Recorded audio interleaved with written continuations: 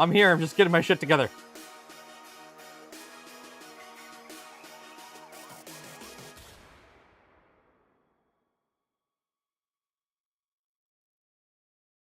Stop for a minute, get a find the tempo.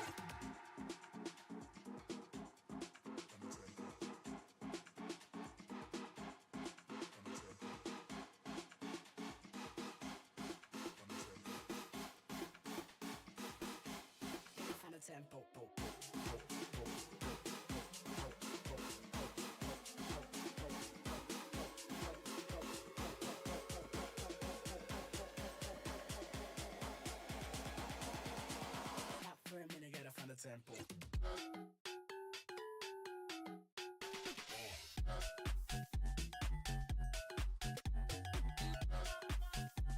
Hello, hello, hello, hello. How's it going, guys?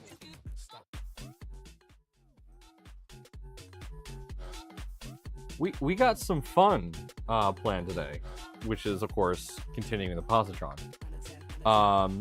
We're going to continue with something that I've started doing, which is having a few of our Discord friends join us. Smitsky is in chat right now. I have him muted, so you won't be able to hear him for just a couple minutes while I do my intro bit. But yeah, we're continuing with the Positron. But before we jump into that, I want to show you like what we have prepped a little bit for 3D Printopia. So I showed you guys the full-size hot end over there. Actually, let's bring that over because I need to do a little bit of modification to it. So let me grab that. So here it is.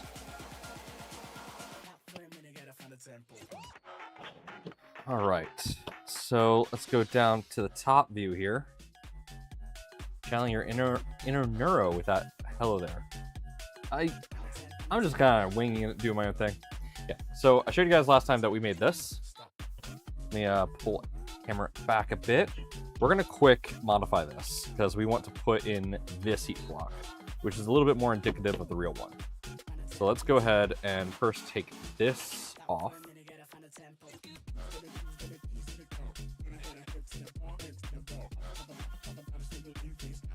Oh, sorry. I forgot to reduce the volume on the music, so that was probably a little loud for you guys in comparison to my voice. Okay. Ow! Ooh, just pull my... Oh, my finger just did a thing fingers aren't supposed to do. Alright, let's go. Oh, no!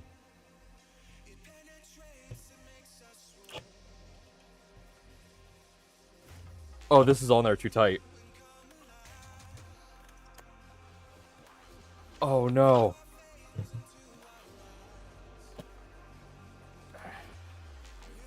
Oh, how much of this do I have to reprint? Uh-oh. Uh-oh. We just had a really bad noise, guys.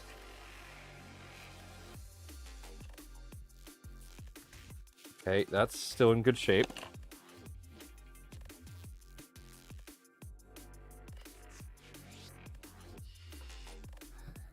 Alright, let me unmute Smitsky here, because his commentary is enjoyable. Oh, that's desktop audio. Where? Oh, wait, Discord's been unmuted the whole time. But Smitsky, can you talk real quick? Nope, it's not capturing it. One second. Oh, that's why. Okay, bring you up. Close that.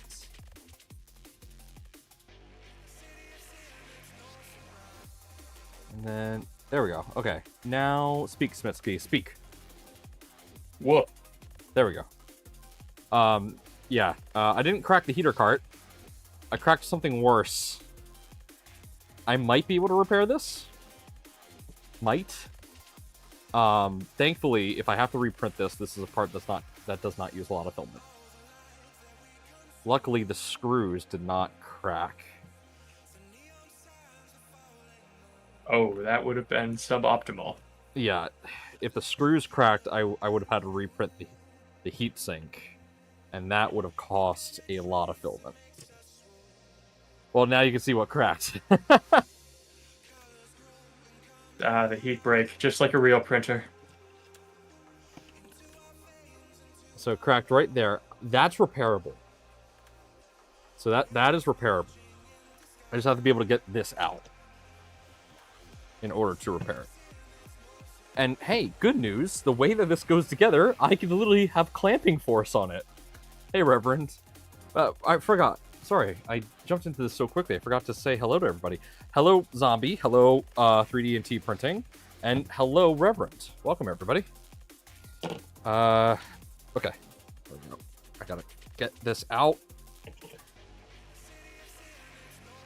I gotta get this out without breaking it. Which is easier said than done. Because this is made of silk, PLA. Oh no. Oh no. Alright, oh no. Okay, I have some extra belt from the Rook here.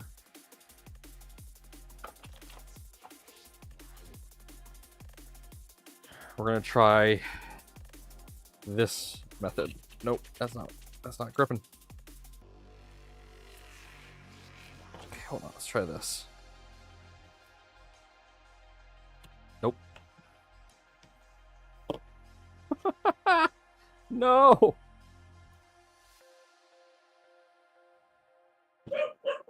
Yeah, Zombie's watching on Twitch, because I stream to multiple platforms. So everyone can pick their favorite. I can't get that out. Hold on, I got one last trick up my sleeve.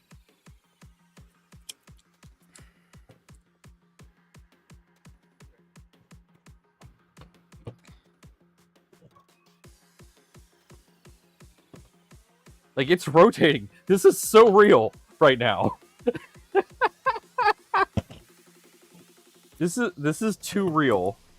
This is like an actual positron. If you try to remove the hot end right now on a positron, this will likely spin, but it won't come out. This is too real. This is too real.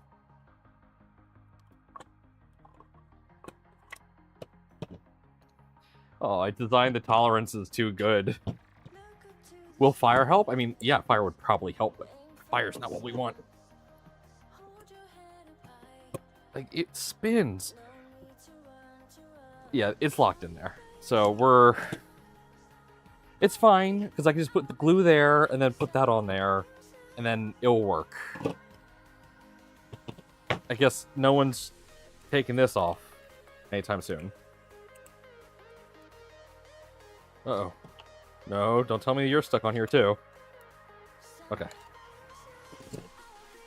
That guy makes... Yo, I'm only in here because it's auto-played, but... yeah, welcome. Okay, so anyway, we reprinted this part to be more realistic. I guess not as realistic as I had hoped, because this likely won't happen to yours, since we make it out of really high tensile material. PLA is, especially silk PLA, is not a high tensile material. So, you know, take that as you will. Anyway, let's just get back to this. Oh, this bodes well for the rest of this. Okay, so let's get this back together. Trying to think of a way to do this without risking anything.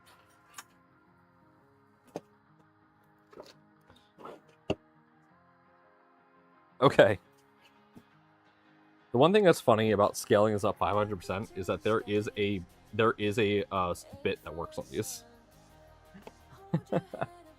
I knew going with silk would probably end up being a terrible idea. I knew this was going to happen. Alright, I don't have glue, but I do have super glue. So that is what we're going to use.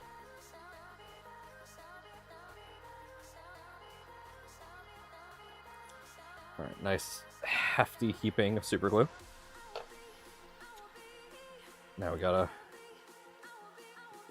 it on.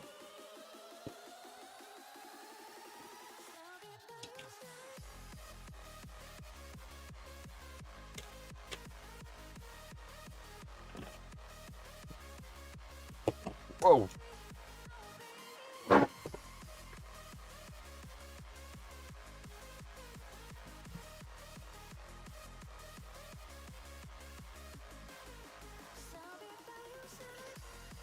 Okay.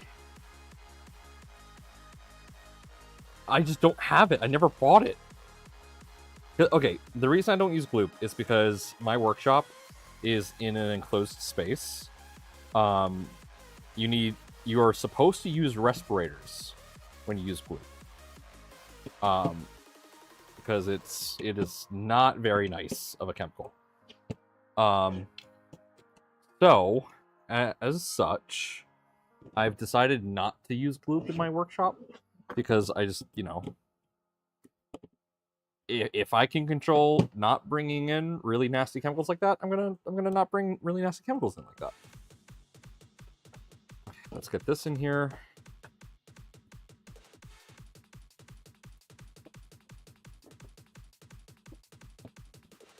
Oh, I can't believe I did this. This is a classic Nomad thing too. Like, of course, this is what would happen to me. Uh-oh, that's tight. That's really tight. Why is that so tight? That shouldn't be that tight.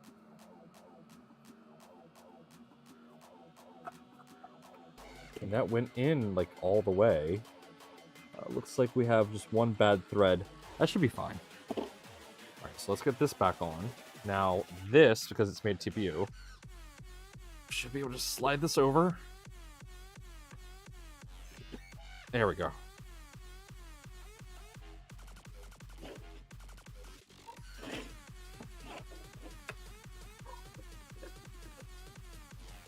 Hey, Mish. Hasn't killed me yet, but the main ingredient is getting banned for consumer use, so good idea. Yeah. Yeah. Yeah, I'm absolutely bringing this to 3D Printopia. Okay, the nozzle doesn't go all the way down like it would on an actual Positron, but you know what? That's fine. All right, we got the glue setting in the middle there, repairing the heat break, but this is fine. This, as much as I thought that this would be something cool people could take apart, the next thing I'm going to show you completely defeats the purpose of being able to take this apart. So this is going to stay like this forever now. So the next thing I have is this, which defeats the purpose of having a model you can take apart, right? So this is the same model, just sliced in half. But the difference is you can't take this apart. This is all printed in one go. But what's cool is that this is true multi-material. So this is TPU. And the way that it printed, it's actually interlocked into the print. So this will never fall off. This will never come apart. Same thing for like everything else, but it uses the same color scheme as the larger model. And this allows you to very easily see the inner path of the filament. Now, what I might do is I might make the other side of this so like I could split it apart. That would be cool. But honestly, I'm probably not. This does everything it needs to. I might do the other thing and just like put magnets in here. Actually, ooh, that would be cool if I put magnets inside this. And then I'm getting ideas, guys. This is a bad idea.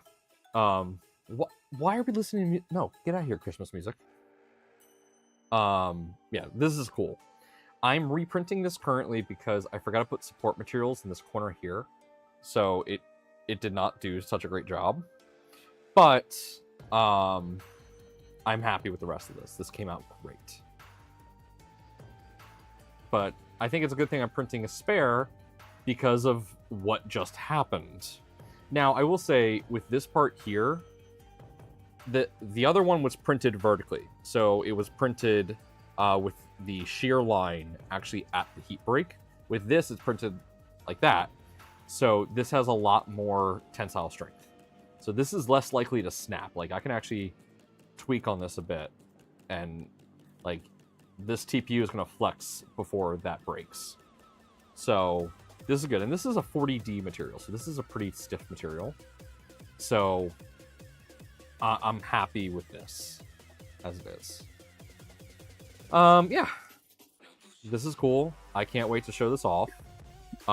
Literally everything is modeled, including the threads in here.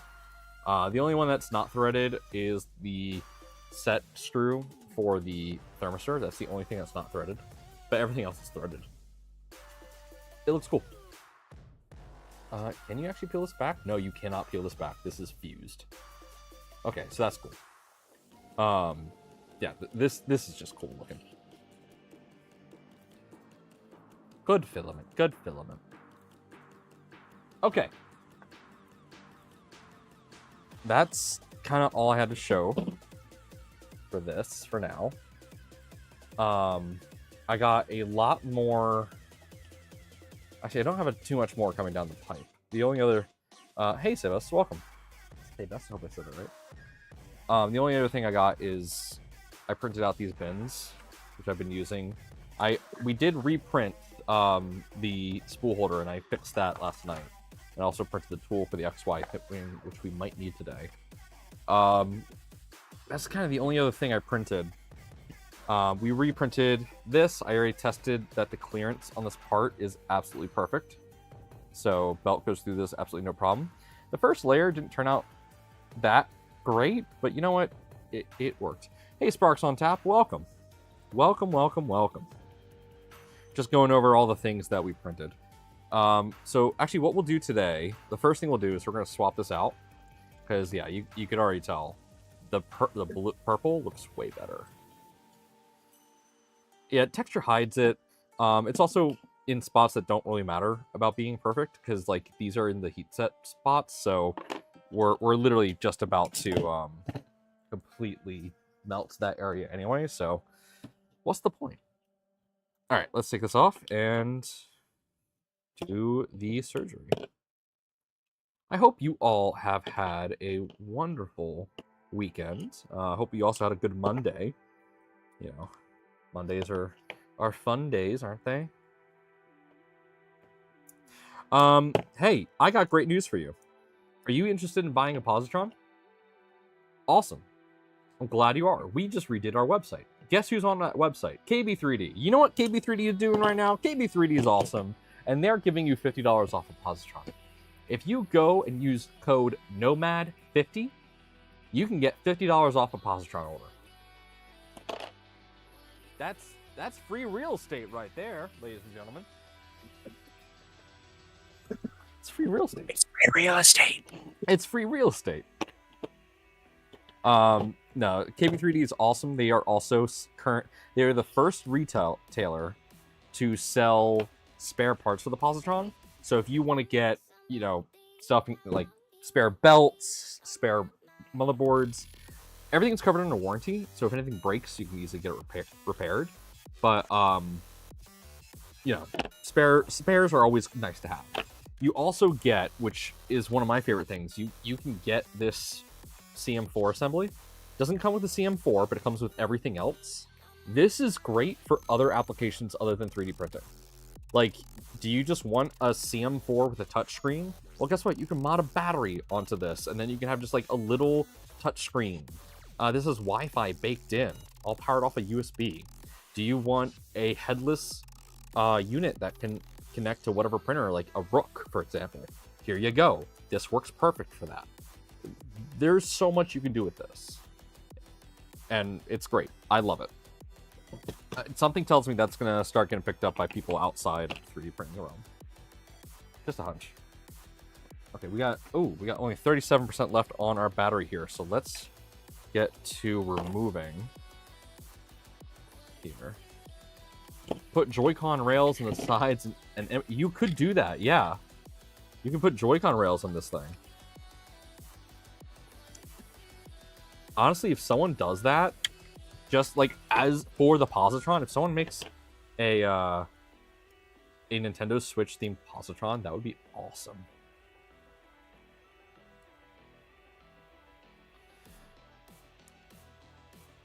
The Renders channel on the Discord has a lot of positrons that I'd like to see exist in real life. Right? Uh-oh. Okay. Turn that off.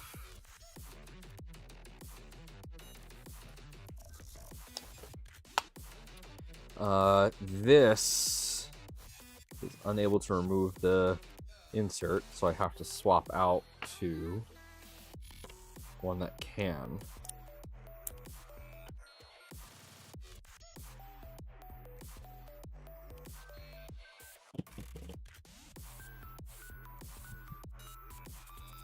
Let that cool off real quick.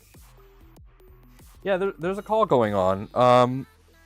If you want to hop in, join one of our public channels in the Discord, and then one of our moderators, like Smitsky here, can pull you up. All right, that's still really hot.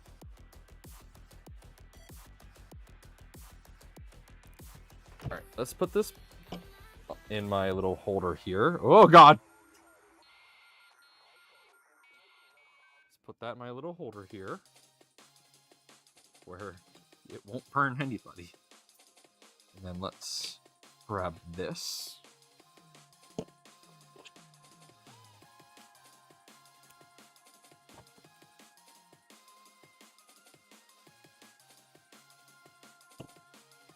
right, this will remove the set screws.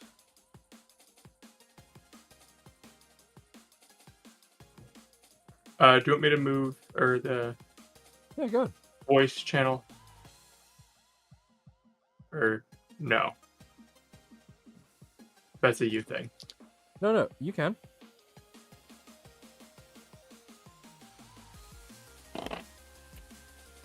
You are a mod after all.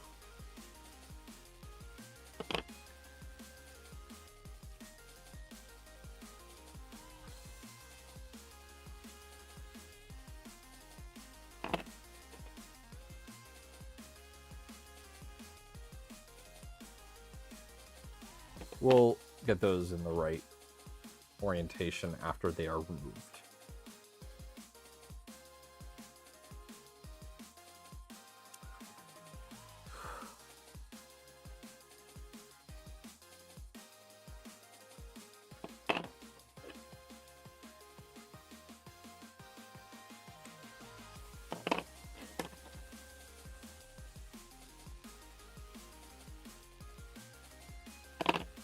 Ow.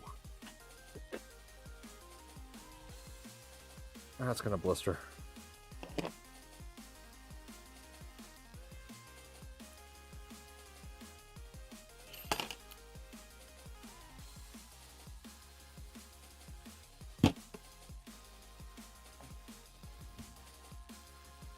Does that cool down?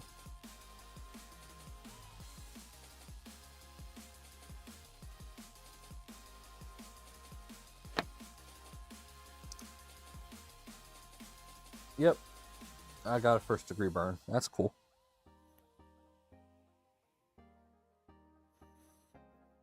All right.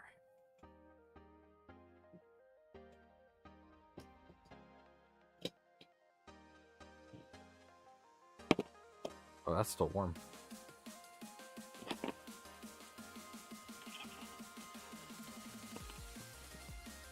I've returned. Welcome back. Did you bring people with you? Nobody. No. Did people not want to join? Yeah. Fair enough.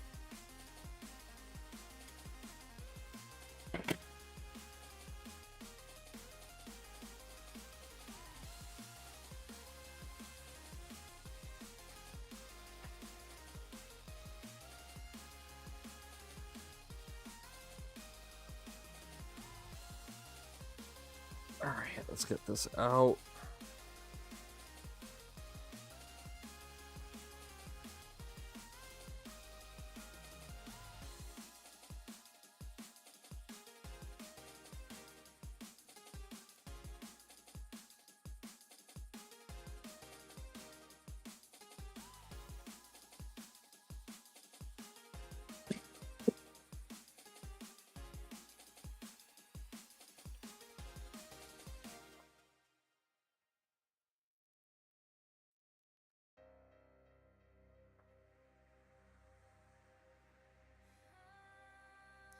There we go. It's out.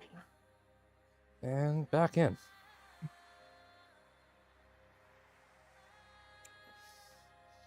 Cool. Okay, now let's cool that off.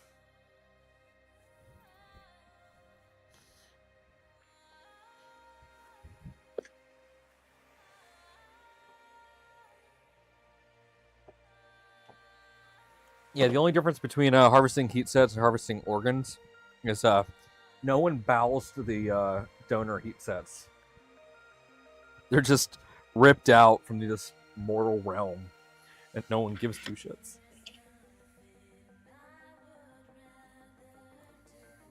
Yeah, that's it. The only difference. There's no other ones. Nope, none at all.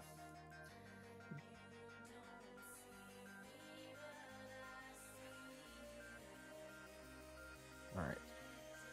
Yeah, there are other. I have actually been looking around for some other screens that could work with the positron, and there's quite a few like the LDO one. Some that have USB hubs and CMOS batteries, so it keeps track of the time when you unplug it. And other support for other peripherals if you wanted like a physical emergency stop button or something like that. Yeah. There's a ton. But yeah, there's a lot of ways you can take this as with any other printer. All right. But so there's yeah, oh man, I put these in crooked as hell. Let's fix that. just like the organs. Don't and this is ever why watch they me play don't let you Surgeon back Simulator. at the... Yeah.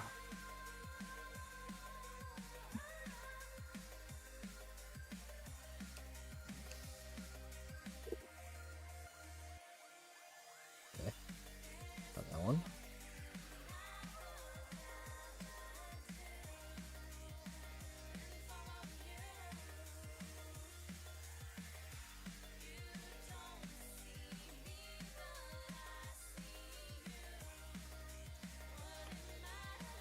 That's good.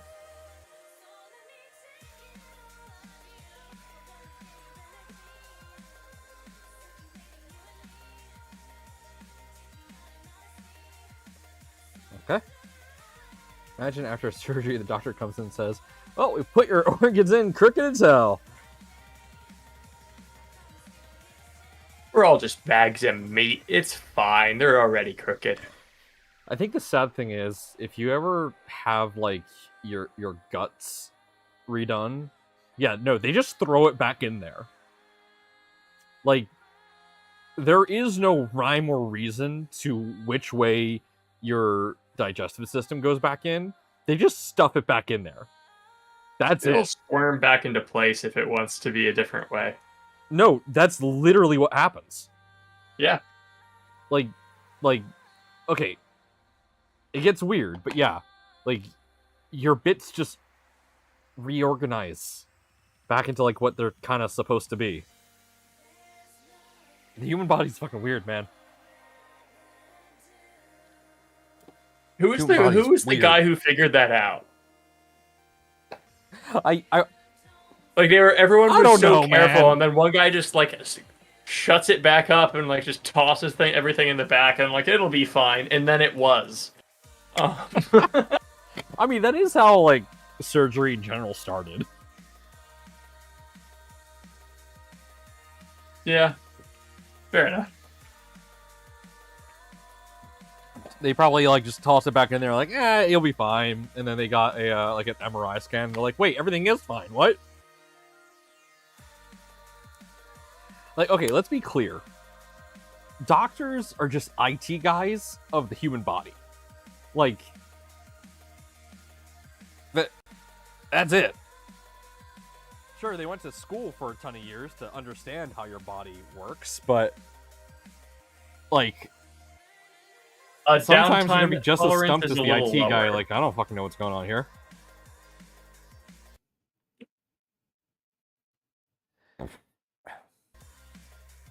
So, sorry for anyone I just scared from ever going to a doctor again.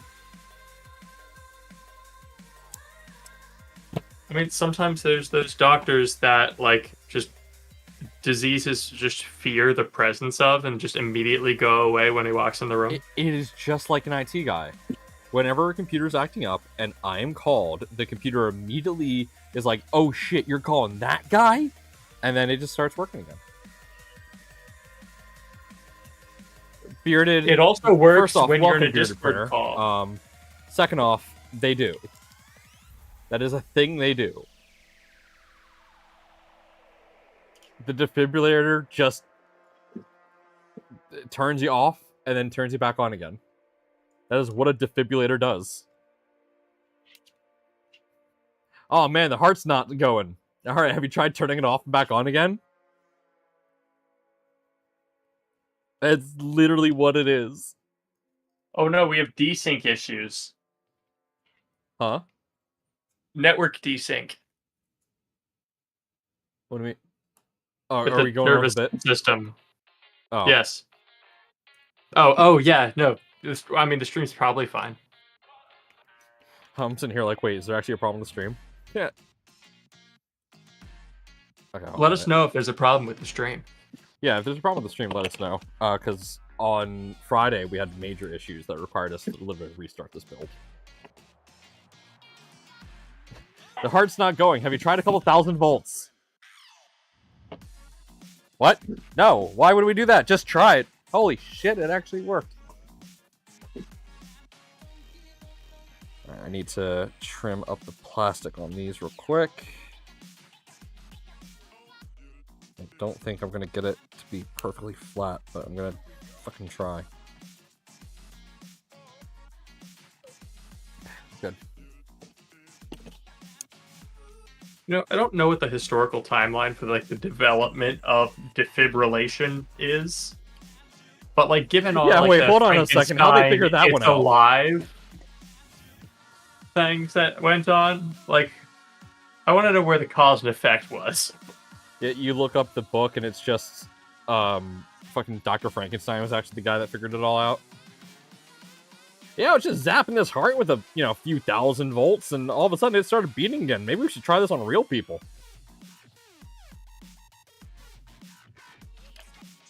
Said a My doctor God, who I read think the he's book. right. Yeah, literally shocking dead bodies and just watching the heart. That's fun.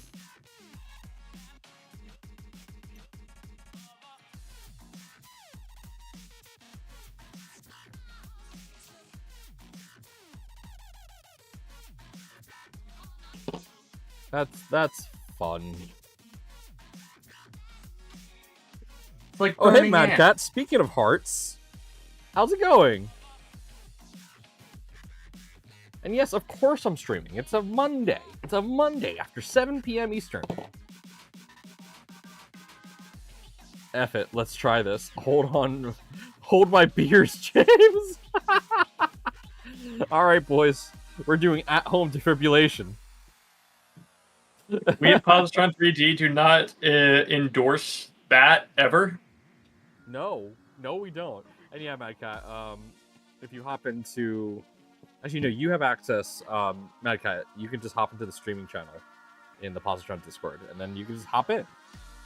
Because you're one of the cool kids. Alright, we got that replaced. That looks great. No complaints. This looks good. Alright. Let me grab something else off the print. Because I reprinted something. And I want to show you guys what I printed. Oh, that's perfect. Okay. So let me grab that, and then I have to grab the PTG print off the A1.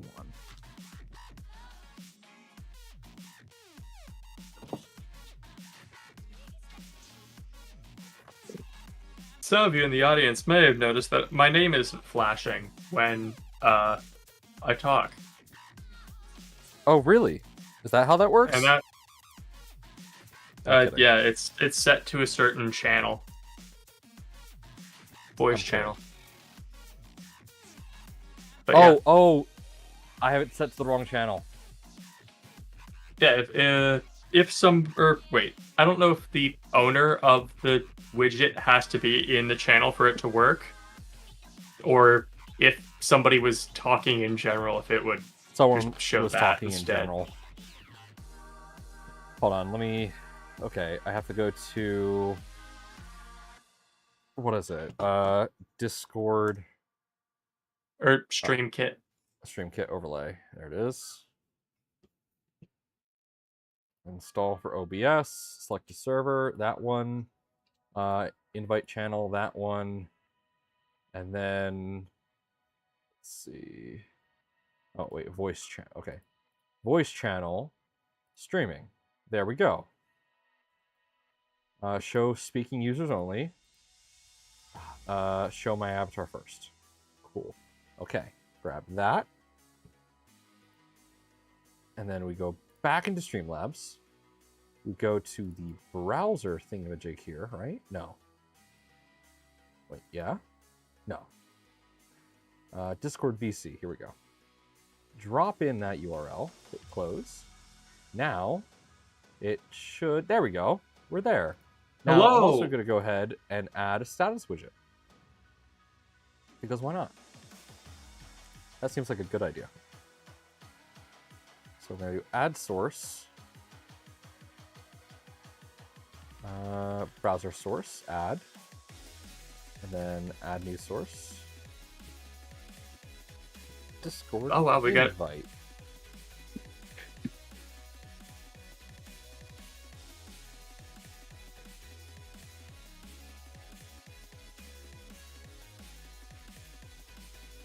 Okay. We got 6 people down in general. Do you want to move the streaming channel down to somewhere public, or do you want me to go we have to or move them up. does anyone want to? Yeah, so we have to move them up. Alright, hold on. 64 by 312 is what I need to set this to. So 64 by 312. Nope. Can I make that larger? Nope.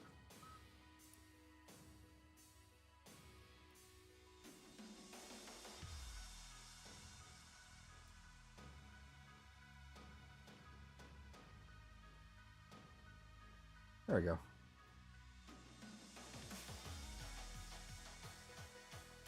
Hey Kit, welcome. Alright, now we also have our Discord link, so you guys can easily join. That's neat. That's cool. I like that. I'm gonna hop on down to general and see if anyone wants to come on up. Yeah, if anyone wants to hop up, you can move them up.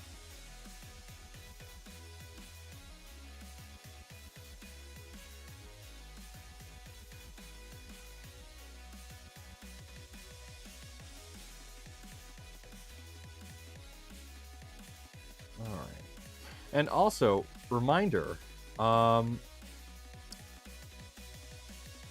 reminder that you guys can get a Positron kit for $50 off right now with code NOMAD50 at KB3D.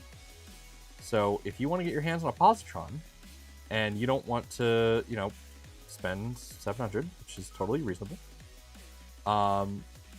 just use code NOMAD50. That's going to be $50 off, so you can get a Positron for only $650. Only while supplies last. Okay, back to the thing I want to show you guys. So this is something that we've been working on. So, hey Tech Jeever, welcome. Thank you. Yeah, I do love this hat. This is a great, really high quality hat. You can get this from KB3D. I love it. It is one of my oh, hate. Yeah, this is one of my favorite. Got every branch that was overhanging close to the roof. There was 2 I couldn't get safely. Only had another extension for the powered pole saw. Wait, what? Oh, you're trimming trees. I imagined you parkouring for a moment. I did not know what to think. It sounded like you were just parkouring and like just decided to, hey, I'm gonna parkour and tune into the stream at the same time. You know, that would have been dope. Please be careful on top of roofs. I don't want your body to be found and the police to be like, hey, yeah, we found them, and they were watching a live stream when they died. Man, they were really into this nomad guy. So much so that they died. It is a natural assumption, of course. Alright, so yeah, one thing that we know is somewhat of a problem for the Positron is the Positron, the cables like to sag just a little bit and can get caught on the XY rail. So what we've been experimenting with is this. And what this is, it is a... One second, let me actually get this clicked in here. This is... Ooh. Oh, right, there's a support I have to remove. This is a cable spine. Uh-oh, why is that not coming off? Do I have to reprint this? Ooh, that fused. Oh, that's not good. Come on. Okay, that fused. I have to reprint that. Okay, so I have to reprint this part. But I have this one that I can show. So this one's like completely infused in this part, but whatever. This is made of PLA. That's the only difference between these two. So that just clips right in. And this was developed by Joe. That clip's not in the best of health, but... And then all of these little parts, which we'll assemble in just a moment, clip onto this and create a spine for the cable. Here is one that is already assembled. So it looks like this. It reminds me of the spine from like from Dead Space. But yeah, it clips on and then it acts as a spine so things don't bend or fold over. So let's go ahead and get that on here. I'm gonna put this back over here because I don't want to mix up these two. Okay, let's first sort these by size. And I will mention that I am back with, once again, recurring kidnappee that guy makes. Welcome. Just chilling, I guess. Oh, you're very we'll find quiet out what one. I do someday. I need to turn you up. Sound check? Or I think he's working on his sound. Yeah. Oh, he is? I'm going to turn him down Yeah, then. he's muted at the moment. What? I unmuted myself now, but I mute it when hold I'm on. Just not keep talking for a second so I can bring up your volume. Say something. I'm good at talking. Remember to like and subscribe if you find quality in this content. Smithy, can you talk just so I can equalize? Just like equalize the levels to roughly the same so that I can talk. Yep, you're good. Look, chat will let me know if I am too high or low in comparison, so. Alright, back to sorting out all these little pieces. Insert short joke. Yep. That's low-hanging fruit right there. I didn't even catch it. I just pointed it out. Okay. Pick it. My goodness. Let's go ahead and put these together. Oh man, the tolerances on this are interesting. Okay. Oh shit, almost broke it. So we're still working on improving this design. Oh, that actually goes in quite nicely. Yeah, we're still working on this. Yeah, hey Steven. You saw Nomad, heard 3 voices, thought you might need new meds. Nope, I just have guests.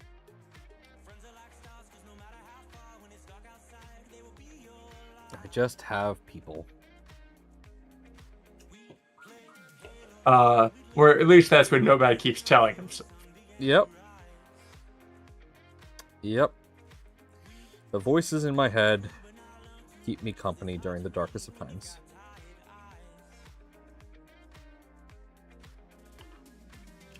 Okay. Sorry, this part, like, I have to focus on, because I'm trying to push it in just enough that it doesn't actually break anything. Now, I use PETG because that has a little bit of flex to it, so it's less likely to just snap. I've also printed this in PLA that works just as well. These are printed in the correct orientation so that you're not dealing with shear lines. So we're using layer lines to our advantage, mechanically. But it's still, you know, careful, don't break it, please. Ah! Dropped it. Or do, if you make your own, you can do what you want. Do what you want. It's your filament. No one cares.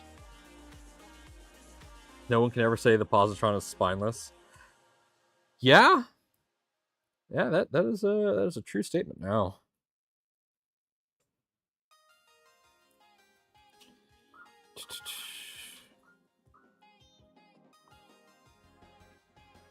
all right, progress. Yeah, I went with a Cookie CAD PTG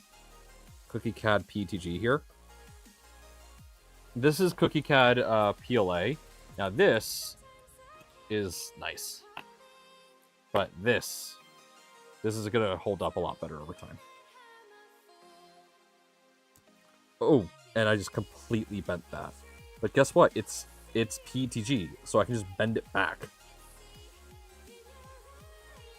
And it's totally fine. I knew I printed PETG for a reason. If that would have happened to the PLA, that would have snapped in half.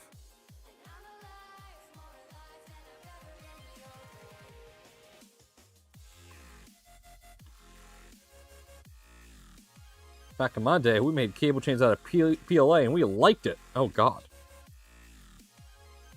Did we like it though? Did we? Did we? I don't think we did. I certainly didn't. Oh, my cable chain snapped. The other chain was limp and hard to manage. Yeah, I designed my cable chain on based off the Prusa XL. But the Prusa there's a lot of like little material choices that make that one work better than what I designed. So, yeah.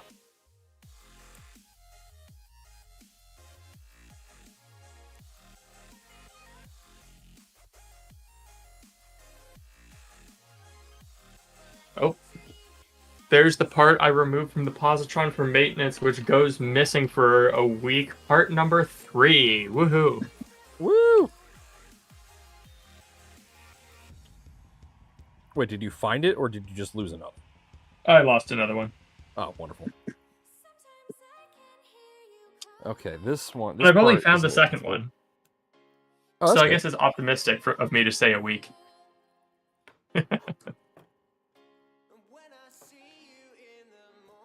Alright, there we go. That one's in. And anyone that isn't going in, I can just use this to kind of push that in and just make that connection happen. Okay, so the nice thing is how this is designed. The idea is you just pop out the top. That was a bad example because that took off the whole piece.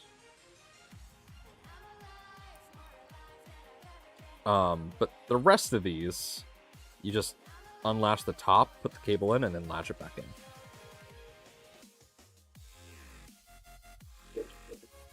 I think that's how Joe designed it.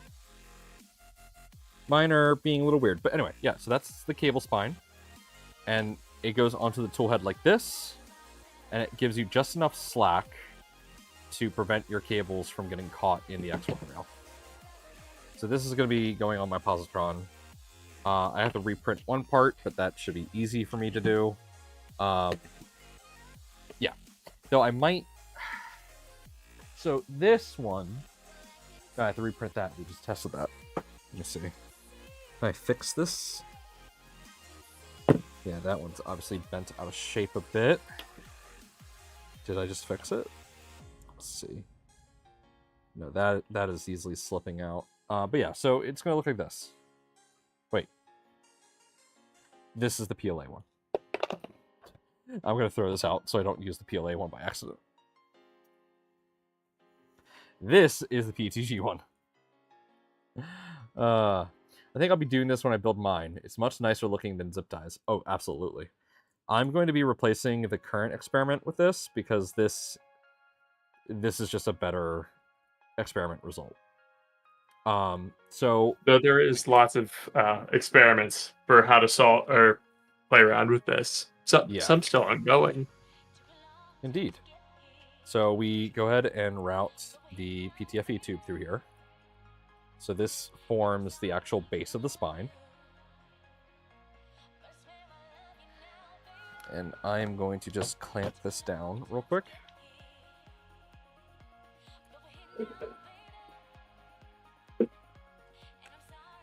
Only because I have accepted the fact that I'm never going to be able to get this specific part apart anymore. I tried removing it before, but I couldn't take it off, so I'm just reprinting them. So, yeah. This is just done a little too well.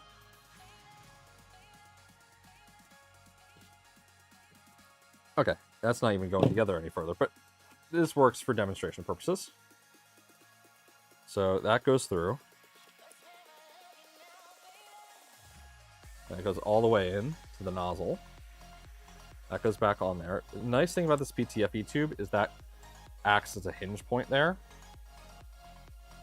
And voila. And the way it's designed, it really only kind of bends this way. So it holds itself into that little hinge there. Even if it breaks like mine did. Yeah, look at that. That's pretty good, actually. Do the loops get bigger each time? No. So this one's the largest. Then these three are the second largest.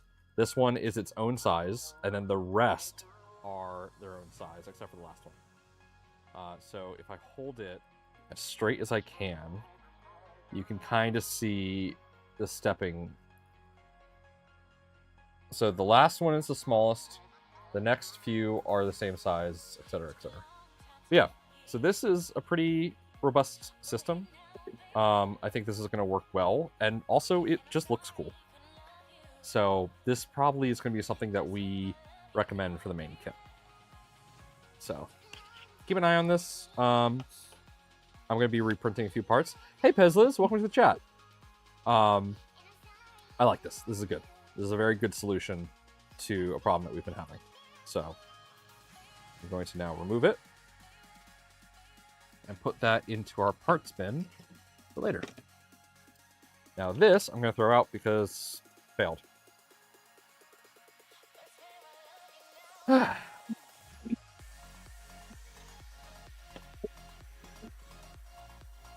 Why do the loops get bigger each time?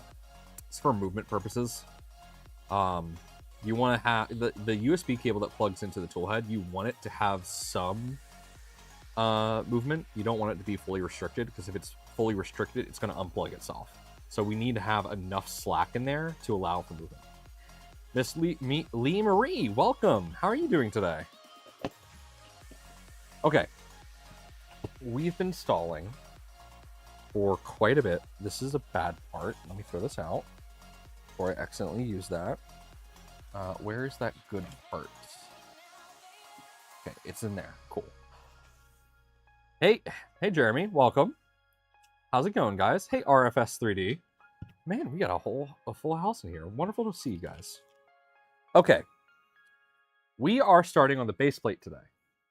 Thank you for dealing with the hour of pre-stream stuff, but yeah, we're gonna get into the base plate today. Let me grab that real quick.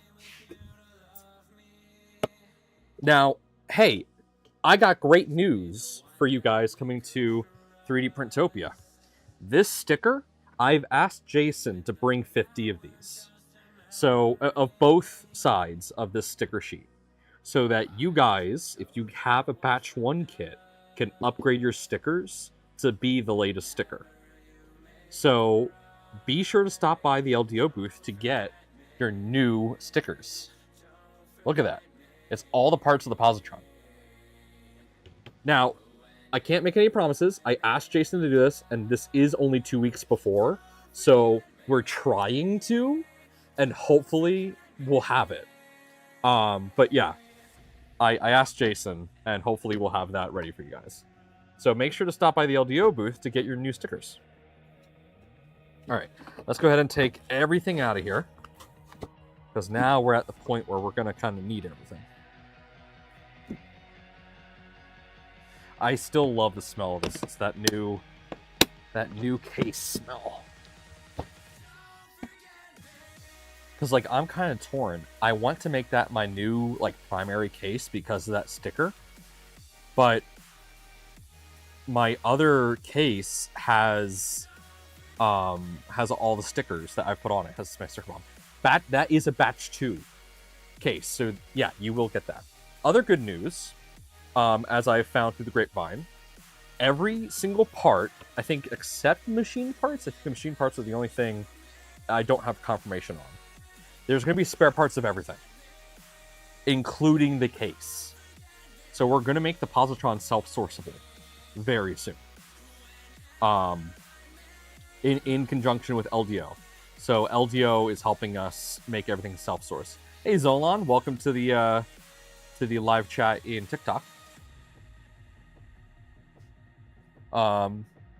Yeah, I'm super excited for that. I need to get another drink here. Let me go grab that before we start this next part. A la carte Positron? Actually, yeah. Essentially. Yeah, up until recently, we haven't had any proper self-sourcing options, but we are starting to do that now because I want to. I want people to be able to buy the parts on their own, and you know, it might be easier for you to piecemeal things, especially say if you have like a Milo, you could easily make a lot of these parts yourself. So, yeah. All right, let's finish this real quick. Cheers.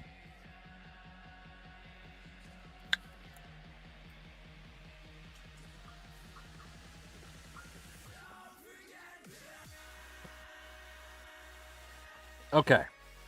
So here's the base plate. Nothing's changed on the base plate. This is kit number 114, I believe. I really wish this was 117. Man, I would be so happy if this is 117. But it is 114. So. Alright. And here's all our other parts. I have to send this to a friend of mine. Because my friend has lost his Z extrusion. One of our early beta testers. So I need to send that out to him. Oh. Nothing like mine. Fair. There. Okay. Remember, ladies and gentlemen, if you want to get yourself a Positron, go to KB3D and use Nomad50 to get $50 off a Positron. That is not a permanent thing. That Chris only turns that on during Positron streams. But the rest of this week is going to be Positron streams. So this week you're going to be able to do that. So yeah, code Nomad50. What do I need to bribe LDO KB3D to get 1337 for my kit? I don't know. I feel like you might have to. Wait. No one has asked Jason for a specific kit number. In all honesty, I think what they do with these, I think they produce these and they have like a palette, and they just grab random ones for the kits. So I don't think like they're intentionally numbered. I think they're randomly numbered. Obviously in sequential order. Well, yeah. But yeah. But if you have a favorite number you want for your positron, consider that your positron could be your new favorite number. Yeah, indeed. Good point. Yeah, actually, I can't argue with that at all. M3x8 VHCS. Alternatively, come to 3D Printopia with a silver Sharpie or something, give Nomad your base plate and tell him to make a revision and sign off on I got it. actually something really cool to share about Printopia. Where is it? Okay, I don't have one just out and about right now. So if you bring a Positron to Printopia, or you don't have to bring the whole thing, bring your keystone. This part right here, the front bumper piece. Guess what? On the back is blank. Guess who are friends of Positron? Lightburn. Guess who has a portable laser that is powerful enough to engrave this for you? Lightburn. So if you want to get this piece customized for your Positron, Lightburn is we're discussing with them if we can make that happen. Discuss. So like if it doesn't go through, there's just going to be a bunch of people complaining at them at Printopia now. We're almost like certain no one's gonna have like trouble with it, but yeah, we're still talking to them. This is anodized, but that also makes it easier. Hello, Shenanigans. Welcome to the chat. Shenanigans! What's going on, man?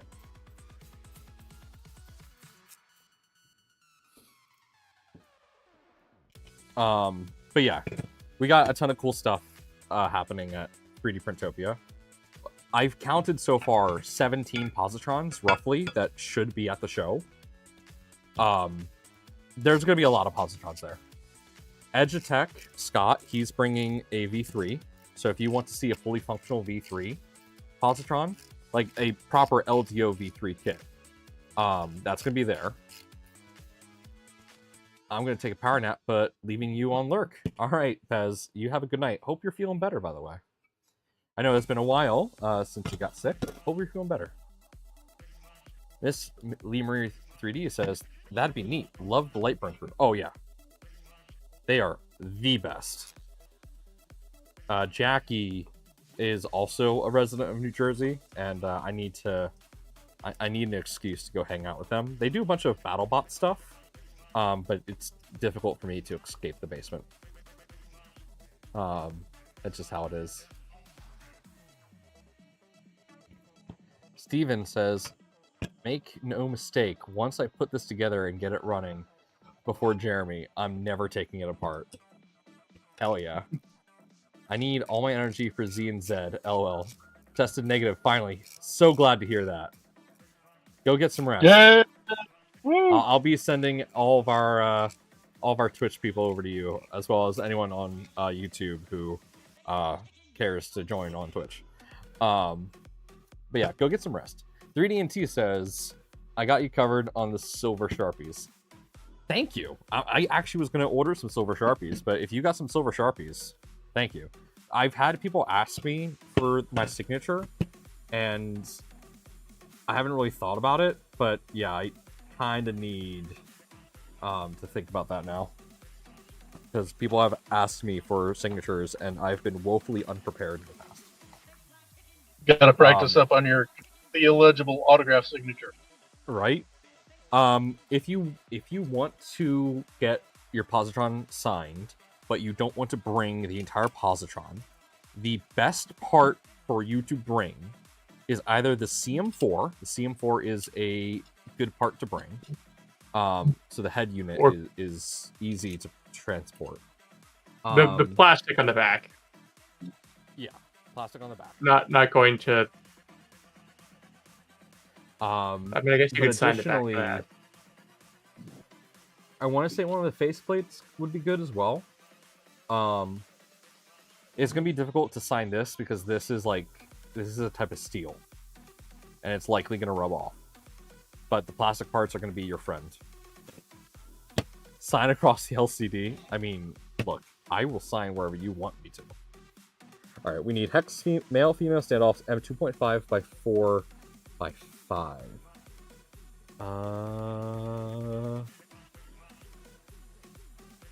Hex male to female. 2.5 by 4 by 5. Where is it? Oh, right there. So, okay. important update in regards to these. We have listened. We have upgraded these. So originally they were brass. We have upgraded them to stainless steel. So these Very good. are less likely to strip. So if you are getting a batch 2 kit, your standoffs have been upgraded. So I had a couple that just while trying to tighten them just broke in half.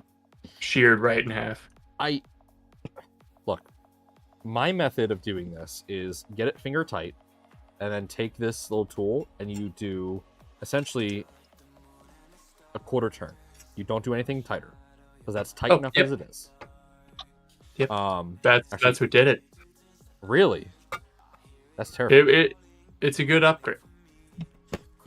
I am going to put Loctite on these because I don't like them coming off when I unscrew the main board.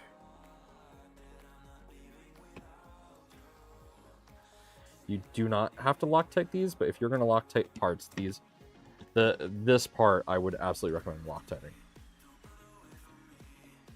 Joseph Prusa, the Positrons, in like 5 years, your signature will be on a Positron at the swap meet tables at one of the Rap festivals. I would love that.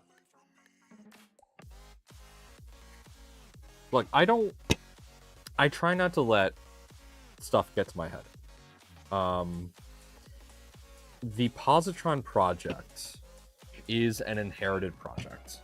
Kralin is the original guy that started it all, and he kickstarted the whole thing. He brought me on board to, keep it going and to help him, but then he had to step away for work. I'm still just the custodian, at least in my opinion. I am very honored to be where I am, but the Positron it's our printer. Everyone has helped in its design and its legacy at this point.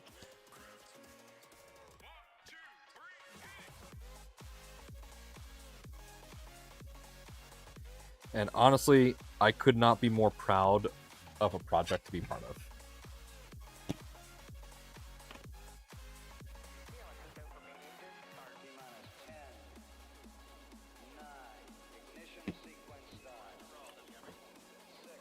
Put myself on mute going grocery shopping. Have fun.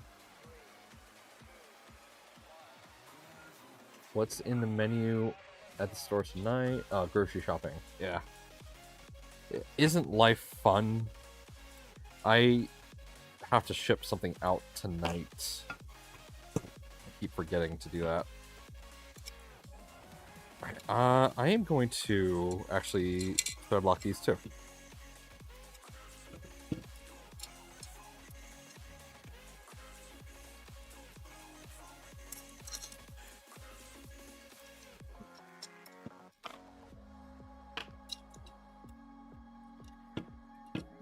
This is why my builds take long, because I'm like, oh, let me undo everything I just did real quick. After Loctiting it. No, before. It takes even longer. These. So this is how I determine what parts to Loctite and which parts not. So if it is specifically a part that gets screwed into, I Loctite it so that the part that's on the base of the assembly does not come undone.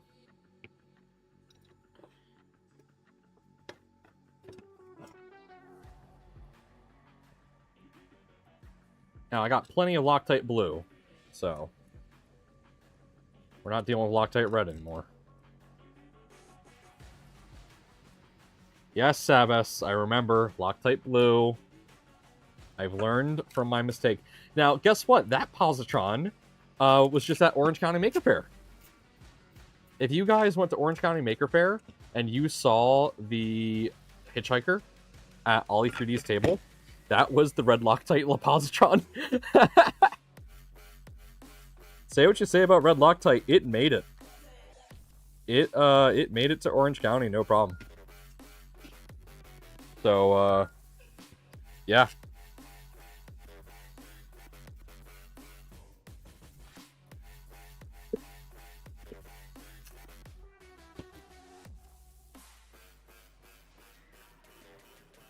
Hey, Dave, when is the next time you're streaming?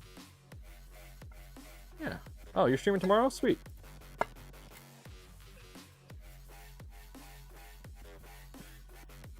I'm gonna take tomorrow off because I have to. I gotta get a haircut. My hair's getting kind of wild and crazy, so I gotta get that cut. I got a wedding on Friday, so we're likely gonna stream, I think, on Saturday, to make up for the fact I'm not streaming on Friday. We gotta get this built. I will decide on whether or not I am gonna do Saturday on Thursday, because if I stream on Thursday, then obviously I'm not streaming on Saturday.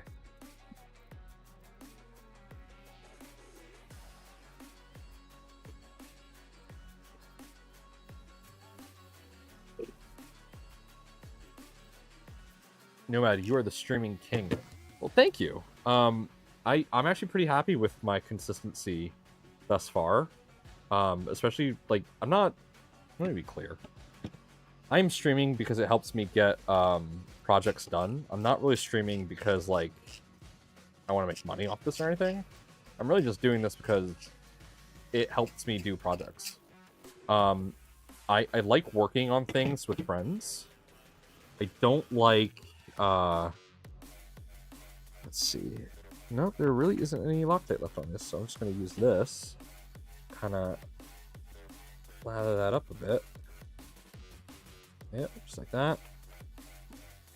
Yeah, I just like hanging out with people while working on projects. It just helps me stay focused.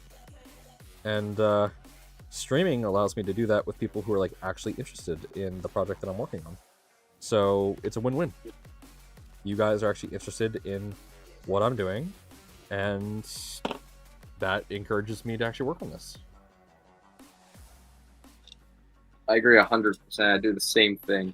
I stream just to get work done, so it makes so much more sense. Like, I don't stream. You're not like in streaming. You're not really supposed to like talk about your viewer numbers or whatnot. I don't care. If I'm streaming to nobody, it's whatever. I'm streaming to nobody. I got my soda. I got my music. I'm having a good time regardless. And then I'm just here for anyone that wants to hop in. But everyone keeps me company to a good degree, so haven't had a zero person stream in quite some time, thanks to everybody.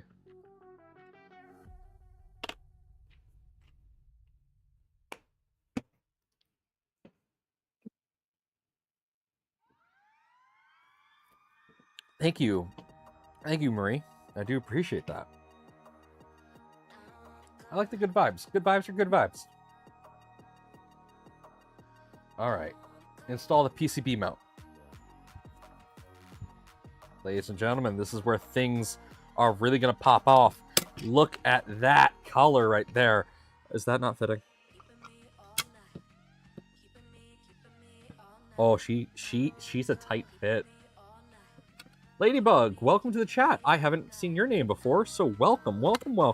Oh, she fit. She's a tight fit, but she fit. Oh, do I even have to screw this in? That just goes right in. I don't think that's ever coming out.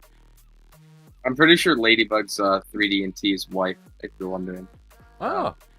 So take that connection there. Well, welcome. How we doing? Is that Joe? Oh, yep. What's up? Hey, Joe.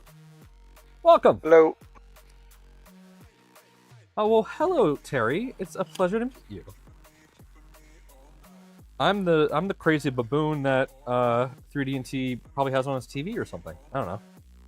Wherever you decide to watch me is your choice. All right, we need M2.5 by 3x4s.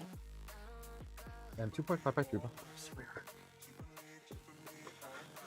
Oh, one day I'm gonna like punch the I'm gonna punch my screw organizer and it's just gonna go all on the floor. I just realized that. And that day is the day I'm gonna quit streaming. Hey, Ladybug, thank you so much for subscribing. Do appreciate that. We are currently on a goal to reach 500 subs, and then after we are on track to try to get 1,000. The reason we are aiming for 1,000 is we unlock raids at 1,000. So on Twitch, there's a feature called raiding where I can send my viewers over to any channel that's currently live, which is awesome for supporting smaller streamers as well as just like friends in general. YouTube has a similar feature, but in order to unlock that, you need to get 1,000 subscribers. So yeah, literally in order to receive raids and to send raids, you need 1,000 subs. So that's our goal, is so that we can, when we're done streaming, for example, here on YouTube, we can send you guys over to somebody else that's streaming or some other content that's good, be it like someone's new video or something like that. And on Mondays, Tuesdays, and Fridays, when I typically stream on Twitch, we usually send you guys over to Zombie Hedgehog, or in tonight's case, we're going to send you over to ZNZ.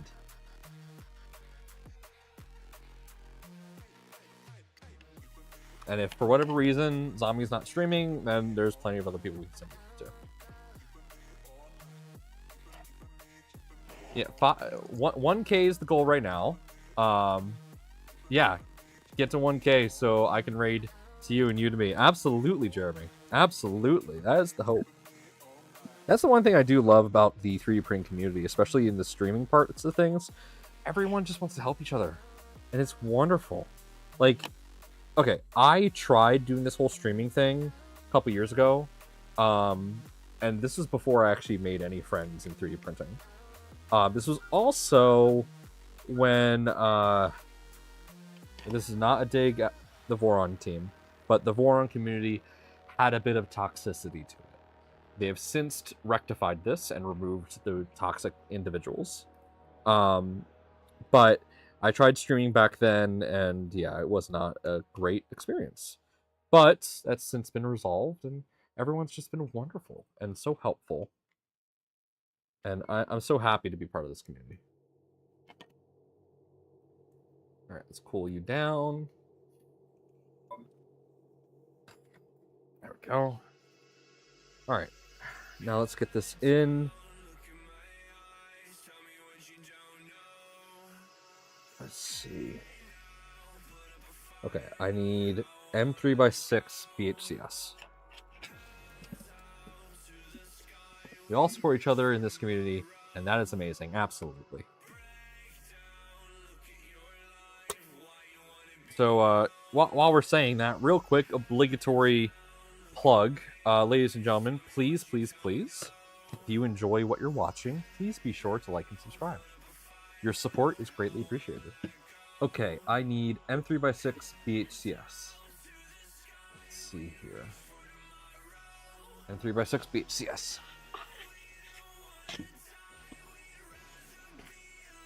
So this part I'm not going to put Loctite on because Loctite will actually eat away at the ABS here. So you don't want that to happen.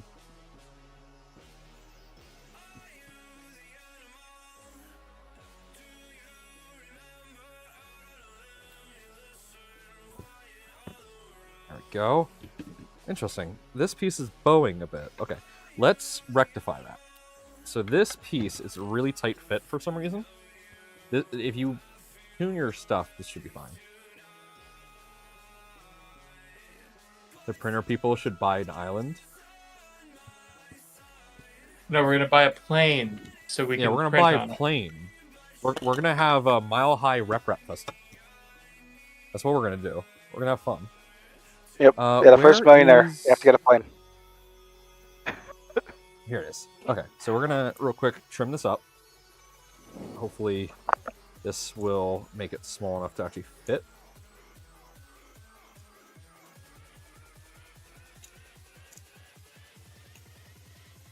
There we go. Let's see if that fits.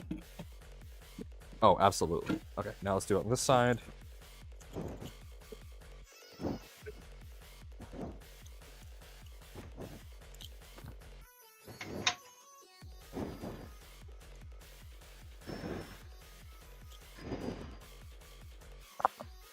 Oh, and my weird print of the day is apparently a 23-hour slinky. Oh my god, on the posi? Yeah, 0.2 nozzle is why. So we'll see how it comes out. Joseph Carver, welcome to the chat. How are you doing, sir?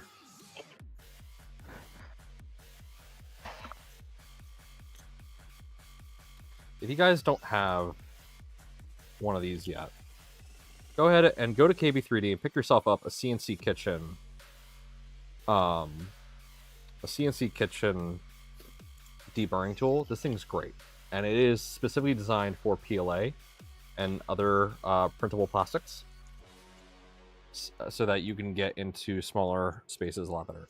Normal deburring tools online are designed for like PVC piping, so that will work, but it just won't work as nicely. Okay, there we go. We fit in nice and snug. Ow. I apparently over extruded this just a tiny bit. Hey, Falcon, welcome.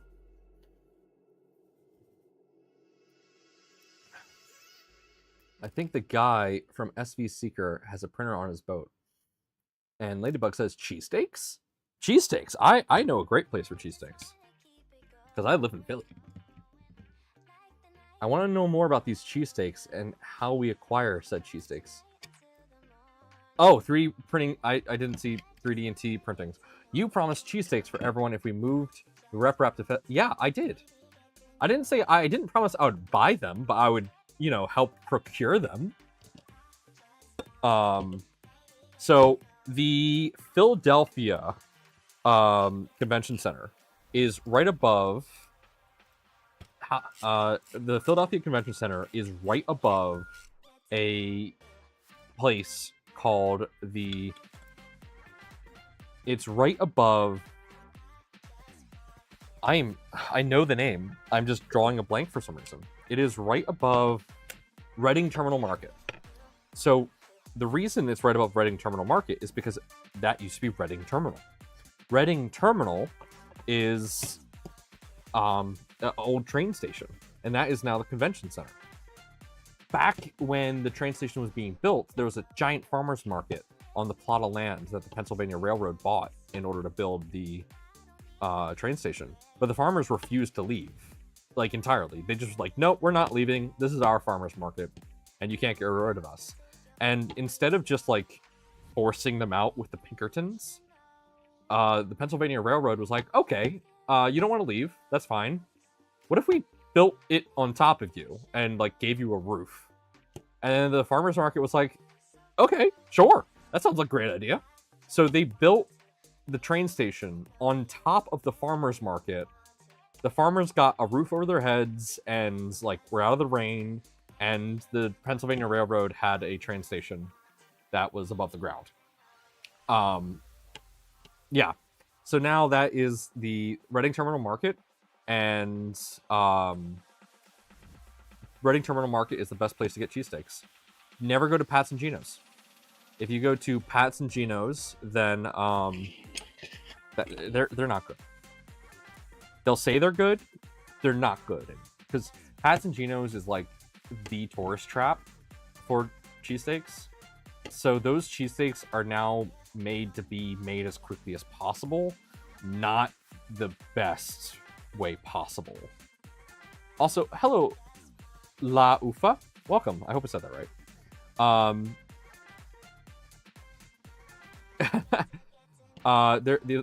There's a few places in Reading Terminal Market that are run by some good fashion locals that just absolutely are phenomenal, and they're great. So it's wonderful. But yeah, my preferred is I asked for a Whiz Wit cheese whiz with fried onions. You can say anything. It's a name I made when I was 14, and I regret it. I mean, hey, you can change it if you want. I live just outside Philadelphia. I live in Jersey. I used to live in Philly. I moved out during the pandemic because I went with my parents. But I plan on moving back to Philly because I love Philadelphia. It's my favorite city. And, you know, 3D&T printing, that's the wonderful thing about cheesesteaks. It's up to you. You can get a Whiz Wit out, Whiz Wit, whatever you want. It's great. Hey, Maker Viking, welcome. Okay, hold on real quick. Someone asked, I don't want Falcon to think we're ignoring him. How is the LTD screwdriver for printer stuff? For me, wonderful. So I picked up the hex drive bits so that I can actually work on more 3D printer stuff. You can see them here. So I bought the extra kit bits. I have Torx and I have the hex bits. I'm using the hex right now. I haven't used the Torx yet. For me, I have carpal tunnel. So most screwdrivers like this can really like hurt my wrist after a while, especially Allen keys. Allen keys suck for my wrists. So being able to use these with their large grip, I can easily rotate this and reduce as much strain on my wrist as possible. Provolone is the only correct cheese, but I respect your opinion more knowing the location. Again, it's up to you. There's no wrong cheese. There's no wrong thing. You know, the only thing wrong is to walk into Philadelphia and just like, why don't you use this?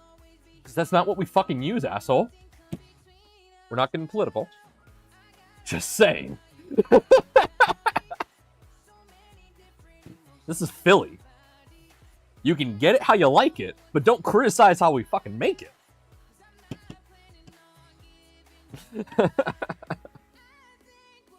All right, let's see.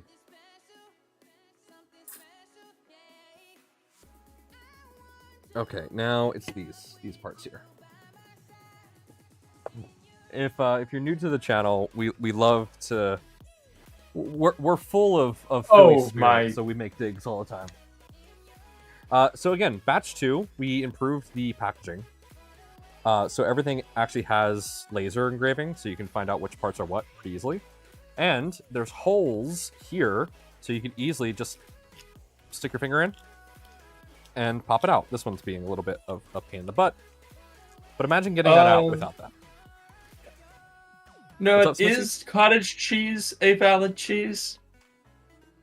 Look, again, it is whatever you like, as long as you don't criticize other people's choices, you're fine. Am I allowed to criticize a choice real quick? Depends. What's the choice? Cottage cheese. Yeah? What about it? Oh. Okay.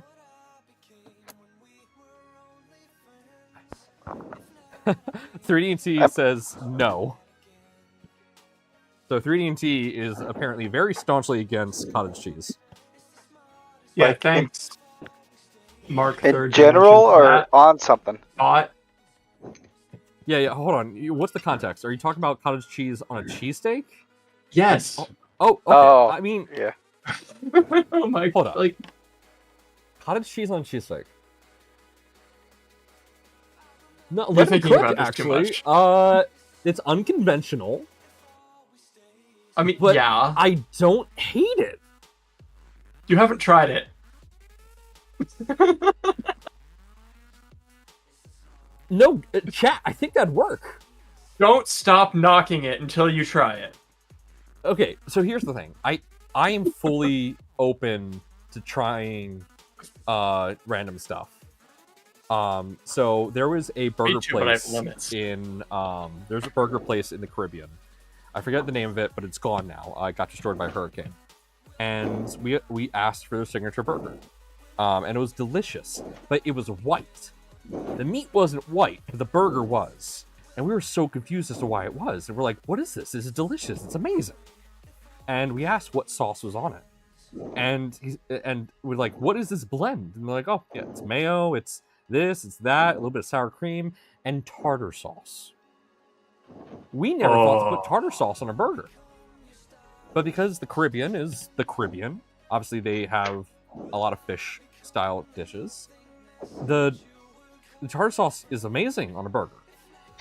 It's just good. Horseradish already. Yeah. So ever since Add that then, tomato. I don't knock things for how I think. I will try it at least once, and then I will determine whether I like it or not. Cottage cheese, depending on the type of cottage cheese, because cottage cheese is the leftover of the cheese making process. So it could be different based on what type of cheese was being made. Cheese whiz. But some cottage cheese, yeah, no, I think that'd work. I think that'd work, guys. Possible. What if- I mean, it's not runny. Right? What if you get an Oreo, twist it apart and remove the stuff, and then replace it with crab fondue, and then reassemble the Oreo? This seems very specific. Hypothetically. Okay, I think we need to ban someone here, chat. There is a line that can be crossed. Next thing he'll be saying mango on pizza. Okay, hold up. Okay. The Modbot shares the same stance. Both Modbot and I believe that It's about to get heated. pineapple Wait, pizza. Modbot is going to act on Yeah, Modbot. somebody? Modbot and I agree that pineapple on pizza is actually good. Now hold on. You have to hear me out. If you hate pineapple on pizza, it's because you had it wrong. You haven't had it correctly. So let me take you back a bit to what true Hawaiian pizza is meant to be. All right, let me take you back just a little bit here. So pineapple pizza is meant to be sweet and savory. But how do you get the savory flavor? Well, guess what? It's not from just cooking the pizza and then tossing the pineapple on. No, that's the wrong way to do it. You have to caramelize the pineapple. You have to render those sugars into something that's savory.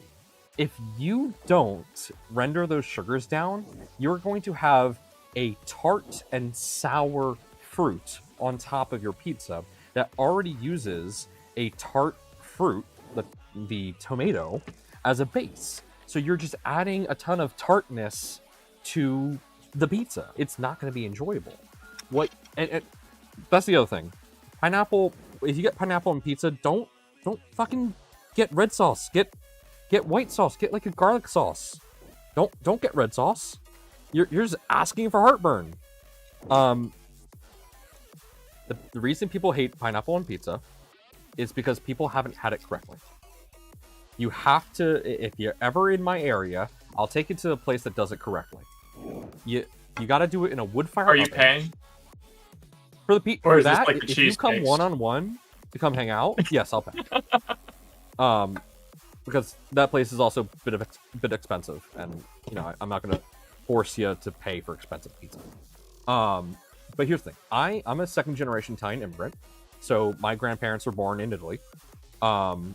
We are from the Naples area of Philly. No, sorry, not Philly, Italy. We're from the Naples area of Italy. My parents are from Philly, so that works. So we get what's called Napoleon style pizza. Napoleon style pizza is delicious. That is the pizza that you throw into a wood fire oven for just like 2 minutes, and it perfectly cooks the whole thing. So when you do that at a really high temperature, you also render the pineapple into a sweeter base. And that's what goes well with baked ham or bacon, because the bacon also becomes more savory and sweet when you cook it correctly.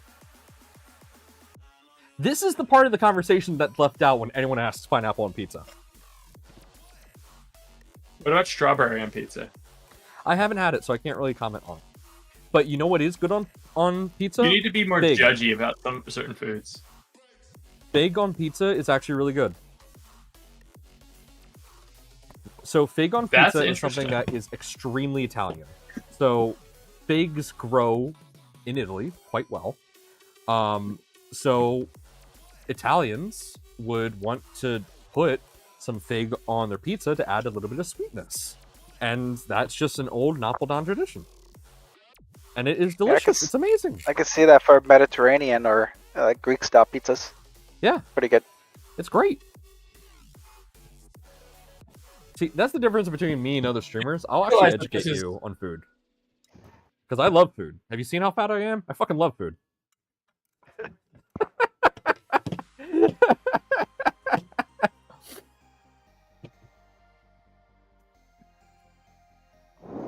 This is going to be one of those I leave midstream to go get food dealios if this keeps I know, up. right? Absolutely. Okay, so let me actually give you a bit of history on like cheesesteak as a whole. So cheesesteak That's was your a Great Depression food. So why is cheesesteak so popular in Philly? Well, it's because we had a depression begin a few months before the Great Depression really kicked off. Thanks, whatever president was in charge. The president at the time decided to revoke the contract with the Bank of the United States, which was based in Philadelphia, which was a major employer, and that crashed the market in Philadelphia, resulting in a depression in Philadelphia. And yeah, so that was fun. Anyway, I can go into more details on that another time. But pretty much they were, from what I understand, they were not happy that the Bank of Philadelphia was kind of liberal in their hiring practices. I'll leave it at that. So cheesesteak it's made from a really cheap cut of meat, and it was chopped up really thin and then seared really well and put on bread. It was a cheap meal because no one was buying that meat, and that's how cheesesteak became a thing. That's it. And actually, I think Smitsky actually has something there. If I recall correctly, I think cottage cheese may have been used as the primary cheese for cheesesteaks at the time because it was the byproduct of the main cheese. It was I meant will to be a say I cheap did sandwich. not bring that up. I read that in chat. Oh, whoever brought it up. Third something or another. 3D&T? Dark Third Dimension, was it? Oh, Dark Third Dimension. Okay. Chicken on pizza and olives. That's a good choice. It doesn't go with cottage cheese, but then again, nothing does.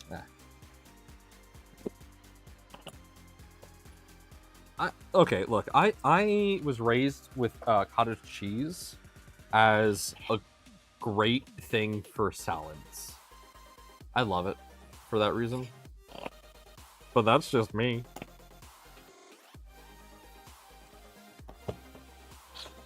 When I was a kid, we had cottage cheese and peaches. Ooh, that sounds delicious. It's very good. Have you seen the Dude Z You have to like podcast? cottage cheese. Well, Sasso talked about Napoli pizza all the time. Yeah, Napoleon pizza is the pizza to get. Like, there's no competition. The best type of pizza is Napoleon style pizza. The reason the best type of pizza is Napoleon style pizza because, okay, a proper margarita pizza. Pizza margherita was originally made to celebrate Queen Margarita. That's why it's called a margarita pizza. It's not called a margarita because of the drink. But Queen Margarita wanted something special, and a baker made this pizza that had the ingredients that represented the Italian flag: red, white, and green. So you had the tomato sauce, you had the cheese, and then the mozzarella, and then you had the basil, and that represented the colors of the Italian flag, and that was a margherita pizza. So the whole idea is that no matter what bite you take out of a margherita pizza, you can get like whatever combination of flavors you like. It's not an American style pizza where it's just, the bread, the sauce, the cheese, and then garnish. It is like splotchy. So you have that base of sauce and then splotches of mozzarella, and then you have just like a couple basil leaves kind of thrown on there, so you could just enjoy it the way you want. Because there should be no hate towards however you want to enjoy your damn pizza.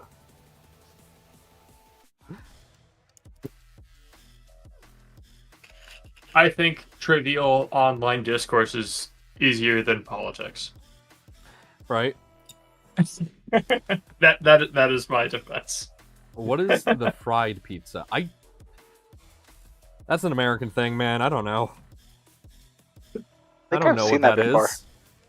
Double fried pizza, whatever. Is that like a carnival thing or a fair thing? I don't know, man. That's an American thing. As far as I'm aware. Well, no, Americans are you see weird. some weird stuff at fairs. Like, was I it can deep say fried that because I'm an pickles Italian and- citizen.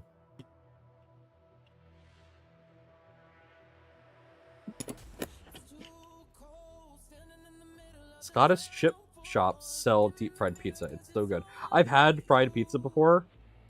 Yeah, look, I like food. It's good. Not, something I'm gonna order often, but yeah, it's gonna be good. It's covered in fat. And fat's delicious. I feel bad if there's any vegetarians in this chat right now. We're like talking cursed subjects for them. I like to be inclusive.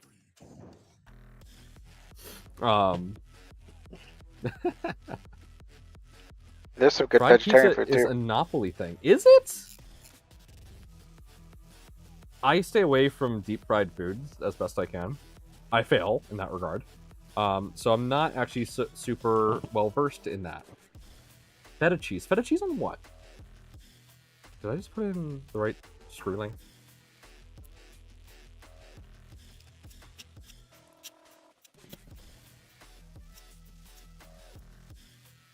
Ah, pizza frita. Yes, okay. That's what I know it by. Whenever I think deep fry, I think American. So forgive me for that. Because, hey, Americans are known for deep frying crazy shit. Oh, shoot, Sticks of butter. Deep fried ice cream. Deep fried Oreos. Corn Yeah, the dogs. Oreos. Twinkies. Oh, they Yeah, actually have Deep fried. like a 3D printer. double fried corn dog or something like that. It's pretty good. Deep fried Mars bars? Oh my god. Where's that? Apparently it's Scotland. Huh. I had gas station food for the first time today. Wasn't half bad. Okay. So, education for those who are not in the Philadelphia area, there is a place called Wawa. If you are coming to 3D Printopia, go to Wawa. Why? Why am I telling you to go to what you would perceive as a gas station? Because it's not a fucking gas station. Get that shit out of your head. It is the holy land of Philadelphia.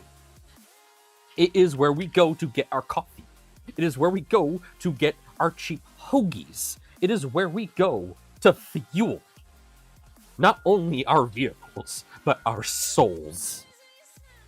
There's a town of Wawa in Pennsylvania. It's like Dunkin' for the Bostonians or Sheets. It is the Or- least capitalist version of Buc-ee's. It is exactly like Buc-ee's if you took the TJ Maxx out of Buc-ee's. Okay, I've been to Royal Farms, and I'll give them this. Some of the chicken's good. Some of the chicken's good at Royal Farms, but sorry, Wawa steals my heart. Wawa has more options and has more better options in their food selection.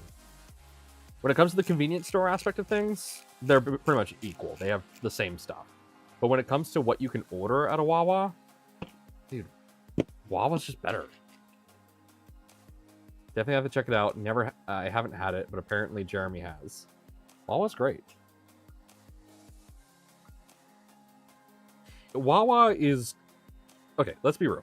It's not going to be the best food you have in the world, but it's going to be the best, like, gas station type food. It's going to be the best convenience store kind of food. And that's just... It's good. If you need a bagel, if you want a nice toasted bagel in the morning with some cream cheese on it, you're going to go to Wawa. Because they can do it quick for you, they can do it good for you, and they have a good selection of cream cheeses. And the Wawa hoagies are awesome on any trip, not just a fishing trip. They're awesome, period. Are they the best hoagies? No. There's plenty of other places in Philadelphia where you can get better hoagies. But if you want a cheap and quick hoagie, you cannot go wrong with a Wawa hoagie. And same thing goes for their other selections, like their quesadillas. Do I go to Wawa for Mexican food? Hell no! Is it good enough for me to eat it and then feel good afterwards? Yeah! Huh. I'm looking at a map of all the Wawas. Because yeah, like normally when I go to Pennsylvania, by the time I cross the border, Wawas are gone. It's all sheets, and that checks out. Once you like, Philly is about as far west as it goes as Wawa goes in Pennsylvania. Yeah.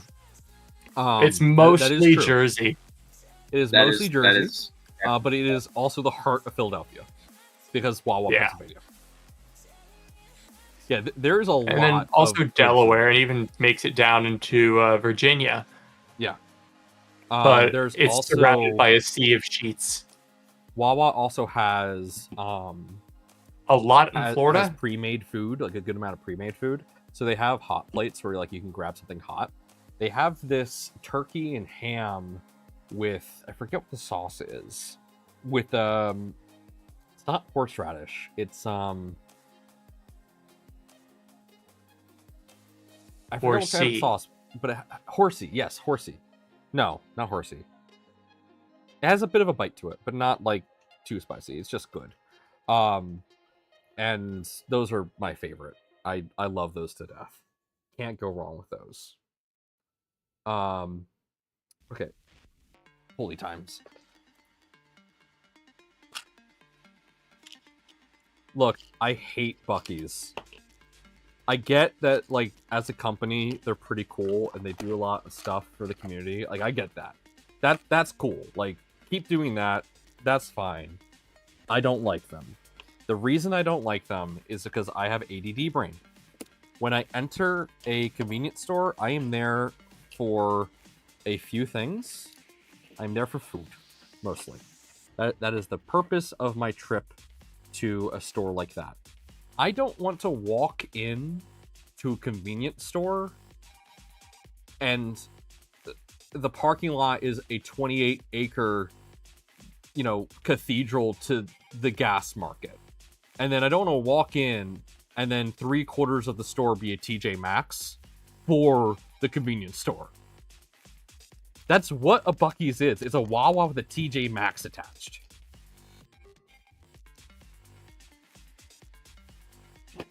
There, I said it.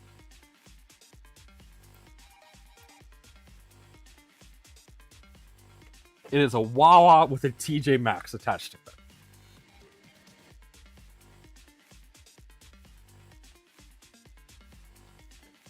I'm not wrong. I didn't say you were. I'm just not that passionate about it. Either way. Sparks on Tap agrees. It is just it's a gas station with a TJ Maxx attached to it. That's all it is. They got good food. Let me be real. They got good food. I've been to one and the food was good. I enjoyed. I had a burrito. It was good. I enjoyed it. I will defend her honor, but you're right. Yeah. You go there for one thing. Yeah, what Ladybug say? You go there for one thing and you leave spending $100. It's capitalism. It's capitalism. Lulu's down here with us. Hi, Lulu.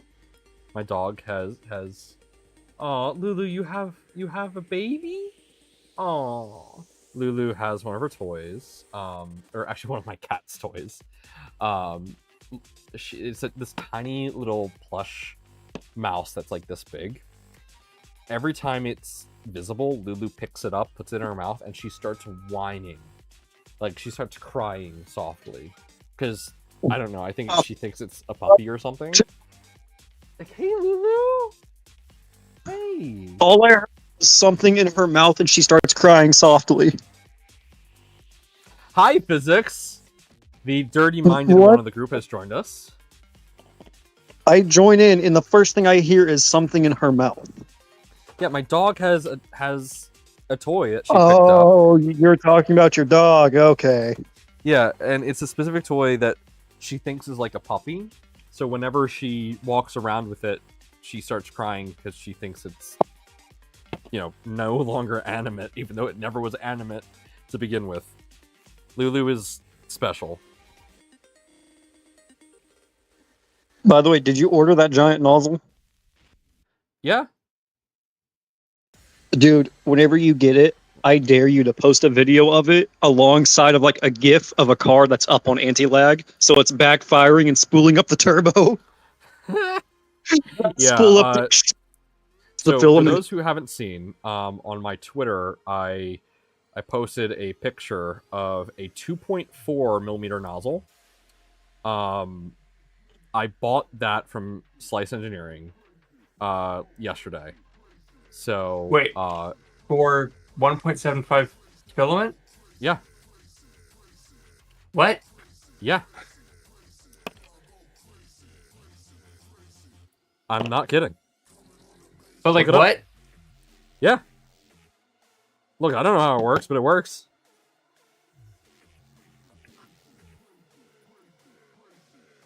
It works by extruding more filament than it would have before, and Yeah. so basically, it's kind of weird. It's cool, though. It does it by taking what there wasn't and putting something there, so now there is, and making bigger hole. Making bigger hole. Exactly. Yeah, I want to see if a Positron can even run it. It would just be entertaining. Does it rely on gravity? Because that might be an issue. I hope not. But if it does, I have a 1.2 millimeter nozzle next to me right now. So we can still get some pretty thick layer lines. Hey, KB3D. Oh, speaking of Chris joining chat, once again, for the 10th time this stream, if you want to get yourself a Positron, go to kb3d.com. Or not kb3d.com, that's kitbash3d. Go to kb-3d.com. And use code NOMAD50 to get yourselves a Positron for $50 off. So if you want to build one of these, which these are really fun to bring. Again, we are estimating there's going to be like 17 at East Coast Rep or at 3D Printopia. Yeah. So if you want to, With your help, we can make that number higher and scarier for everyone else who was not aware of it beforehand. for the next Rep Festival, that's not 3D Printopia because they are going to be shipping at the end of the month after Printopia. At all the other Rep Fest. Actually, you know what? Chris can probably tell us where they are in the ocean currently. Chris could give us the deets. Are they above or underwater? That's a hard one to say because it could be under the water in a boat. Right. Okay. That's comforting. So How wet are they? how wet are they? There we go. These are done. Right? Anything We else? will be getting an official count of the Positrons. Okay, I need hex standoffs. Oh, So yeah. we need 4.75 by M3 by 5 by 6. Let's go ahead and put these. No, we'll leave those out because we're putting these back. We should start up a log for the most traveled Positrons. Start having like a sign in at all the festivals and whatnot. Right. Hold on. I need 4.75 by 3 by 5 plus 6. By 3 by 5 plus 6. Here we go. Like the death reactions next year, there's going to be a ton. Oh, yeah. So, all right, let's do the official count real quick. I'm bringing 2 Positrons. Justin is bringing 2. Smitsky, you're bringing 1. Joe's bringing 1. Jose is bringing 1, I believe. LDO, I think, might be bringing 1. That's a question. Chris is bringing 1. KB3D. Fabrico, West 3D. Zombie Hedgehog. And then we have one from I'm forgetting another one. And then other members of the team. That's 13 right now. I don't know where I got the number 17. But there's a lot. A lot are coming. 14, another member of the Positron team. Yeah, there's a lot. There's just a lot that are bringing Positrons.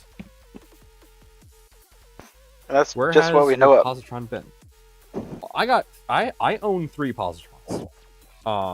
Technically 4, if I count the V3.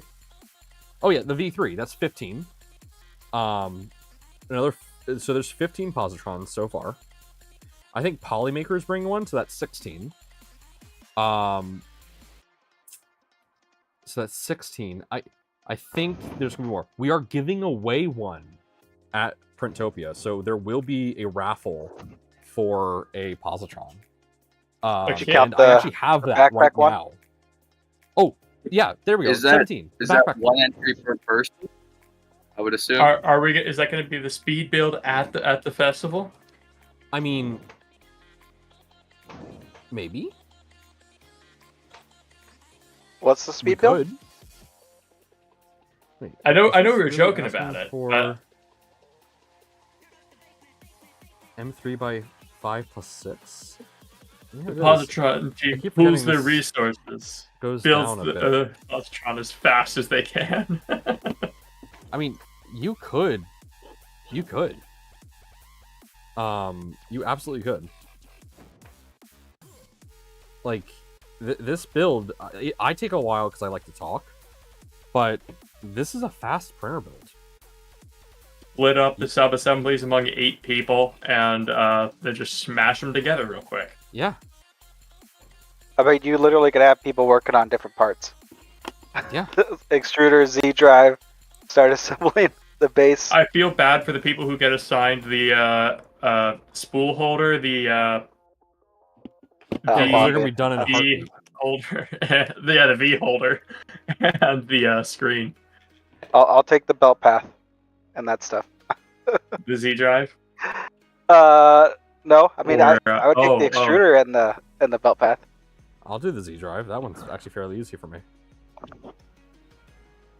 We gotta strategize this. We I was just gotta talking about, make sure no one properly- beats time. Properly tensioning it. So I will ask. Maybe not this year. Maybe we'll Yeah. do it another year. And I'm only Unless saying we that. can requisition a table. Another Yeah, table. we need to requisition a table, and it seems like it's going to be pretty packed. So I don't want to just be like, "Hey, we're doing this." The positron booth is also going to be really packed, or the LDO booth. yeah, So we're not really I going to have know- the space to do it. I know last year along the upper edge there was a lot of mostly empty and like no shows and stuff. Yeah, I guess we'll see. we shall see. If day 2, so we're likely going to give away day 1. If day 2, oh no, day 2 ends early. But you know, we might be able to do it. If day 2, if there's less people, then we'll ask the organizers, hey, can we do a speed build? I'm pretty sure any of us could do it in like 4 hours. You have the parts and someone else is helping you with like the bolts and stuff like that. That's like yeah, most we of the should time be able to get it done. is the bolts and digging through Also, the hello, bags. Vision. Welcome. How's it going? Cheers.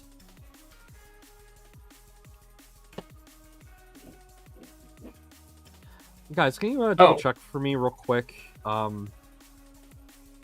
this is asking for M3 by 5 plus 6, which is this length. It sticks out the bottom. Is that actually the ones we're using for this assembly?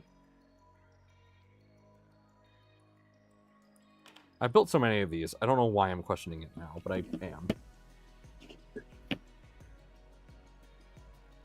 Yeah, I guess so. That's what it calls for. Oh no, let me go check out the shiny new website. Yeah, Right. yeah, that We is. did just recently redo our website. Very proud of it.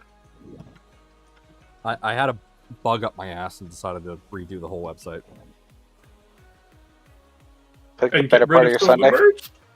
Oh yeah, But also speaking new of merch. Vision Miner.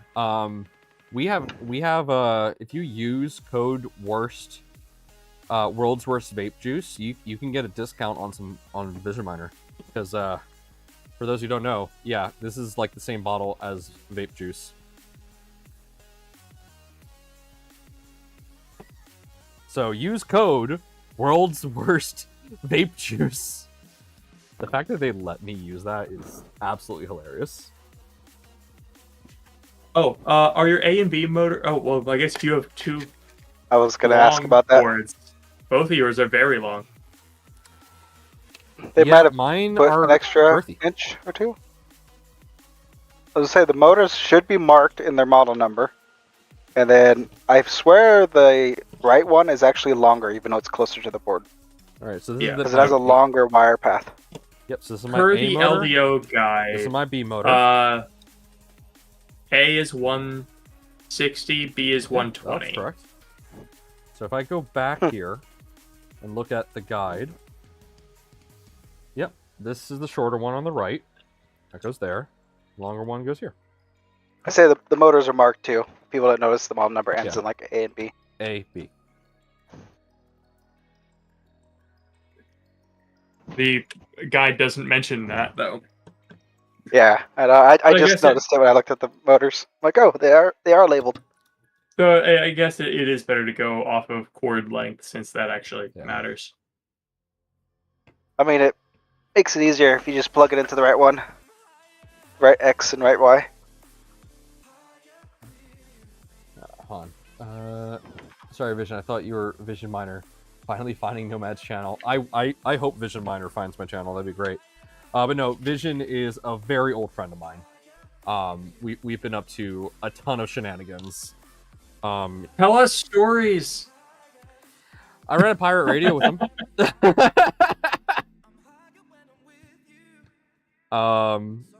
And we would do really awesome big digital events. Like on the level of straight up like DEF CON and stuff. When I mean like DEF CON, I mean like the music events. Super fun stuff. You could probably find... Yeah, we go back to like 2009. We have history. Whoa. Yeah. Hell yeah. Okay, in this one here, it says place A motor on the left and B motor on the right. So if you actually read, then this would be installed correctly. So if people are getting this wrong, it's a skill issue. No, if there's... So full clarification on our process for deciding what to implement as changes and fixes. So if we get 3 reports of an issue separately, not like one person being like, oh, I had that too, I had that too. If we get 3 people completely separate saying, hey, I have this problem, then we start looking into it. And we start looking into if it is a problem that we should address. So once 3 people have the issue, then what we do is we look at it and say, can we fix this by a 3D part change? If the answer is yes, then we start developing something for experimental release.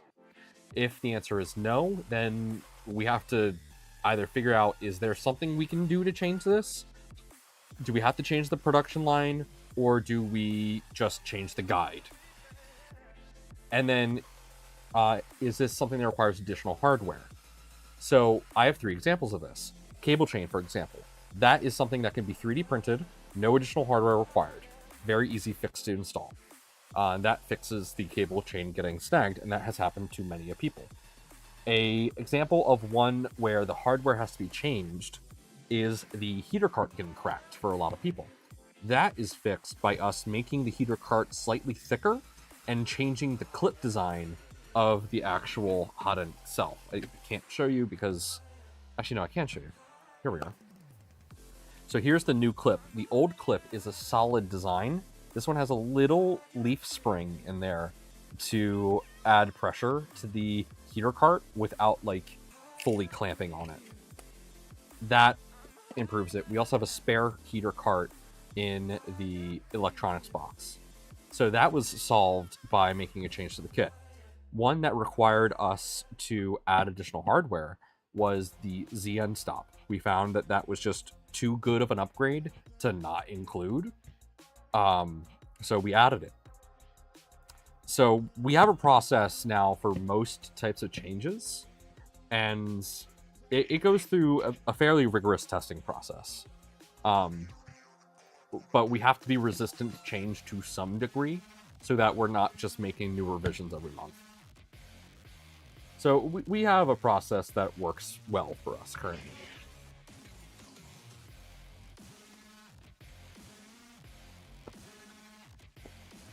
I think a lot of people would agree with that. I think.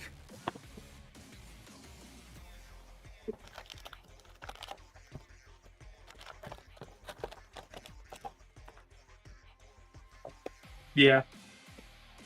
Would be, and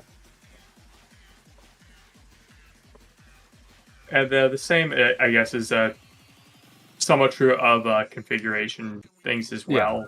Like just trying to maintain versions and those that falls under no hardware change required. Which is another thing I didn't mention, but yeah, doing stuff like config changes are super easy for us to do because we can rapidly test that. Doing anything that requires a hardware change, that takes a while to test. Like, the whole reason the heater carts kept breaking was because there was no way that we could test the heater carts in shipping without shipping a ton of units. And we're not just going to ship a ton of units to Orange County from China and back to China, because that's really expensive. So that just is one of those things that we learned in production, and it sucked that it was one of those things that we learned the hard way, but that is what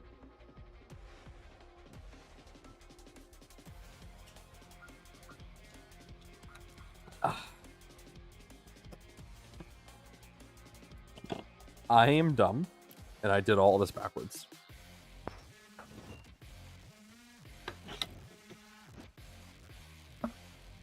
Speaking of user The risk error, not using the guide.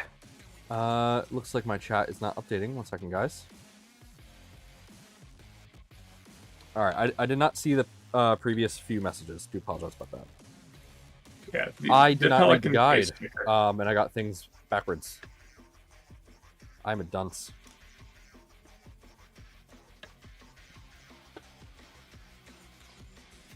This is something I always do.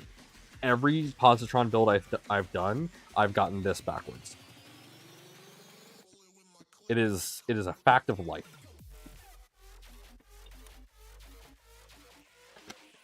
Yeah, the Pelican case sticker is very, very excited about that. Yeah, I'm hoping we can make that reality, because that will be awesome. Oh yeah, what did you say? If you get this wrong, it's a skill issue. Look, I didn't say I was perfect. Yep, Yeah, that is a quote. this just goes to show, even if you designed it, read the fucking manual. Yeah. You think I know what I'm doing? Fuck no. Every time I go to build something, I will always have the manual open. Will I look at that? No! But I'll have it open. But this is a great example of, even if you have something very, very well highlighted in the guide, there's still room for making a mistake. Take it till you make it, baby. Uncle Nomad is perfect. Well, thank you. I don't know why all your chat messages are now like a deep blue for some reason. So it's a little hard for me to read the text, but you know what? I'll live.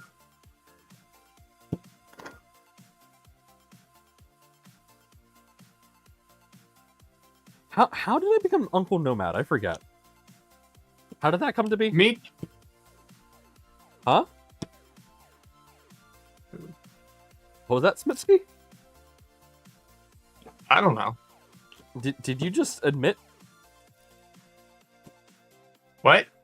I thought you said me. Oh, no. Okay.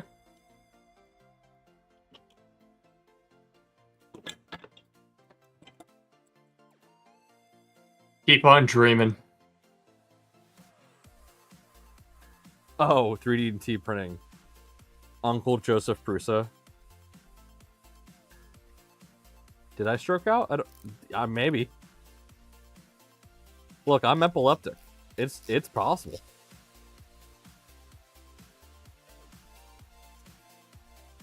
So that's a story. You guys want to hear about the story of how I conquered my epilepsy? I was like 6. And I was epileptic. So my epilepsy was my epilepsy was I would have seizures while I was sleeping. Now I had the most terrifying kind of seizures for a parent because they were silent. They were silent seizures. They were not violent. They were not crazy. They were terrifying. So what would happen is in the middle of the night, my eyes would open up. I would stare at the ceiling, unblinking, and my fists would clench extremely tightly. And that would be the seizure. I wouldn't move. I would be stone still. And I'd be having a seizure. One night, I don't know what got into me, but I was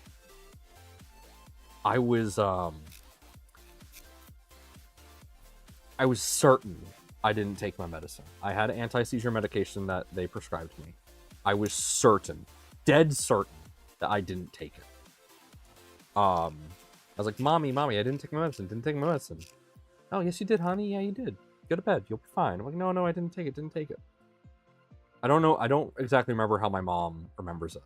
Obviously, I was 6. I remember it completely differently than what my mom did. I waited. I waited for them to go to bed. And then I got up after some unknown amount of time. And I think my brother had given me my medicine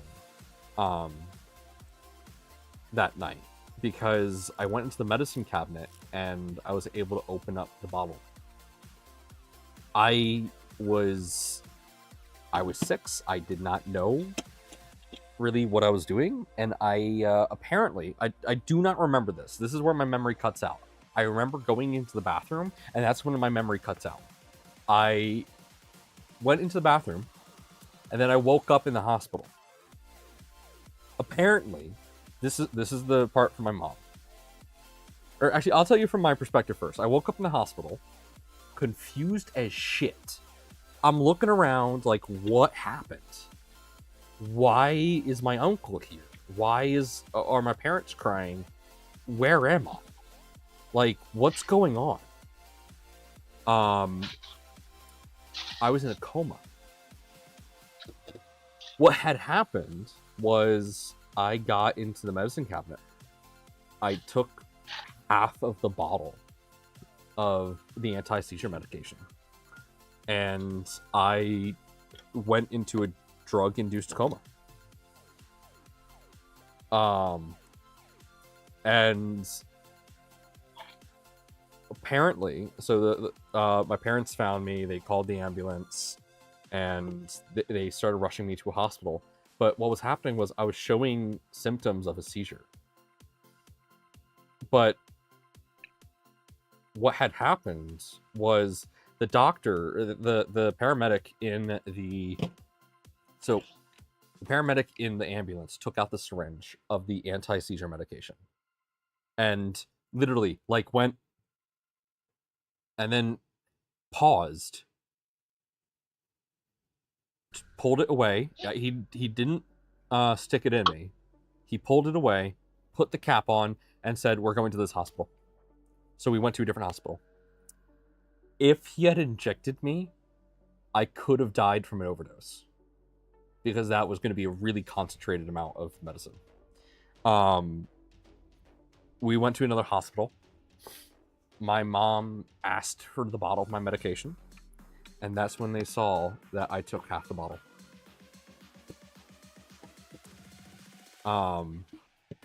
Yeah.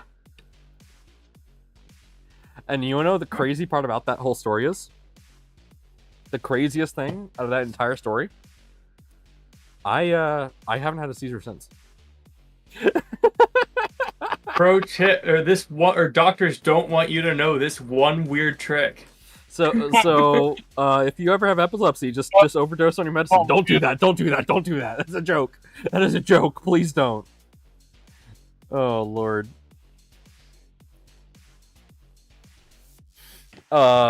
Yeah. Oh, so they That thought you were mistake is having a not seizure, medical so it almost advice. quadrupled. Not Yeah, try this at all. we can say This is that. not medical advice. Yeah, not medical advice. We can say Nomad almost OD'd on hardcore drugs. Yeah, man. When I was 6, I was ahead of all y'all. That's just what it's like in Philadelphia. That's just what it is in Philly, man. Hey, Trace CV, welcome to my overdose story. Well, that explains the brain damage. I love whenever anyone walks in on that story, I love just dropping the hard bomb of like, hey, welcome to my overdose story. And then they're like, wait, what?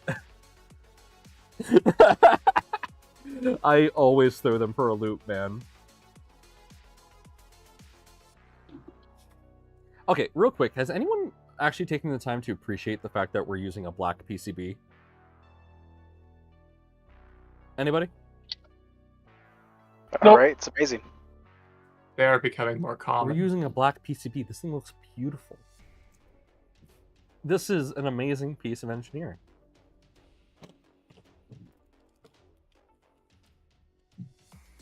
Who wants to hear the Speedo story?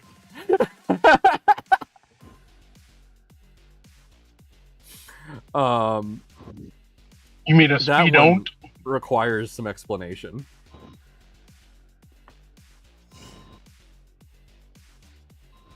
My, how the turns have tabled, indeed.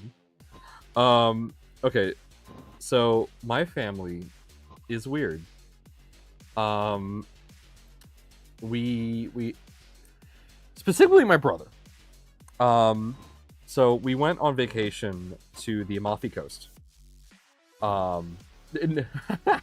Ray Find, all caps, no! He doesn't want to hear the Speedo story. The Speedo story is great, man. It is a funny story. Where did you get banded from the S fell off? What? I have no idea. We were all weird. Even stress it. Speedo is an image. Anybody want to hear the story about how I bought a faulty vape today and it burnt a hole on my leg? Today? What? Good I job. bought it. What? What? Good job. I bought a vape today, and the safety function called power lock that keeps it from being activated was not functioning. I had it in my Oh. pocket, and I didn't know it was not functioning until I felt a very hot spot on my pocket, and it burned a welt in my pocket and a hole in my jean pocket. Oh, that's terrifying. I called the vape store, and they was like, yeah, we've gotten reports about that. The best you can do, because it's already open box, is just update the firmware or contact Smock for the warranty. That's screwed up. I said, okay, well, I can do you guys one better and go for a chargeback. And they said, no, bring it in. We can exchange it. You don't have to do that. All right, It's like, I guess you don't want to pay the $15 the Speedo charge story. back So let me fee. be clear. I was not the one wearing it. Oh, thank God. Yeah. So okay, here's the story in its entirety. We were in the Amalfi Coast. Now we were in a hotel that was like a converted villa, very beautiful, just absolutely wonderful. But if you've never seen the Amalfi Coast, essentially, it is sheer. I'm having a problem here. Sorry, one second, guys. There's supposed to be adhesive on the back of this, but I can't get the paper off of the adhesive without like ripping up the adhesive as well. Give me a second. I gotta focus on this just for a second. Yeah, that adhesive is coming off. Okay. How can I not have that happen? There we go. No. Stay on, please. Okay, that's good enough. I usually use a pair of tweezers to get it down. Okay, you ready for this? I Oh, could have you used tweezers, but I ready? got off.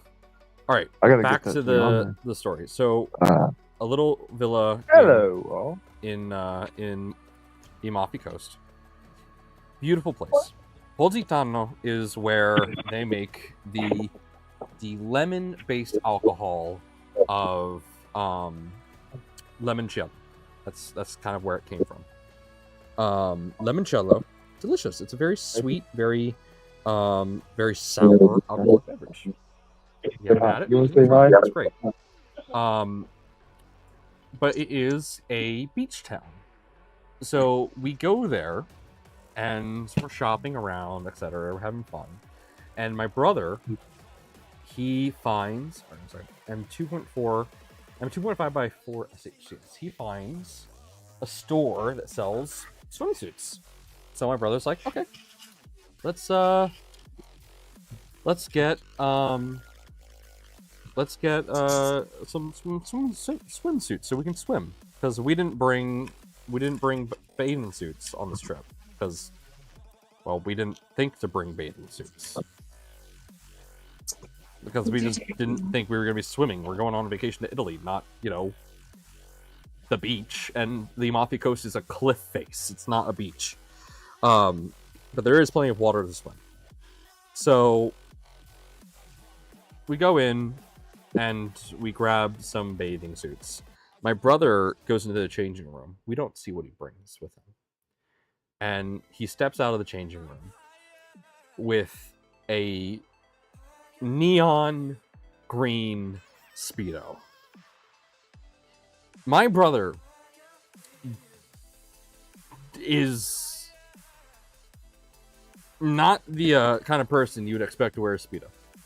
So he comes out of the changing room and immediately my dad is like, "Oh, mi dispiace. I'm sorry. We're apologizing profusely to the store owner. The store owner is laughing their ass off. So is like the rest of my family. And we buy the Speedo and we leave. That's it. Are you sure that he wasn't sexy? It's my brother. I would know. And the answer is no. So anyway, we buy it, we leave, we go through the rest of the day. The next day, it's a nice, relaxing day, and we decide to go for a swim at the base of the cliff. Yeah, they are popular in Italy. That's why, the store clerks were not like shocked or anything. It's just what they wear in Italy. So anyway, we look down. My brother's already in the water, and he is in a neon green inner tube. So we're like, Sal, put your pants on, because he's in a neon green inner tube. He reaches down in the water, pulls up the Speedo, like, in his hand, like, it's not on him, and he goes, I am! And then we start freaking out, like, no, put it back! He just took them off? Yep. In the middle of the water, mind you. He was in the water. Bruh. Probably scared a lot of fish. Oh, yeah. Oh my Oh, gosh.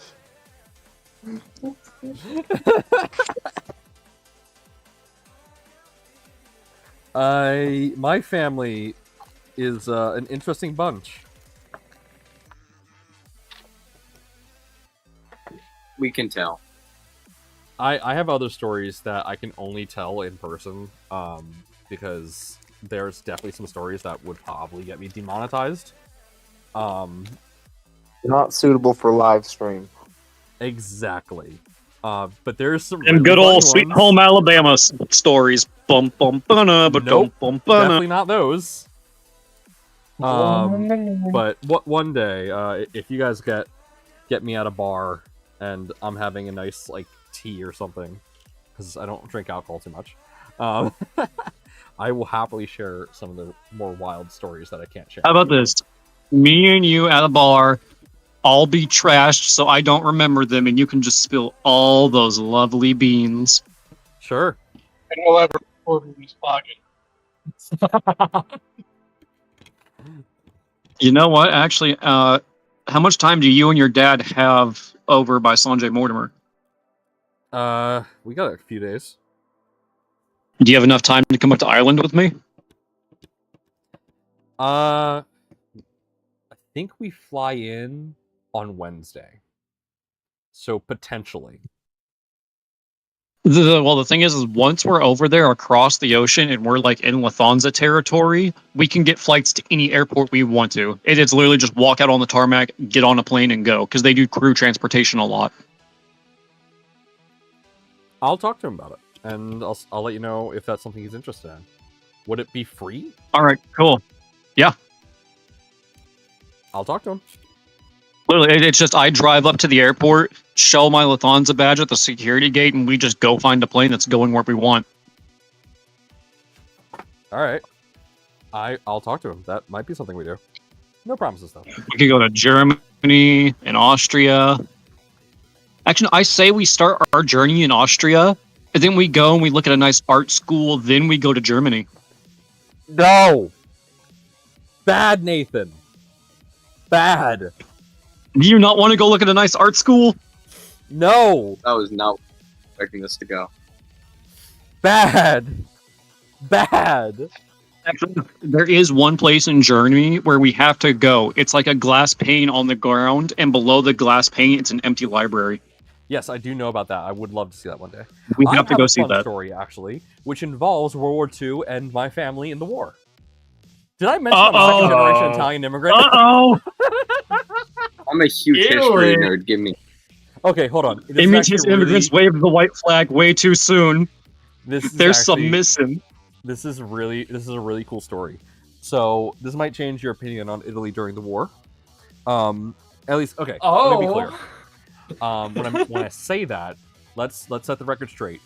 The Italian citizens fucking hated what was happening. If you go to Montilla, Italy, which is where my family is from, you will see remnants of the posters calling to hang Mussolini still up today. Like, let me be clear. The Italian people fucking hated what was going on. My family, a very old member of my family. I forget exactly how I'm related to him. I think he's like an old cousin or something. He was in the Italian military. I believe he was in the Italian Air Force. But what he was doing was everyone that was being persecuted, he got them all together, put them on a boat, because again, the Amalfi Coast is very close nearby where my family was, and they sent them to the United States. They got him out. They sent them to Allied territory. And he saved so many people from persecution and from being sent to camps. They caught him, and they sent him to a detention camp. It is a sad story. As the day before it was liberated by the Allies, he was executed. He didn't make it. But he is a hero. And he saved so many. There is a museum dedicated to him in the town. And when we went last time, it was closed. I would absolutely love to go back there and actually be able to see that museum. It's just one of those stories that, like, you don't hear... You hear a lot about, but then it's always, like, of people you don't know. And this is, like, one of those times where it's like, okay. Now you know someone that's of that bloodline. I can also go about the royalty story. That's another story I can go on. All right, dipping out. Have a good night. So, again? Left. Mad Cat saying he's dipping out and to have a good night. Oh. Have a good night. Like, okay. Yeah, I'm a head out, Like guys. Have a good night. All right. Have a good night, man. So, I know it sounds like I'm embellishing stories. I'm not. The only one I will admit I embellish a little bit is that Speedo story. Comedy is all about embellishment. But, where did we put... Hold on. I need a flathead. Where did I put the flathead that's included with the kit? And you said you had a funny story about World War II. I was about to be like, oh no. Nah. Oh no. Oh, Italy no. in World War II ended up doing some bad things. Yeah, thankfully not. My family is on the good guy side. Oh, so yeah. This is I'm the looking for a device flathead that screwdriver on my put desk a here. burn welt on my leg. Okay, I don't see my flathead, so let me. Is that a vape? Yeah. Oh, Mitch, you weren't here when I told it. I bought this thing today, Oh, hey, Mitch. and the power lock mode, where you double click or you triple click this button to lock it so it doesn't go off in your pocket. I had it in my left side pocket here, and the lockout function wasn't working. I didn't know that at the time until I felt a burn on my leg, and it burnt a welt on my leg down to like the second or third layer of skin. It hurts bad. Ooh, Even with that burn doesn't sound good at cream all, and man. numbing on it. How did they get? But, Is it the coil? Like, it's protected by plastic. It still gets hot. What happened is it was heating up the liquid so much it was readily flowing through the coil and flowing out of the vape. Oof, yeah, that doesn't sound good at all. Yeah, so it was like an oil burn. And I went to the vape store. They're like, hey, I can't help you. You have to go to the manufacturer. And I was like, well, manufacturer ain't gonna do this because the vape stores will tell you, like, hey, once it's open box, you put liquid in it, we can't help you. But that's actually not true. By law, they have to honor the warranty that comes with it. And they wanted me to go to manufacturer, and I said, okay, well, I can just file a chargeback right now to fix this. And that's when they said, no, we'll exchange it. We can exchange it. So I gotta go back up there tomorrow to exchange it. But for now, as long as I don't leave it on anything flammable overnight, I think I'll be safe. There you go.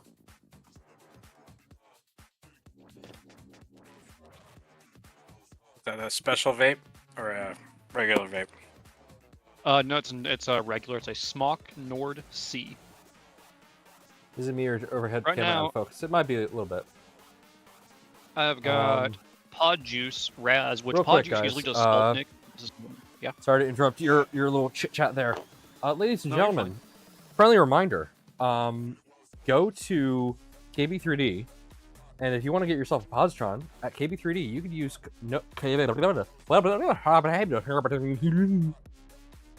And stroke. At KB3D, you can use code NOMAD50 to get $50 off a Positron 3D kit. So if you've been thinking about getting yourself one of these, that's where you go. That's how much you get off. $50 off. Pretty great deal, if you ask me. And if you bring it to 3D Printopia, we'll sign it.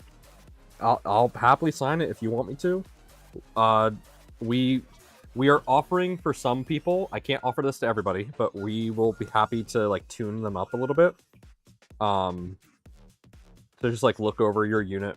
That's the nice thing about the Positrons. We can literally inspect them for you because they are so portable. So if you want us to do a quick inspection, we can do that. Yeah, Joe will be in the hotel lobby fixing our printers. Oh, well. Volunteering him. I will say the only thing that we ask, if that is something that you do, we do ask that you donate to the project. Now that is the caveat saying, please donate as much as you believe the value of our service is. $1 bajillion. You don't have to, but if you do, it's greatly appreciated. It helps the project, and etc. etc. This is something unique that Positron can only really do because you could bring the Positron to us. You can't do that for any other printer. Like, sure, you could probably bring a V0 to a show, but that's gonna be really difficult. But you can easily bring a Positron to a show. Mind you, okay, this is very limited in what we do right now. We're helping Zombie Hedgehog, and we're helping Lee Marie. So yeah, just understand we can't do that for everybody, but we are happy to look over units real quick. We're gonna have plenty of people that can. So if someone wants to step away and have a look at one, we could absolutely do that. Say if you find me, donation is very much appreciated to Positron, but also a Contrap Supreme would be nice. Current drivers. Yeah. Look, we will take food as well. Yeah, You know, Baja food is a Blast. valuable currency. especially at the place where it is. Like, there's like what the McDonald's across the street. There's like Oh, an yeah, Italian there's a restaurant ton. 3 miles down the road. I There is? actually did a Taco Bell dinner date. Well, it wasn't really a date, but I actually did for an silent auction. At one time, I actually did a Taco Bell date auction and like raised like I don't know like $100, something crazy. Of course, I bought the dinner, but like, and then from like that, I actually have been on other Taco Bell dinner dates because I'm known for the Taco Bell dinner date thing. So, But you do a Taco Bell dinner date? What? yeah, sure. Nomad, I have fantastic news for you. What? We have a new fundraiser. Is it the Chipotle dinner date? No, it's Mitch's thing, but with you. Nah. No, Chipotle is more expensive. No. Mitch does Chipotle, or Mitch does Taco Bell. Nomad does Chipotle, and I'll do good comfort food barbecue. No, that actually sounds really good too. You'll never catch me dead in Is it just the whole team? Olive Garden. We're gonna have a Spitz, I dating hope sim that's just Positron. Get anywhere. That's kind of illegal. What? Oh, never mind. He left. I'll say, did you leave 3D printed tea down there? But he left. Oh. Nomad casually sitting here talking about fucking dead. It's like, dude, that's kind of illegal to do. What? What? What? You said we'd never catch you fucking dead in some place. Oh. Yeah, you'll never catch me dead in a what's it called? Olive Garden. Oh, I guess this isn't a family friendly. Oh no, Oh, it's not God, family friendly no. at all. It was a Positron We're the stream. Adult Swim of 3D printing streams. We're the Adult Swim of 3D printing everything. Yeah, we are. Starts by We printing need upside some down. more atmospheric transitions, just randomly. Yeah, just a ton of random atmospheric transitions. With like I'm working logo in a on very the video weird where spot. I strap my positron to the roof of my car and drive it down the highway while printing. So there's that. Nick I've at had night. the idea Oh of man. putting it in the passenger seat of the Corvette and on a closed course with permission, YouTube, making the fastest printer possible on land. I mean, if you print on planes, it would actually be faster. But that wouldn't be on land. That'd be in the air. Anybody in Japan can go on those bullet trains? Nah, there you go. Yeah, that's Actually, cheating. let me convert the bullet train over to miles per hour real quick here. I might be able to do faster because I know They the do Corvette what 300 on kilometers? a good surface can do 245. Do you want to be doing 245 in a Corvette? I don't think. I don't On even think a closed CA course can with do that. permission, I've done 245, but I had to Kilometers? change afterwards. No, miles per hour. Had to change pants afterward. Man, that sounds sketchy. Because most cars above 220, they have to have specialized computer control fins to like keep it on the ground. The Nick at Night of 3D Actually, printing. no. I like that. You just have to. Your car just has to be to a point where it does not have any weird fluctuations in the airflow. Yeah, zero airflow underneath it. That's really what the risk is catching flight. Find your perfect match who airflow won't under judge the you car for at that printing speed upside can down. be Join good. other Positron 3D You don't want zero lovers who airflow under the understand that car. love, You like just printing, want is all a about little perspective. airflow. I like that tech deeper. I As like if, that. if there's no airflow, you're going to cause way too much low pressure. You realize that you're just doing this now, I guess. Yep. People are just going to Positrons be are more offering money until you say yes. If people want to pay to date me, I'm not going to say no. Oh, you're buying. Watch if we, this be if how we go. Nomad finds a fucking girlfriend whenever he can't get one on a dating app. Yeah, no, that's straight up true. Dating apps are stupid. Oh, they They don't are. work. Have you seen what's They're- going on with Mark Roper? It's great. Yeah, that was crazy. I find it hilarious that Mark Roper is also using the same apps Nathan, that that's we your use. your chance. Maybe he'll be swayed. Well, you just gotta stop impersonating himself. Yeah, right. Yeah. Well, the I reason think- I I think said the that I, problem with the reason I YouTubers, said though- I might get an email about that is because he has my personal and my Positron email, Oh boy. and he's emailed me before to get my shipping address for some shirts. So The guy who works for the guy who works for him, he forget his name, but he got my email open source because they wanted to try. I guess they wanted to have me as a contact, like if they ever need builders. oh, dude, me and For him his just stuff. ran straight into each other at open sauce. We were both coming around a corner, and of course, I'm not looking where I was going. He was walking out in front of his security detail, not really I looking was where gonna he was say going. he has security detail all over him. Yeah. No, they weren't even all over him. He was getting tired of it, and he was walking out in front of them. Speaking They, of YouTubers, at open sauce, they really tried to push security on people who didn't necessarily want that much security. Like, yeah, Yeah. They were two or not three very good at bodyguards, being yeah, but security. just circle them. it was pretty ridiculous.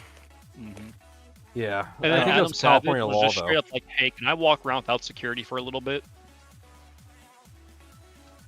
I think that was a California law that required it. It's like technically they are celebrities. It wasn't California law; it was insurance. Oh, even Oh. worse. And Which they is why just got I like a hate the event center that they use. contractor to do it. Yeah. There's one of them who was just who just was complete, like nobody working with one of the contractors had any idea how to deal with an event.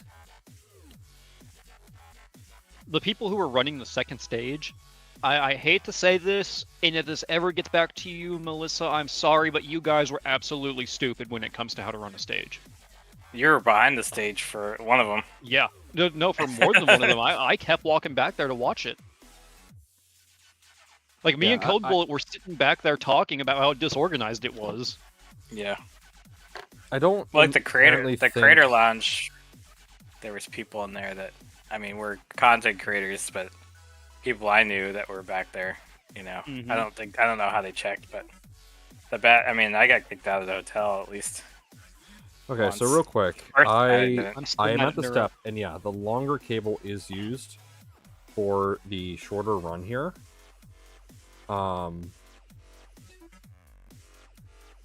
But it's not tight. That's not a problem. It's just longer. If you But, like, make sure the it- right motor goes on the right side. Is that A motor to X slot? Yes. Hmm. That's correct, right? Wonder if they expect me Yeah. to route like all the way up and then like across and fold it or I something. think that's what the original thing was. Yeah, I think mine just crosses diagonal like that too. By the way, I think I'm gonna do some troubleshooting on my kit because I don't think my motors are in the original place in the foam cutout. They're not I in the mean- foam cutout. No, like in the They're- motor box. Motor Inside box. of the motor box. They're gonna say Remember how you- AB on the back of them. Yeah, Okay, they have then like a let me model look number. real It ends in A and ends in B. And the only difference is the length of the cable. Yeah, I think mine are actually Okay, swapped. because 'cause I Nomad think I have told a me longer not to one on get the them right. mixed up, so I was like, okay, are these things just perfectly We did identical? swap your pins in the Clipper config. Is that still? No, I swapped it back and reverted my wiring back. But I didn't swap the motors. I just swapped the wiring. So I probably have A, B on the wrong side. So I think my longer cable's on the right, but it's plugged into the right. A is going to X and B is going to Y. Okay, so I have... Yeah, so I have the extruder right here, extruder motor, with its long boy cable. That'll be hard to confuse with anything. It's also like a pancake, or like super tiny. And I also have these two right here. One has longer cable, one has shorter. Which, like, yeah. This has Sorry, longer guys. cable. This one's shorter. Yeah, one's longer, one's shorter, and they're labeled on the actual motor me serial grab that number back. has which axis it goes to. And 3x6x5. He I'm said, ready. "Sir, Back. I need 2 of those." So I lost my LTT screwdriver, and I'm really sad. Uh-oh. I even drove all the way to the makerspace to like double, triple check every room. looked under everything, looked in all the bags that I had, Yeah, but backpack, everything. That's expensive too. I know, that's why Yep. I'm sad about it. But I don't know if I want to buy another one. I don't think I do, but You have one of mine. it's Well, at this it's point, you can really buy nice. the mini. I could buy the stubby, and Uh, there's a precision one, but man, Stubby it's so isn't any nice. cheaper. Isn't really any, much cheaper. It's not cheaper, and they don't have colors, and it doesn't hold as many. I don't think it holds as many bits. I Yeah, I hate have to a lose Like, mine. I can't imagine it being good enough to warrant costing like 4 times as much as every other screwdriver. The stubby? Oh, the stubby's Any of not. them. No, I don't think so. I mean, I love it because It's nice. It's nice, and for me, it actually solves the problem, especially for my carpal tunnel. Yeah. Yeah. Oh, I agree. No, Well, this is I used confusing. it all the time. The thing I didn't like, well, that's more just because I didn't get the bit set, but it only had the standard set only comes with like 3 metric hex, but I could just get a metric hex set. Yeah, They're that's what I short did. bits, but I mean, it's so much easier than Allen keys. It just Yep. doesn't solve all. You just can't reach places that Allen keys can get to sometimes. But if they had the ball end bits, that would be kind of cool. I guess I could get ball end. Is A or B supposed to be longer? Hey, Everybody's so far showing A's longer. Uh, They'll reach on either side. okay, because my B is longer. that's fine. They are the same motor. Okay, you told me not to get them mixed up, so I was like, oh fuck. When you go to install them wire-wise, don't get them mixed up, but they are the same motor. Okay. Yeah, whatever's on A side, plug into X. Whatever's on B side, plug into Y. I also got Yep. these nice little yellow tags, or whatever the fuck. Yeah, I don't think mine has the tags on it.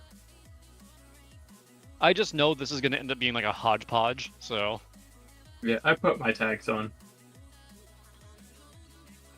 I still got to get my rails in the ultrasonic cleaner. They're gonna go in the ultrasonic cleaner with alcohol, and then get nice and lubed up. Because With here at alcohol? Positron, we like our rods smooth and our rails lubed.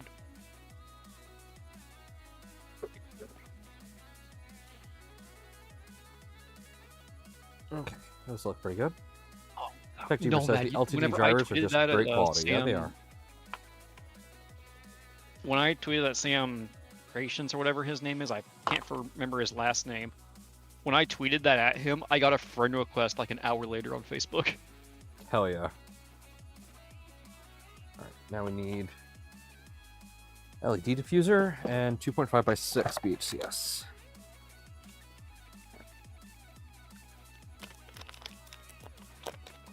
Are you gonna just slide it on, or are you gonna glue? Huh? Does the guide still recommends the glue For this for part? it? But are you gonna, or for the diffuser? Or oh, the other diffuser. I'm out of that yet. Yeah, that's. And 2.5 by 6. I just glued my diffuser. Yeah, I typically glue it because it takes nothing to do. It's funny. I glued my diffuser, but I did not glue the grills. They're just pressed to fit. Yeah, like That is funny, actually. 'Cause yeah, it's the there's other no way around that I benefit can to understand. gluing the grills. Like it doesn't hold it in place any better than being pinched tightly does. And Yeah, everything. mine clipped in nicely, and I think they only popped out when I actually like pushed a finger through it. Yeah. Yeah, I put glue in the balls of the bearing cars, and it helps it lubricates it. Put some glue in there. Mm-hmm. So a little bit of glue. Can you imagine that? How grindy they would just grind away. Right. Like you have some flat spots. Okay, I need 2.5 by 3 by 4s.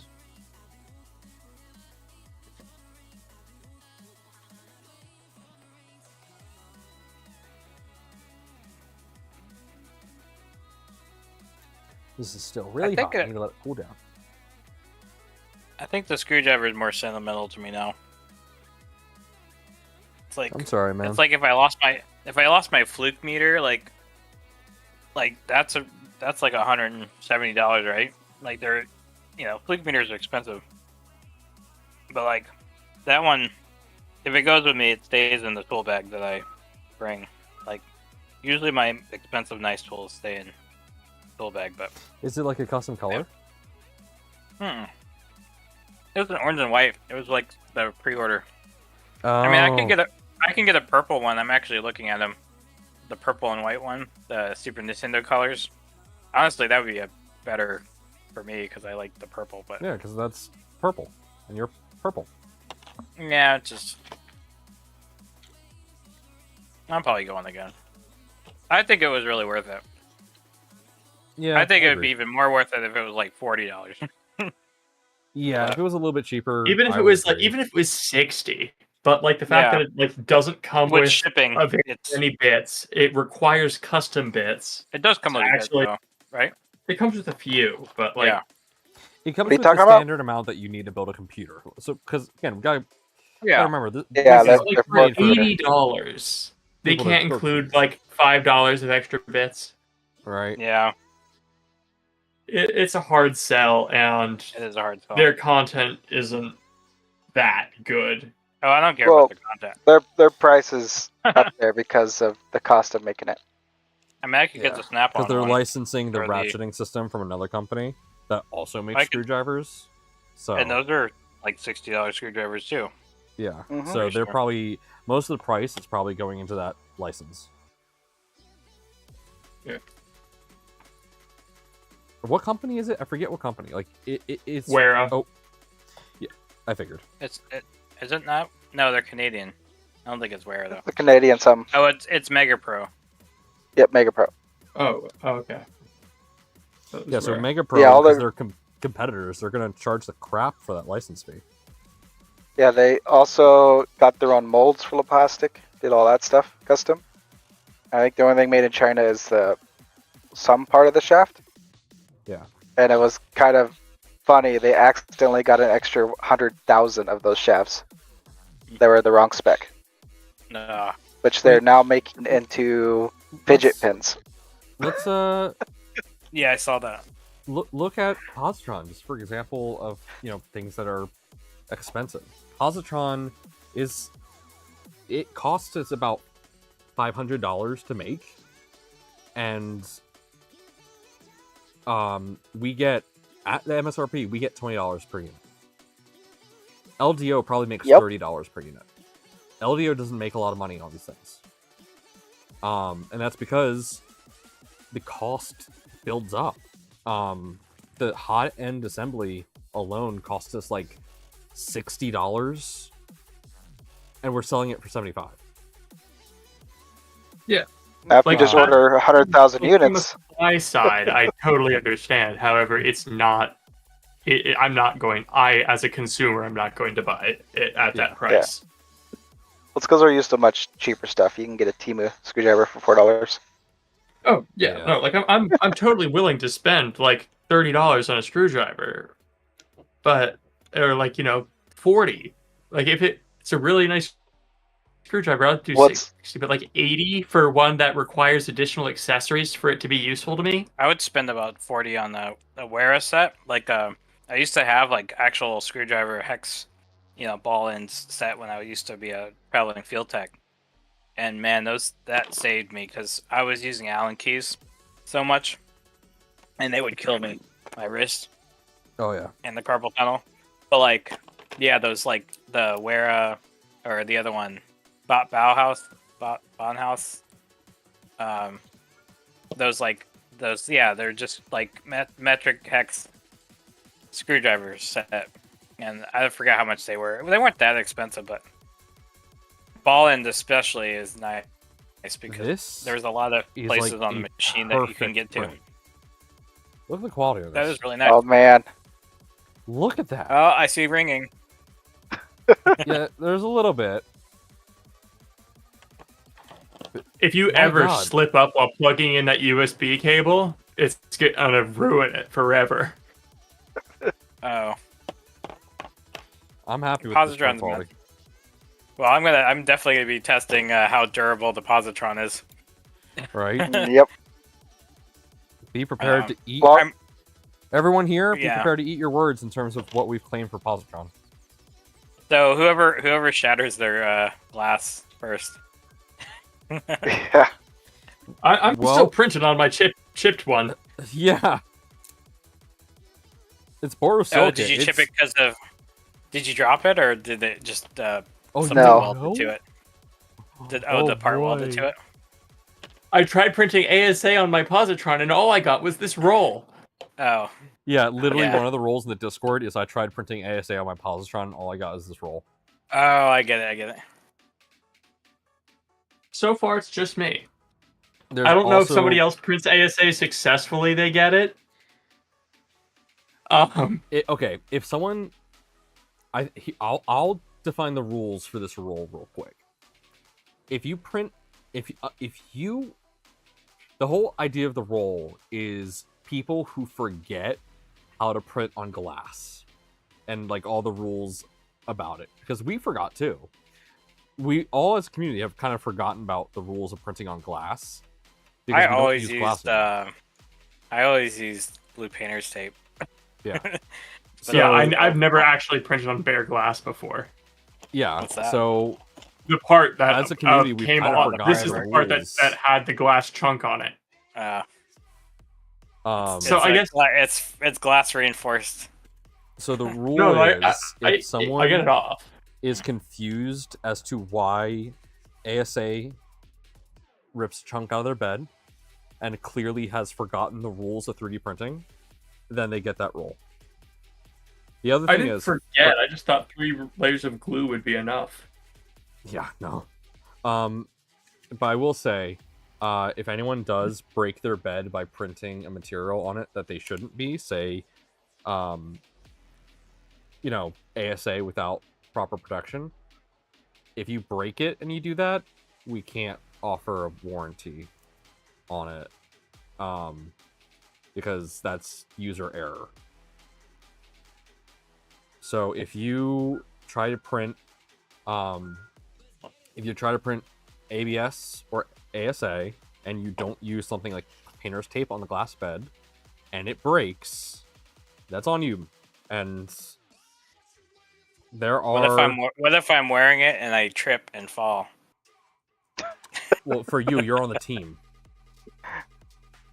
I mean, We'll get that repaired for you because we Look- need it repaired. You should probably but see for if you can, everyone like, else, borrow a bed. Please take I care of your would say glass bed. I would say I'd have a spare, but I just no. I'm pretty careful with it, but and borosilica's not that fragile. Like I've It's really shattered not. borosilica glass quite a few times, but it's because the Delta printer, the Delta backpack, I've shattered at least 2 glasses or 2 plates, and it's because one was because I left it on accidentally on the printer, and it went through airport, through the luggage, and it shattered in that. And then the other time it was a spool fell off my rep rack and went right on the glass.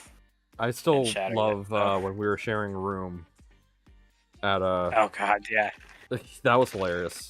So for context, Mitch was an absolute stand-up guy. I was invited to Rocky Mountain Rep Rap last minute. So last minute that someone gave me a flight a month before, and I did not have a hotel. I couldn't afford a hotel. Mitch was awesome and offered his hotel room. Mitch didn't really know who I was.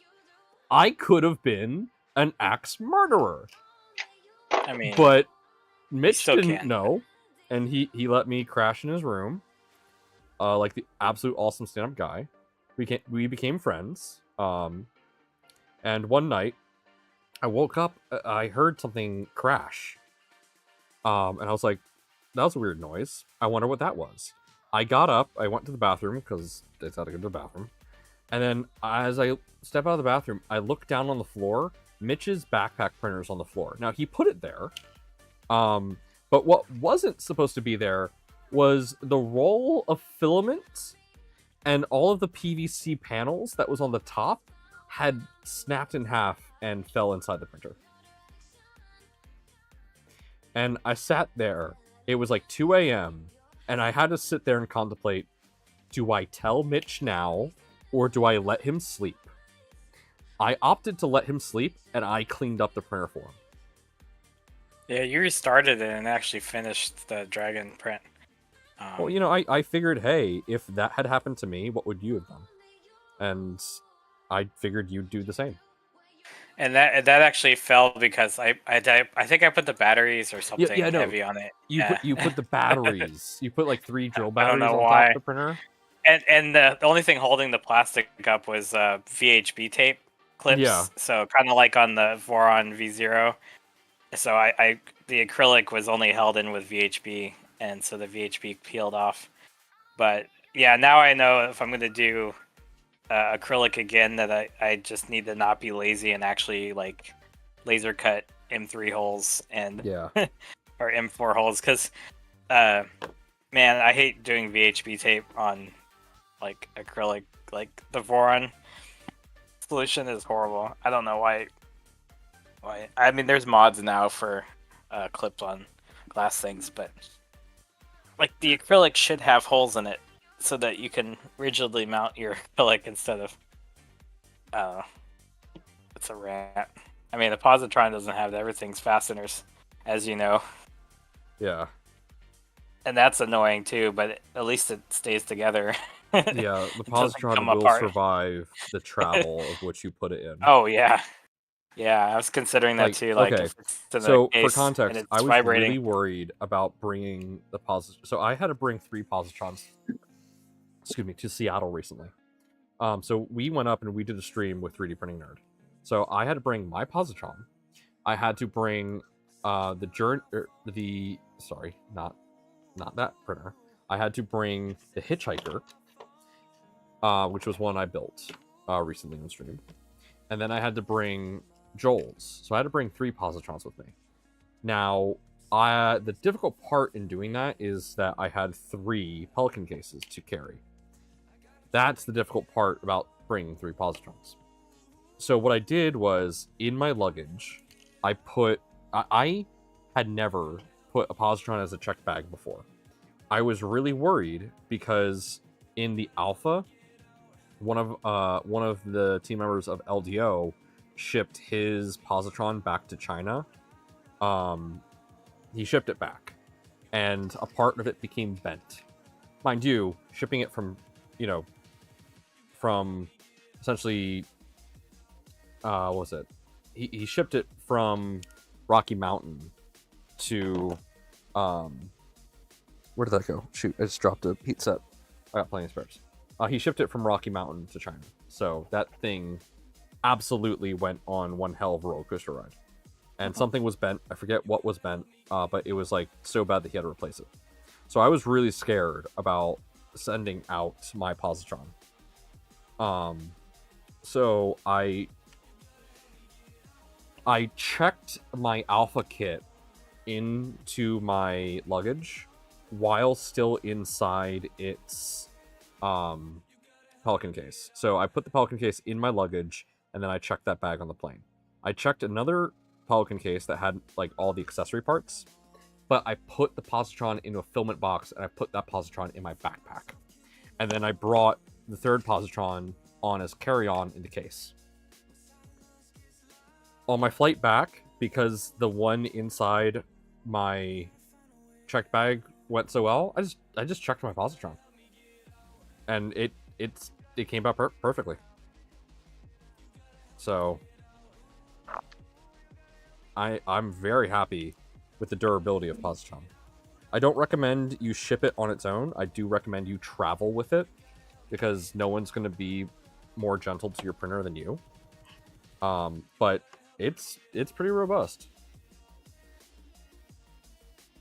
So you say throw the case down the flight of steps, right? No, I have dropped the case with a Positron in it from hip. Yeah, that wouldn't be too bad. I've done that as well. Hip height for us. Hip height for us is like a foot. Okay, like a 3-foot drop is where it fell from. Okay. I'll say I'm not much taller, so Yeah, so it fell from hip height, from 3 feet, inside the case, and when that happened, I stared at it, and I was just a gasp. Like, oh god, I just dropped the positron.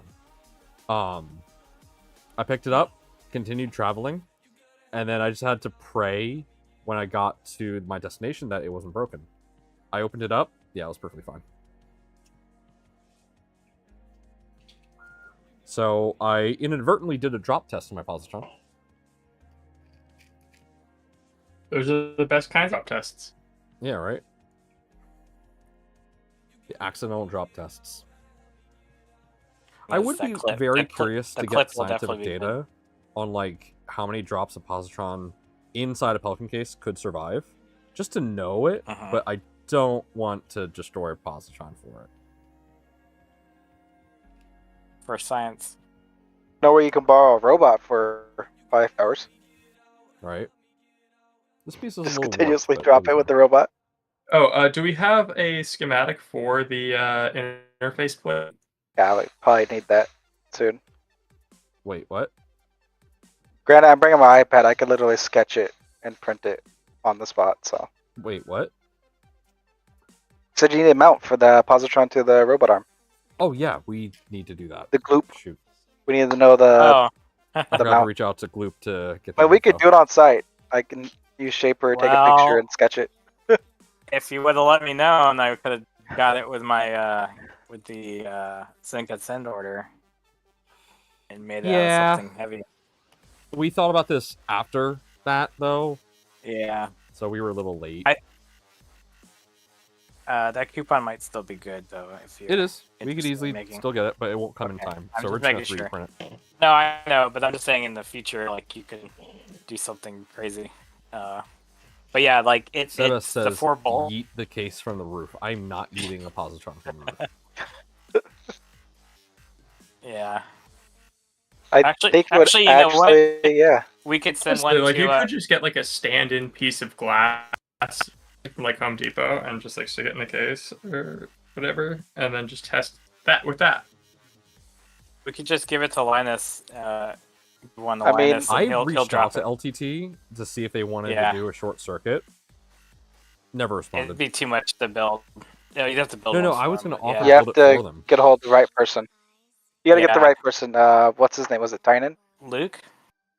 It'd be Tynan. The person that does like their 3D printing and their Okay. engineering stuff. I He'd mean, probably Luke, be the Luke, easiest to Luke's reach. gone to events before, but he was an open. Well, just concept. reaching in general, Oh, okay. because they're like over 100 people now, and it's just chaos. Oh yeah. I think I'll wait until we make pre-built ones. Because that's something that Jason has said that he wants to do. So I'm just gonna wait. Drop test or LTT? LTT. LTT.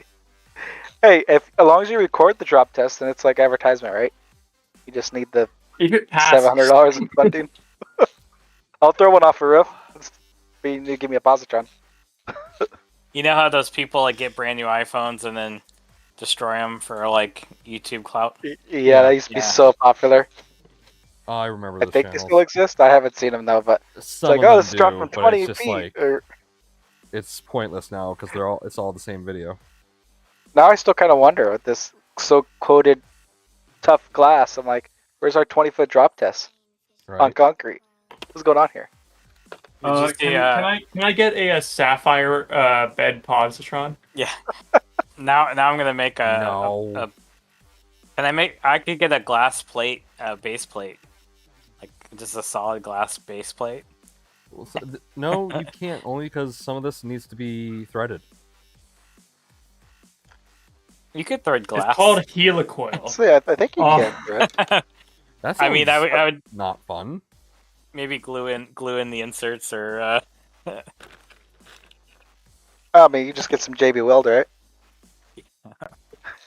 Well, you could do it like stained A glass. where you- diamond tap. Yeah, I've seen JB Weld hold together an engine block, so. that's true. I mean, that's how you fix cracks in engine blocks. Yeah. Did you see LTT did also, or Evan and Caitlin did the cardboard framework laptop? They I made did a not. Oh, I cartoon. think I saw Yeah. the screenshot or whatever, or the Yeah, title screen. I didn't actually watch the video. it was pretty well done. But yeah, I can make a cardboard positron. I'm sure that will hold Oh up. shoot! All right, I gotta do the grills now. I think with the right cardboard, you could do it. Can't use like regular shipping cardboard, but I like that super thick stuff, like Oh tough no! stuff. I didn't do the fish grill. The fish grill's my Did you do favorite. slanted?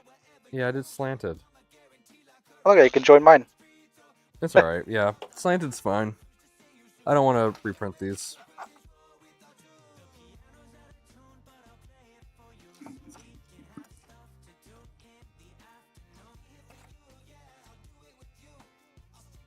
But I think before cardboard positron, we need the wood one. Need someone to CNC some I would love to wood see a wood panels and wood positron. parts. Oh my god, I would love that. Some nice, like, was it stained walnut or? I guess you could do like pine and stuff too. I don't know. In my area, the go-to wood is redwood. Oh, We actually have redwood locally. Oh my god, yes. I would love to see that.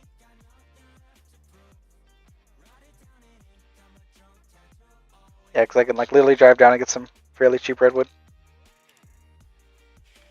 We should do that. We should do that. It'd be cool. It would be so cool.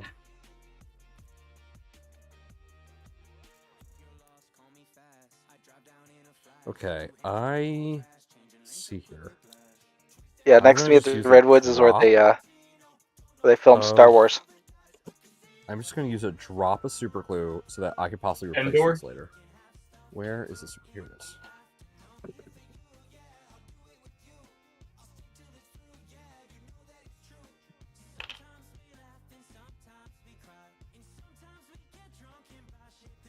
Yeah, that is the smallest dollop of super glue that I could possibly manage.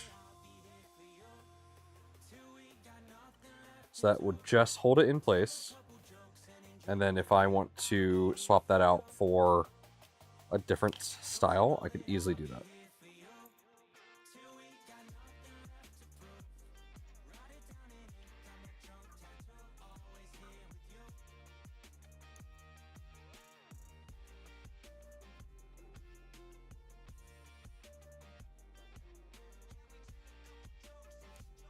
Damn it.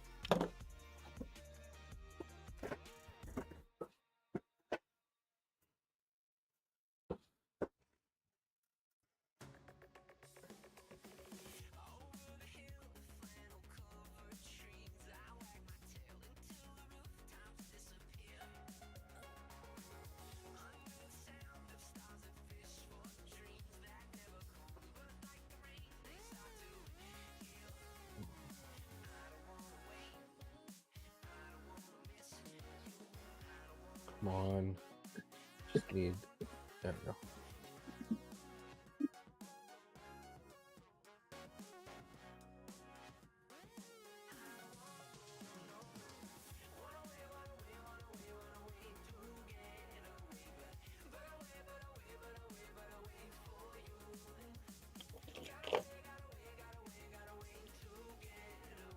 It's getting late.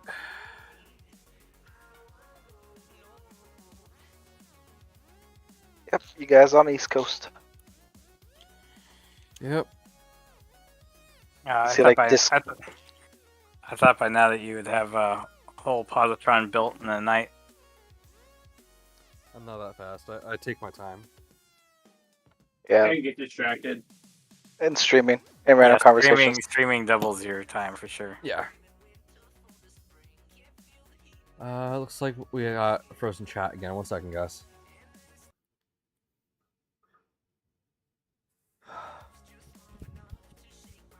Alright, sorry if you've been chatting and I haven't seen it. My chat froze, but we should be back now. Good night, Sparks. Good night, anybody that is hopping off for the night. Thank you for sticking around. I'm gonna try and get to the point where we get the top panels on.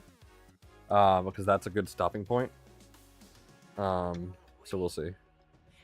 Okay, I need.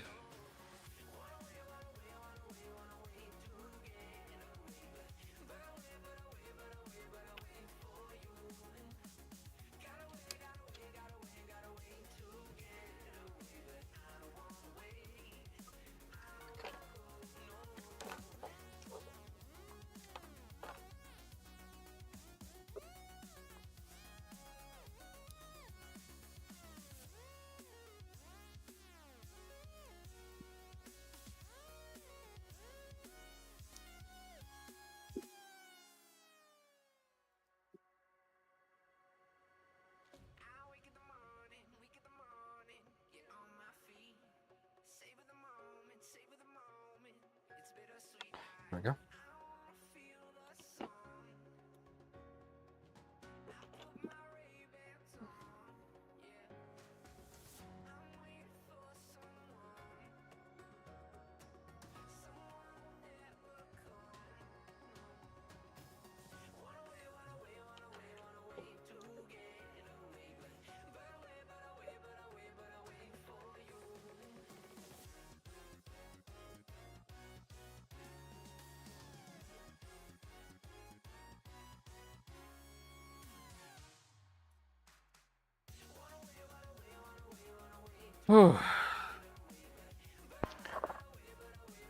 USPS is failing me.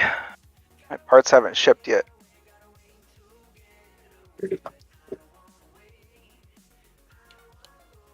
Might be DHL too, so.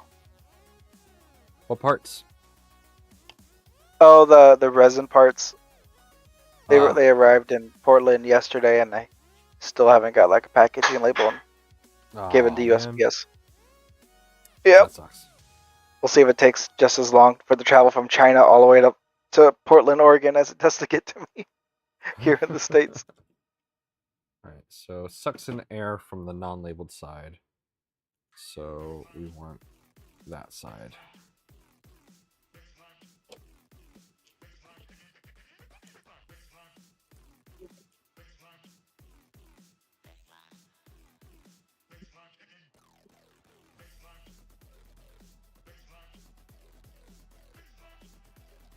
USPS delayed.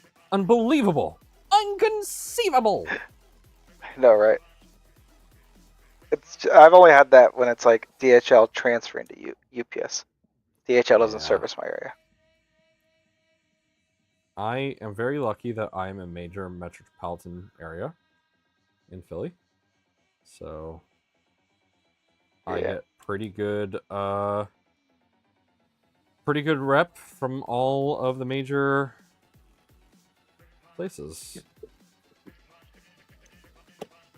Yeah, I feel like I'm somewhat allergic to big cities, so I gotta live outside of them.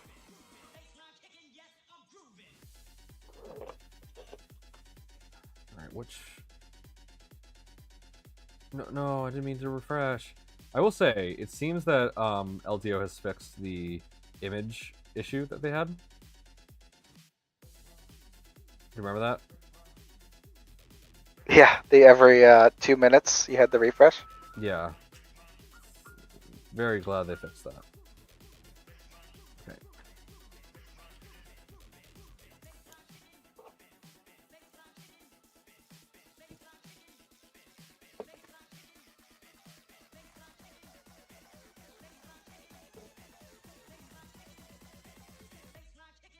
Yes, I'm grooving.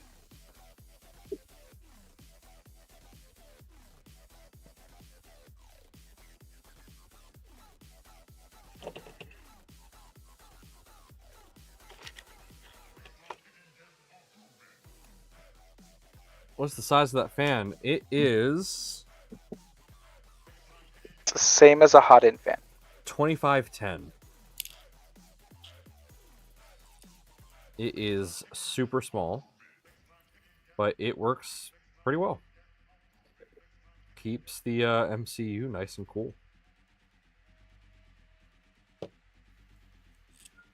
My preferred orientation for the fans is to suck fresh air in on the right side and exhaust on the left. It doesn't really matter. And I say it doesn't really matter because if you actually look here, there's giant gaping holes. This printer is getting plenty of fresh air, so it does not really matter the way you do this.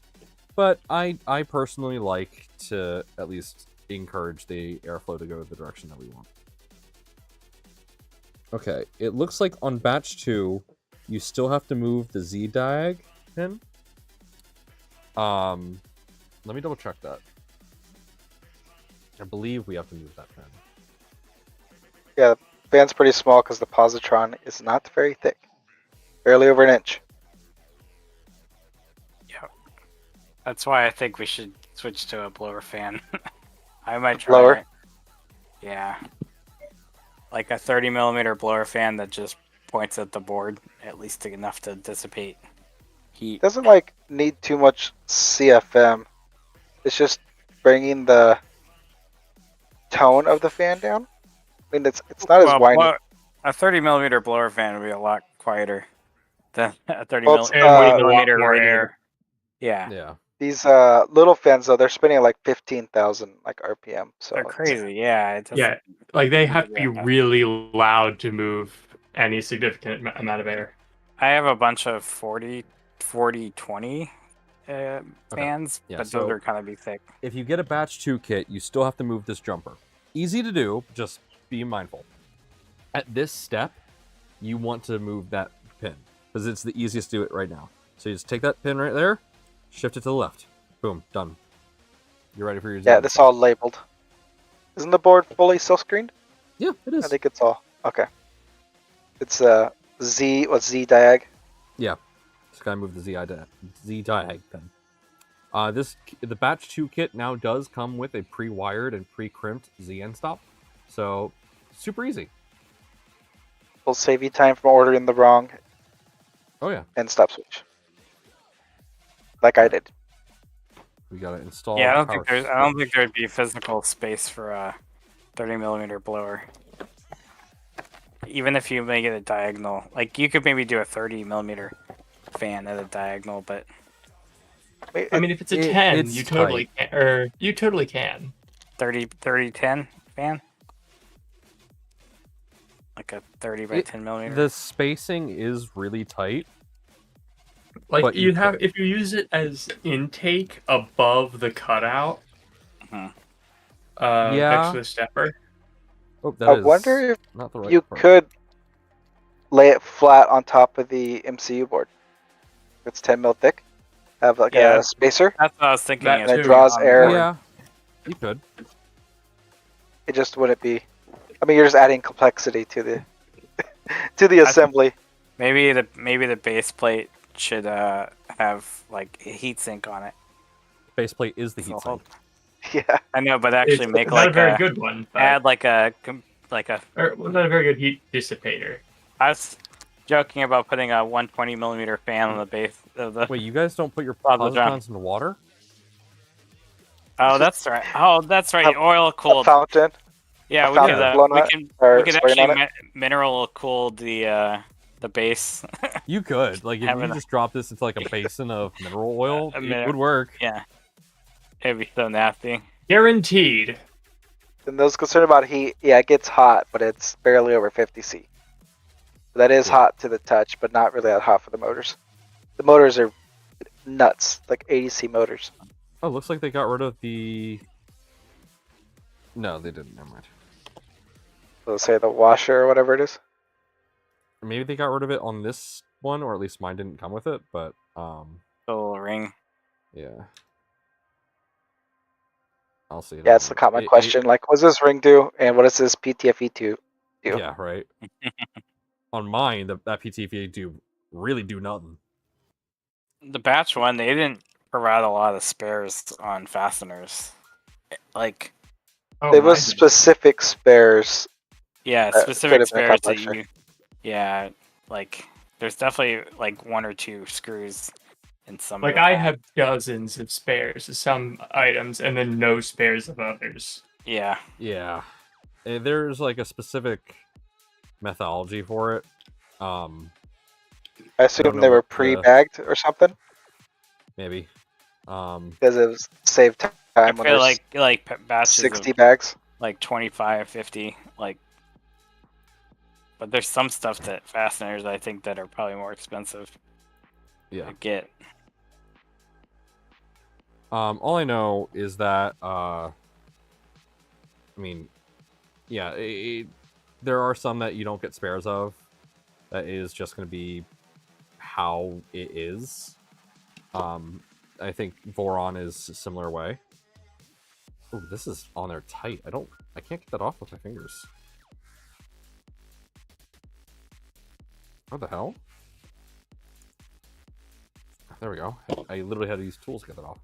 I mean, I haven't lost any screws myself, but that's just me. Good thing I did about lose this printer one. is You have that during don't have this to deal with piece stream. wear. Oh, absolutely. Wait, I haven't lost anything during the stream. I dropped one, but I picked it up. I thought you said that there was one that you're like, I don't. I'll just grab another instead of looking for it. Yeah, that was a heat set insert, which you definitely get plenty of. Okay. Yeah. Yeah, I lost one of the bolts to my hot end fan. So, Oof. but I just took one out and only left two. You'll never know. It's facing down. Yeah, one of my favorite things about this build is that it's a DC build. You don't have to deal with AC at all. Same thing for the Rook. The Rook is also DC only, so you don't have to deal with anything. That makes the build so much more approachable. Yep. Like You can AC power it though. you There is can. space. I don't recommend it because of general safety. Playing with mains voltage. I thought the same thing, but now I'm like thinking how much more convenient it would be in the case. You'd have Ignore what I am currently doing then. the whole half of the case would be. Are you currently available. installing an AC power supply? Yeah. Wait, let me Oh my blow this God. camera up bigger. So is it a specific like where do you source yours? It is a specific power supply that it fits. It is a mean weld though. Yeah, and the LP 300 24. And you're using that 3-pin yo. barrel connector. Sorry, ladies and gentlemen, I just realized. So if you got a batch 1 printer, the terminals on your PCB, the power breakout board, were not colored before. They are now colored. I just realized that. Oh, I didn't Nice. know that. That board is so simple though. Like there's really not much Yeah. going on in that thing. If you miss the silk screen that says 24 volt and ground, there's other problems. There's no diode. This board does. There's. I thought there was on the board. On the main board, given how much time I spent poring over that schematic, I think I'd know, but I don't. I love how the version I'm not on gonna this is still confirm version that. 1.1, 2024, January 30th. Updating version numbers is for chomp. Right. It is so inconvenient. So the what is the wattage of the stock power supply? 200. 24 volts, 200 watts. Yeah. So it is just too much power for PD for any currently commercially available PD solution. We are waiting right now for Framework. We believe Framework is making a PD brick that can supply the power required. Comes but down that to the is speculation. brick. That's not like official. I've seen some 240 volt Thunderbolt, USB-Cs pop up, or Cables, 240 watt USB-Cs pop up. Or you could have 2 USB-Cs. They are somehow. thick cables though. The 240 watt USB-C cables are like Oh yeah, they are thick boys. they're monster cable. They remind me of a decently thick HDMI cable. I think that you're solving a problem that doesn't need solving at that point. Like, Well, And it'll come down also- to the size of I the haven't brick. seen any that thick. Like mine are just normal thickness, just I mean, the thicker normal thick, like full, like 24 pin thickness. Just all they- the wires are the 24. Yeah, to be or clear, certified? I Yeah. really want to do that mod on my printer. Like I want to use power delivery, because Yeah, that's if pretty we much what I get said. proper power delivery on the Positron, we could make it compatible with weaker power supplies, if we do the power management properly. So we could have it be like, oh, this is only providing 100 watts. Okay, disable this or that on the printer. So we could easily make the printer like even more portable with that, but no one commercially makes that. No one commercially makes the power supply that we would need to operate normally. So Yeah, because the what Like is you it? could just get a GAN AC adapter that's not USB-C. yeah, that's what I do, I But think would the be equally, GAN if ones- not more, compact than having to. and Have more USB-C. efficient, which also. yeah. Yeah, It's the highest one. I don't think I've seen what is it, over 160 watt GAN bricks, and they start getting big even though GAN's tiny. I think a lot of that is just because it's PPS as well. Once you get to the expensive ones, you just kind of expect that. Yeah, this 160 watt USB-C GAN 3 brick, it's essentially the same width and depth as the current brick, but like half the length. Yeah. And it's only 160 watt, and it's very expensive. I'm running 18 gauge wire. I think I have 16 gauge wire as well, but I was looking for some 16, but all I had was some 12, and I'm like, oh, it doesn't fit.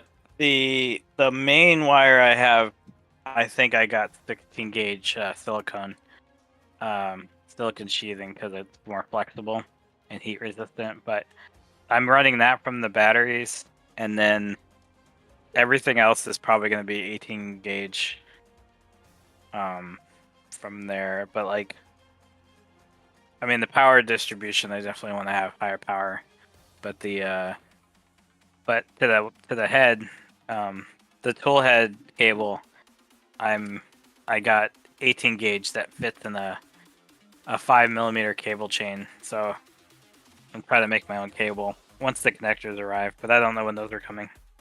They might be after 3D Printopia, but I was going to try to make my own cable chain. XT30 cable. Well, yeah, I'm trying to replace the existing cable chain. Because I think they're too long, and I would rather have them constrained with a cable chain than having to deal with all the 3D printed spines and stuff. Have you seen That's Joe's you the same length cable spine? I mean, that's fine, but to me, I think that's just bulky. Well, for his backpack, it doesn't help save room. Oh, true. It's for the backpack specifically, yeah. Well, they're You really saving need room. that. They're saving room, but also just in general, like when I had them, I had it Like on just a messy desk. It takes up space. Like it. Yeah. Yeah, the that's cable can why get I'm caught not on using stuff. it. Yeah. Having a The below the cable chain box because size of how printer's big not it small is enough. and the extra setup. Well, like how yours is right now is you have a plugged in. You don't have a plugged in, but yeah, but yeah, it definitely like that cable like sticks out a lot. Yep. But the head does too. I mean, you Yeah, still the gotta head have goes a quite lot a of bit to the clearance. right. Well, I'll find out when I get the frame built. I have 3 it. by 6 FHCS. Yeah, the backpack frame is good, but it needs it definitely the aluminum needs sanding. Like Sin did an excellent job, but they have welding artifacts, and they didn't deburr it or anything. So They just got it. they would have deburred it if I ordered powder coating or anodizing. But the anodizing and powder coating would have taken like probably another week. So I didn't. I was considering it though, because it would have looked cool. Anodized aluminum looks so good. Yeah, Nomad. Yeah. Is that XT30 cable still the same length? What I about didn't it? know if is it still the same length as your other ones? Batch 2? That's a great question. I don't know. 'Cause I remember it was brought up, but I don't know how long that would take. If that's gonna be 2 or 3 or. If I had to guess, Um, it's like 200 millimeters long. No, the cable's way more than 200. The PTFE is 400. I'm gonna have to find. Oh, really? Yep. So I have a giant mess to my left, and my cables are in that giant mess. I'm gonna have to find my old XT30 cable to tell you, but I definitely have a new one. I'm but it also gonna probably looks redo the decent. Z-axis one, the heated bed cable, because that one is pretty. I don't know. That one doesn't have the overmolding, so I can't imagine that's not gonna fray eventually. Yeah. Like, Okay, let's get the Yeah, I'd say panels on. mine's been fine. I know it's been fine, but I'm just saying, like, I mean, any- that one anything- would any benefit loose- more from the silicone, or would yeah, benefit from I the know. silicone. I almost would swap the cables.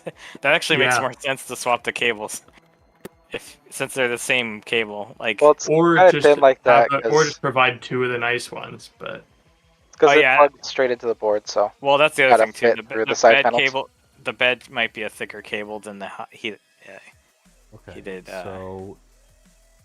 I'm 2.5. Wait, that doesn't make sense, 'cause if that's a 72 watt heater cartridge, it's pulling as much power as the bed. pretty much. Oh my god. Okay. Actually, I think it pulls more than the bed because I run it like 85 watts. I'm That's doing crazy. 50C bed, That's crazy. so it is. Yeah. Yeah. Well, the toilet board is running a 72 watt heater. That's what I mean, Yeah. but the bed itself, the heated bed is like 60 watt, right? 60. Yeah, I assumed the bed was 100 watt, but I don't know Oh. if we actually got specs for it.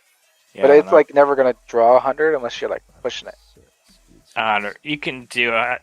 I would imagine there's a you can turn down the duty cycle, and that would help reduce your power usage, because that's probably what I'll end up doing.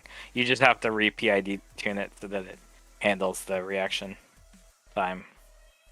But yeah, I might actually do that for the backpack. It just reduce its like duty cycle so it heats up slower. That way it's not drawing as much power. Say that he done the test at like 50 watts or 50 Celsius. Seems to be great. I do Yeah. all my prints at 50 Oh, I haven't even ran the Positron since on the I got- batteries yet. Actually, I haven't ran it since I got back from Dallas. Now that I think about it, I took it out of the case and showed somebody at the makerspace, and used it to test the fitment of the parts before I laser cut it. But like, I didn't actually turn it on and start printing when I got home. So That's how you show people, and then they just start buying positrons. Yep. Yeah. Kind of like some other people recently. bring it to the maker to work. Oh for yeah. makerspace. Ollie 3D. I'm not bringing it to work though, because I don't think anybody at my work cares about 3D printing or me I love bringing a that printer Ollie to work. 3D enjoyed borrowing my Positron so much that he's just No, He just just order one or he something? just ordered one. he's going. Well, to, isn't he making mods for one? Yeah, he's. But he wants his designing Is he, but he was yeah. he's making mods before even actually having one. Yeah. Oh yeah, That's straight from the CAD. that's dedication. That's crazy. That's cool. Like, I can't even imagine that. Like, making like Voron mods and not ever owning a Voron. It's like, how do you even know?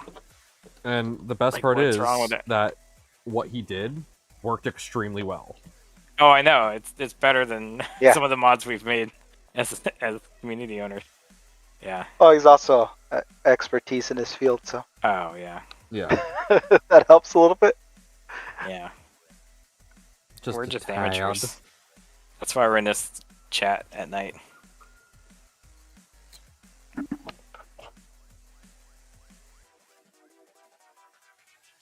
if we were professionals, we'd be in this chat in the day. Yeah. Yeah, I don't do anything like this during the daytime. I do random designs and stuff, but Lately, it's just been printing all the designs I already made. I do have Fusion on my work laptop, but I'm definitely not doing work on my work laptop in Fusion. So They're trying to take away my SolidWorks license to cut costs. Seriously? they gave me a SolidWorks license, and I don't use it because They're like, we'll give you AutoCAD. I'm like, that's not the same, and I won't be able to open any of my files. Completely different, like, flow. I mean, my last job, I actually did use Fusion quite a bit, to the point where it was a startup, and they wouldn't reimburse me for my professional license because I didn't want to use my personal license because of the profit thing. But of course, the company never made a profit because it was a startup. But like, I eventually we can convince them to buy a single Fusion professional license subscription. But like, we were already using Design Spark Mechanical, and they had one commercial license of that, and then all the free licenses you could design in, and then you just open the file in the professional license, and that's how you export your DXF files and stuff. Because we used it to make like custom dies for cardboard. We made it to, I made G-code, or I used the Fusion to make like G-code for our plotters and stuff. Like, yeah, I used it for a lot of stuff. Replacement parts for machines.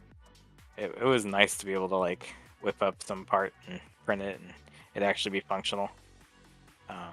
I made core adapters, so like for a roll of paper for a printer or canvas, we could actually it was a 6-inch inner core, and then but there were 3-inch shafts, so I made like a 3-inch to a 6-inch adapter plug basically, and it was cheaper. Like, it was like maybe $5 or $10 worth of filament to make versus like hundreds of dollars to machine one. Yeah, but that's assuming you actually work in manufacturing or anything mechanical, because most of us probably have desk jobs that don't actually have tangible products that. Yeah, I work in IT, and my work pays for CAD software for me. Yeah, but you actually make you make products that actually help the factory side of it, or the machine side. Yeah, hoping this next year transition to industrial design. Yeah, at least get that on my resume. That's kind of what I've been doing for the last couple of years. Yeah, I don't really have that option. I'm not really involved in the electrical side, and if I was, like, electrical side, especially with high voltage, you definitely would not want to be pressing anything you made on a 3D printer. Yeah, I just do low voltage. M3 by 8 SHCS. You definitely want to have like flame resistant stuff if you're going to be doing anything with main power in 3D printing. Yep.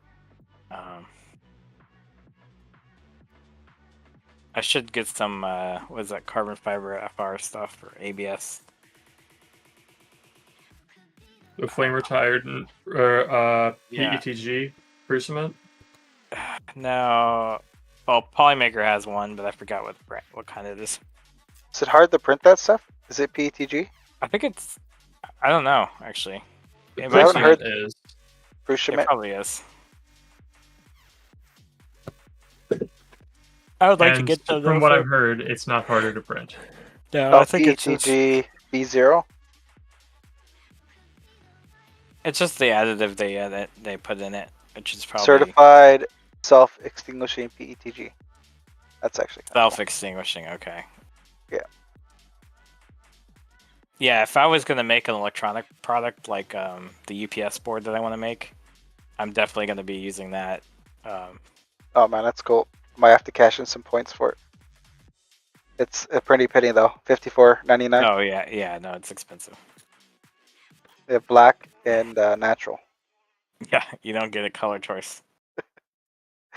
Well, you can pick natural, just lack of color. Yeah. I have like carbon fiber nylon, but like I don't ever use it because it's just Well, too you hard have to to print nylon. Yeah, it's a pain. Even if I dry it properly and had an enclosed printer and blah blah blah, it's just like nothing I'm doing. Like combat robots was the only thing I was ever using it for, and honestly, TPU is better material for combat robots. Well, then just get the CFTPU. Carbon fiber TPU. It does apparently exist. Yeah, I just don't know the benefit of that. Well, what the material be like? I mean, That it's would the be- same reason that carbon fiber nylon exists. It's a very flexible, forgiving plastic made rigid with the carbon fiber. The TPU is the same thing. I feel like it'd be crunchy and very annoying to print. It probably would be Combining annoying to two print, yeah. materials that are Yeah, Annoying I the feel like print. they'd be fighting each other. I mean, they're complementing each other. That's Feel the like point it's of composites in the first place. 0.6 nozzle only or something. Just Granted, know. then a 0.6 nozzle with A TPU is rule annoying. is like $45 or something from Matter Hackers. you need like TPU with a continuous fiber in it. That'd be cool. Yeah, no, TPU is a combat robot thing now. Like it's pretty much everybody's using it. Polypropylene is probably a better material, but the problem with polypropylene is it's Oh even yeah, harder. PP is fantastic. Yeah, polypropylene is a great material, but it's so hard to print. Oh god. You look that like was you're not you a look good like noise. you're It is stripping. so hard to print PP. What was that? What was that noise? is- Why was that not a good noise? You're unscrewing it. You're unscrewing the standoff. Oh, no. Did you strip it? I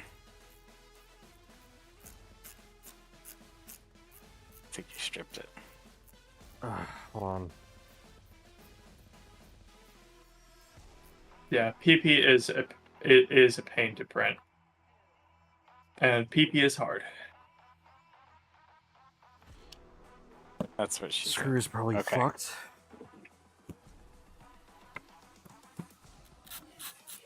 Yep. That's why the threaded aluminum base plate. I think we should definitely do a steel base plate too. That would be fun. It wasn't the base plate that became the problem. It's the standoff. Yeah. They don't give you spare standoffs. Do you have the stainless steel or the brass? This is stainless steel. Oh yeah, the standoffs.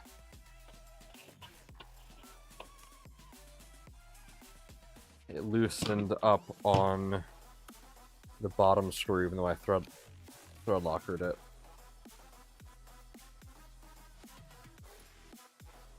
There, that came out. Oh, Bluetooth wait, is that it? locker doesn't do much. Oh, did it snap inside the base plate though? No, I think this is what made the noise. Oh, the plastic. The printed part. So I heard it make that noise and immediately started backing off.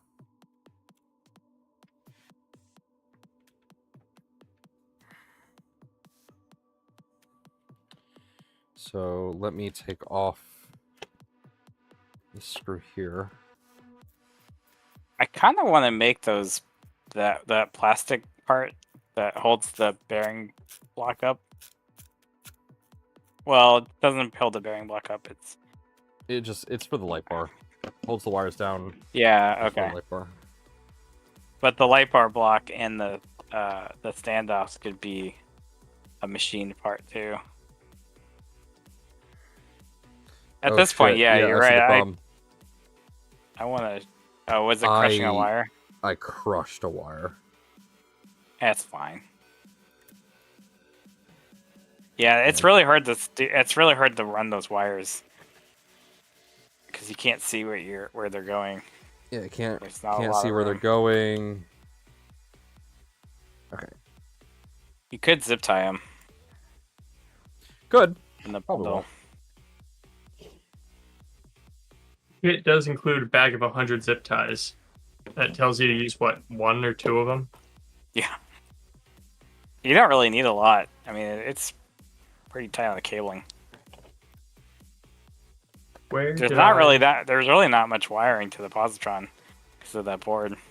No, there's not. Yeah, that's stripped to hell. Hopefully that didn't destroy the threads coming out.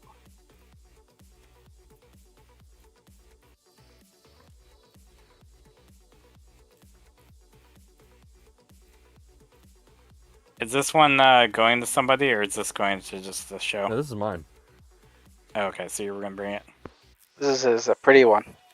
Yeah. How many do you have? Technically, okay, one is on loan currently, so I don't have that one with me. The other one, second. Oh god. Okay, I gotta take this apart. One's on loan. That one's the Hitchhiker. Not Journey Maker, but Hitchhiker. Hitchhiker, yeah. Like Hitchhiker's on loan. I thought the not Journey Maker, but Hitchhiker was part of it. Oh, is that what you call it? Is that the travel printer? Yeah, that's the one. I mean, that's what I hear it called most often. Yeah, the Hitchhiker is the one that goes to trusted members of the open source community that are developing things for printers that they can't afford a positron because, like us, they are not for profit. But the positron could significantly benefit from their work. Is it a 3.2? Yeah. Oh, is it an LDO kit? Yeah. Yeah, he built it on stream. Oh, I thought it was a... Okay. Yeah, never mind. Because of the synonym of hitchhiking, I often call it the wrong thing. Oh, got it. Yeah. But it is, in fact, an LDO positron. Hitchhiker's Guide to the Positron. Yep. Okay, that is in And nice and tight. it should be serial number 42 if we're going to do that. I wish it was. That would be cool. That Actually, would I don't be know what my perfect. serial number is now that I think about it. I'll look that up. I I'm should never look at it. 43. I hope it's 69. Mine's 102. Yours is probably like It's probably older than 106. Yeah, I'm so I'll glad look I at have it. so many spares of this BHCS. I'll be back.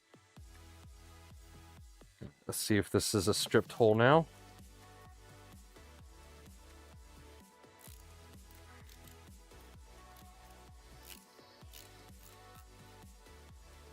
Alright, we're going in. And we're through. Let me get some thread locker on here.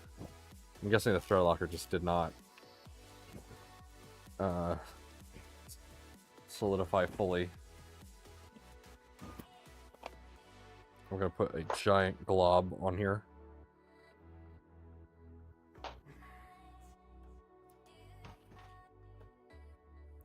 Where?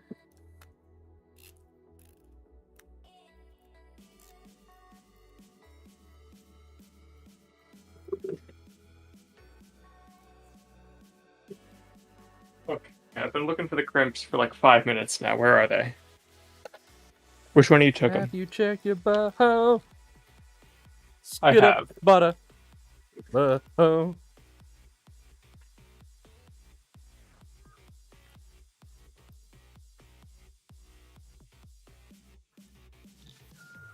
Oh god, I thought for a second that there was the head of a screw inside this, but there is not, thankfully.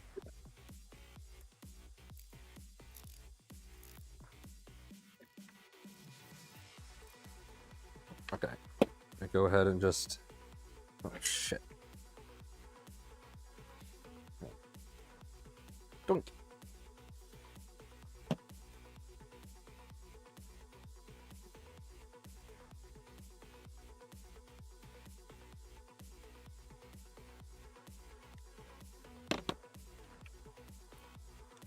Oh, I got a recent thing recently. Oh? This. No, I can't see it. multimeter Oh, sweet. from 1935. Is that the one that you found in NASA? No. This one was found at the USDA. Oh, that's cool. That's probably even cooler. Yeah. Very just has one analog dial and lots of places to plug in. And a very nice sounding dial. The joy of threading.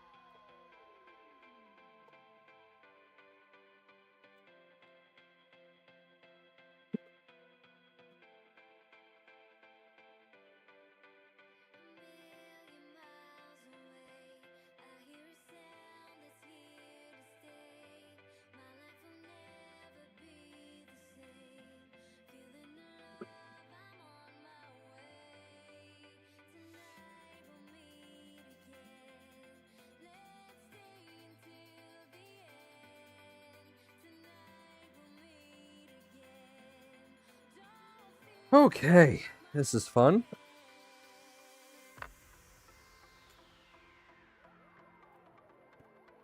There we go. That's still crushing the cable. That is flush.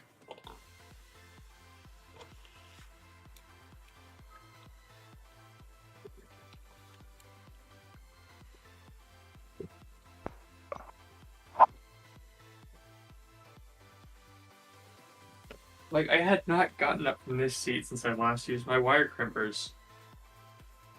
Or my crimpers. Where there's not that many places that they can go without me standing up. Okay.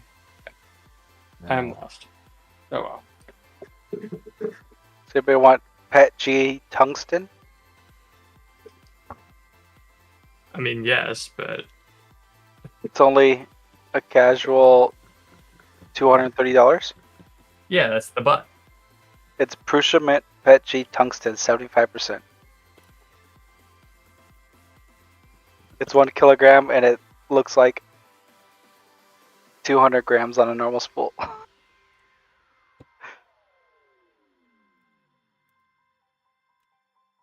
It's meant for medical stuff. X-ray shielding. Yeah, some kind of shielding. Okay, I got a small problem, and I don't know what it is. It's not cables.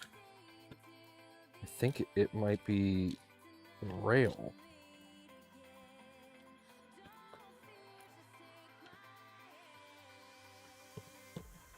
Because that's super tight, but that's loose as shit. Oh, is your screw too long? Fuck! What's going on here? Why am I having a fucking problem?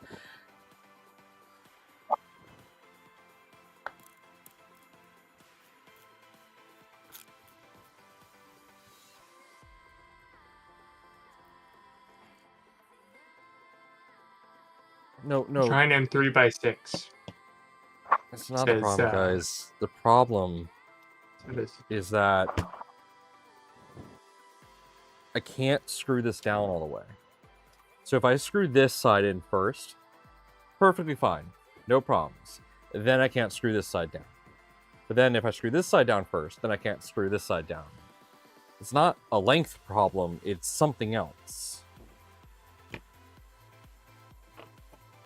Or your standoffs all the same height?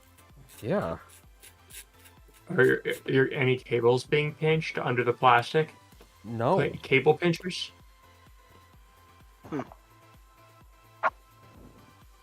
I mean, what I could do is just put in the standoffs now first and try to do this reverse.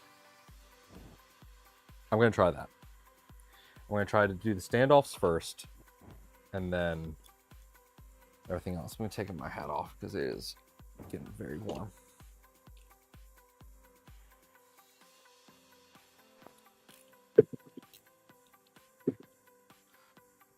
What the hell? Why is that?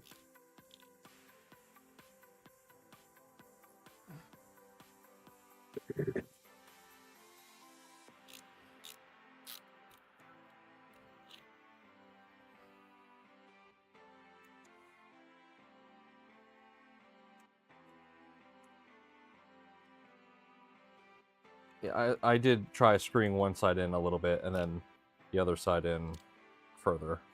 I did try that.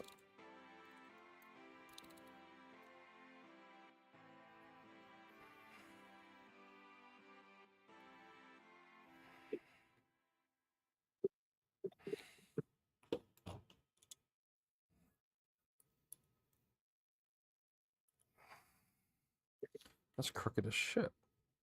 Okay, I'm gonna assume that one's stripped.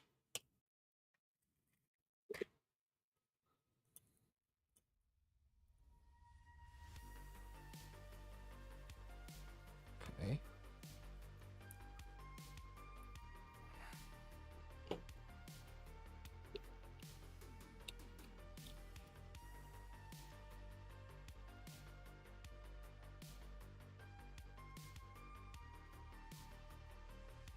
Yeah, the printed parts are flush. Okay, that screwed in really nicely. Let me make sure that's stripped now, so toss that. Let me make sure these screws can now go in all the way. We're just gonna be clinical about this.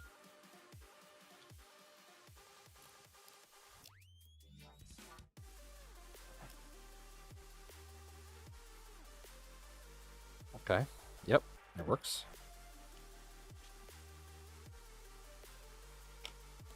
So let's try. Is there anything caught under that? Nope, okay. So let's put this back on.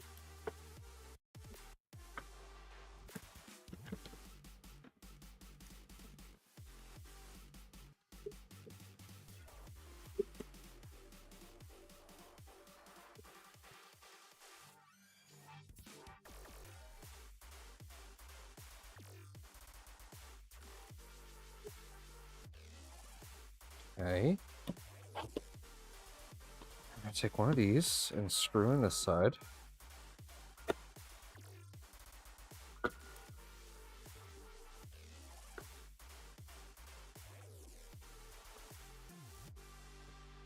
Cool, okay.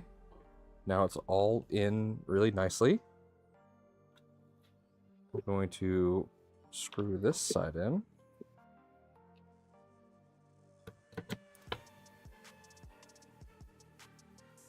Okay, going in no problem. And we're all the way down. Okay. Let's pop these in just so I don't lose the carriage.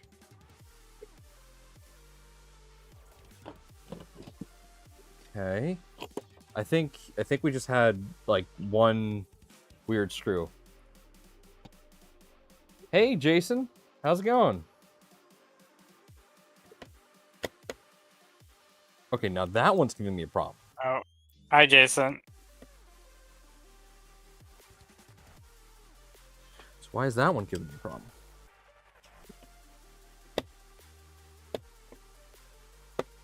Just red Loctite everything. Okay, so let's take this off Just again. caught the entire base in JB weld. It's JB Weld everything. It'd be the toughest positron. You'll never take it apart. Drop test that. Yeah. Actually, you should just epoxy pot everything in the This base. is really weird because I've never had this happen ever.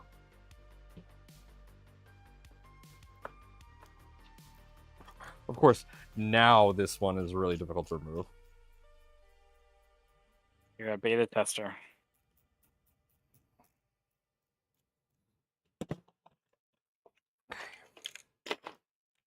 So let's take this.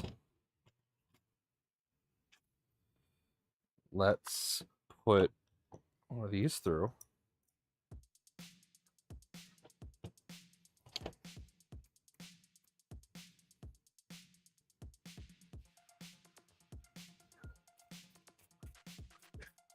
Okay, yeah, that goes through just fine. Okay.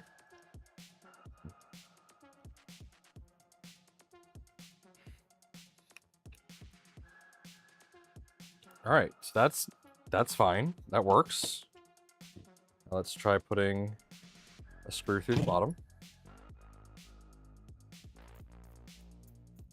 Yep, perfectly fine. All right, hold on. Yeah, no problem. Okay. I found my crimpers. Nice. I did the unthinkable. You put them away. I had put them away. Yes. Put them away in a convenient spot and can't find it. No, like actually probably away just- where they belong. It's probably the same place where my screwdriver went. Uh, I it's the looked third in my drawer. drawers too. It's the third drawer. I thought it would be on top because I was just using it, but I was digging around in there and I'd forgotten I was digging around in there and they got buried. So I was just looking on top and like, oh, they're not in there. I have a tool bag that I've had forever, and that's why I'm trying to keep all my tools when I'm working on stuff like printers and stuff. But I have 3 workbenches essentially. I have my upstairs desk, and then my basement desk workbench, and then I have like 2 tabletops. I'm thinking right now, guys, that something was just misaligned. Like, ever so slightly. And I think what we're doing right now is we are kind of forcing a realignment.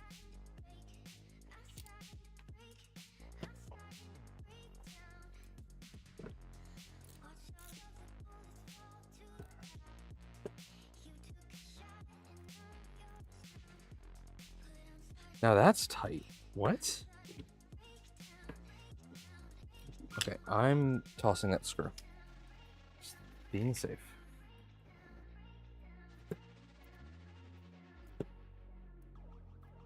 Okay, that one's not tight. Maybe it was just a bad screw I kept accidentally using over and over again. That could be it. It probably was just a bad screw I kept using and not realizing. It's easier to strip screws than it probably is sometimes the nuts, because these screws are, especially the stainless ones, they're actually a little softer than. That went I think a lot of those are stainless screws. I don't think a lot of them are black oxide. I have a bunch of black oxide, but yeah. Yeah. They're also kind of meant to be installed with the Allen. Yeah. So you kind of catch yourself Okay. before you over tightened. All of that is in. So let's screw in the 2 that are no longer screwed in.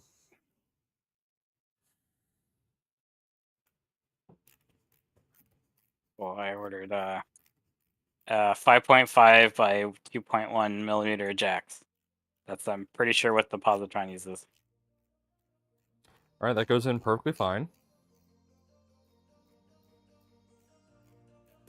The male and female side too. So.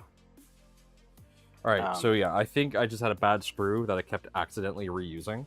I think that was my problem. I don't think there was any problem with the hardware or anything. I just had a bad screw I kept using. Which is fine. This is a hodgepodge of screws. This is not explicitly LDO screws in there. So I probably pulled a bad screw from something else. Okay, yeah, that rail is now in. And that is perfect. Yeah. Now I Okay. kind of want to make a dual. I have a pile of extruder parts on my desk from when I was just like playing around with tuning, like scaling. Most of them are bad. I don't keep the good ones separate from the bad ones. Yeah, I don't either. So I totally. I just also don't screwed throw this up. away the bad ones. Yeah. So what just happened here? Totally on me. Every time something did not go in right, I should have really inspected that screw. But now we're good. That's bowed out a bit. Oh wait, no, it's just catching on those cables there. Never mind. So if you notice, I haven't installed the light rails yet. That's intentional. When I build positrons, I'm a little old-fashioned. In the alpha, we did not install those until like the very end. And the parts that we use to do that are still here, so it's still a valid way of doing it.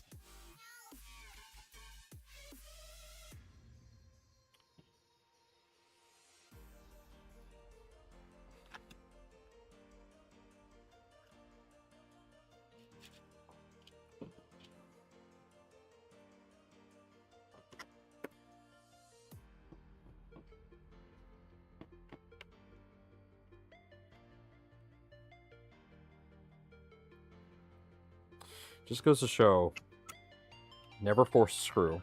If you feel resistance, listen to it. It's probably resisting you for a reason, and you're going to want to figure out why. Especially when the screws are this small. Yeah. Okay, so let me show you what the old way of doing this was. So you would assemble the whole part, and then you would take these, first peel off the film here.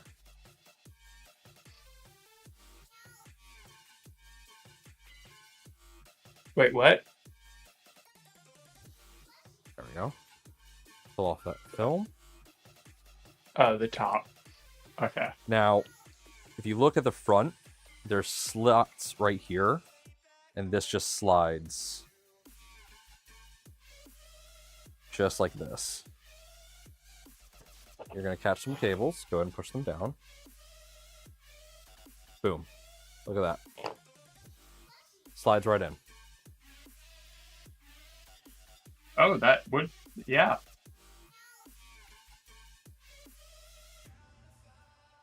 I think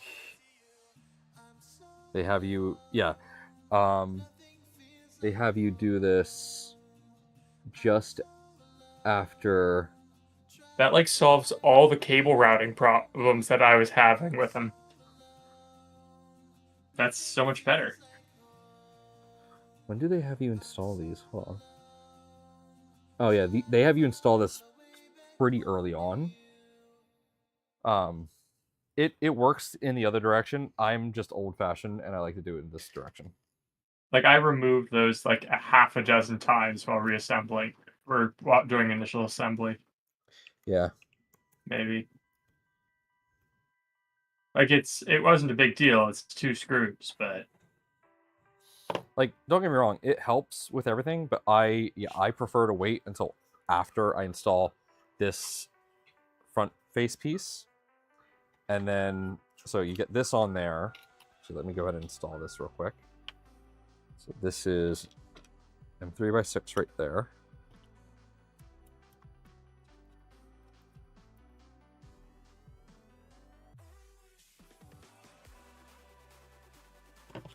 Then, oh, I don't have that part installed.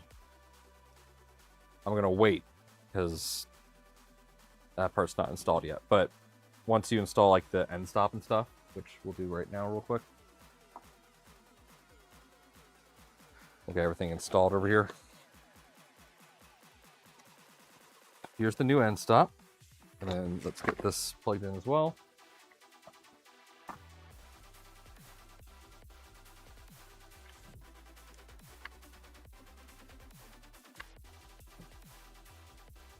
I need to get that installed too. so here is the new end stop. Beautiful pre-made cable. Ooh. Take that out. Plug that in. Just run that. And then you can pop this back over top of that. And this does a good job actually holding that end stop in. Okay. All right, now I need the extruder motor.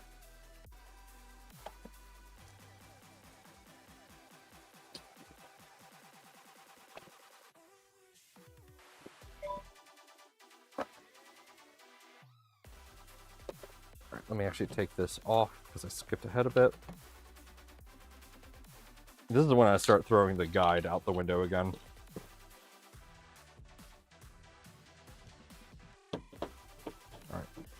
Now, I'm going to go in my fasteners box. Again, this is me kind of skipping around a bit. We're going to take the zip tie holder. I believe this uses an M3 or an M4. I forget. It goes right here. It's easier to install the zip holder now. Yeah. I waited to the end, and now I don't even use the zip tie. Or I don't even use it correctly.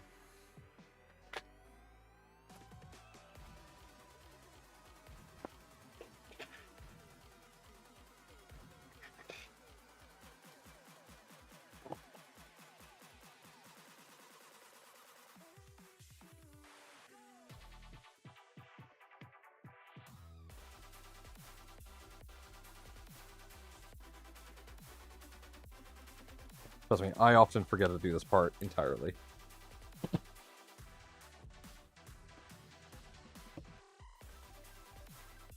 Oh yeah, me too.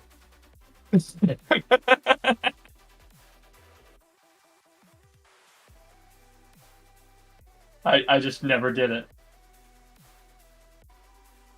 Not strictly required. It's a good thing to do. But, you know, the Positron police won't come after you if you don't do it.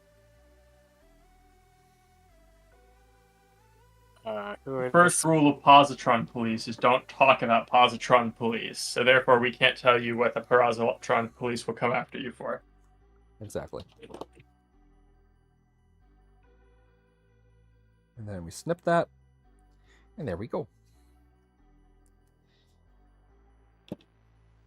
Okay, now that that's done, let's get this in.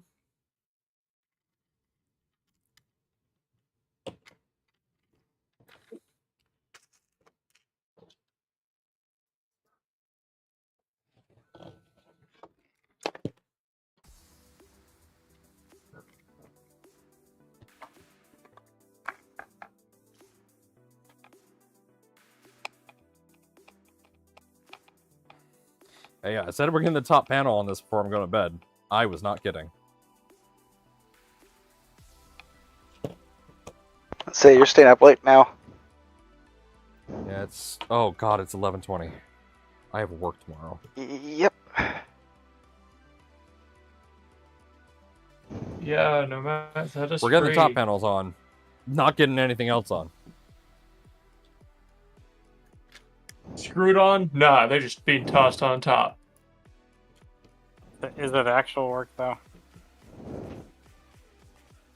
Yeah, so we're going to skip the idlers for now. Ooh, that is uncomfortably tight.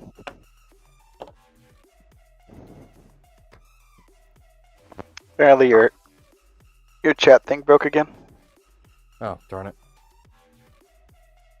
I was like, So let there's me no know. messages, but there's messages on YouTube, so. Sorry, guys. Been in the zone. There we go, that's smooth.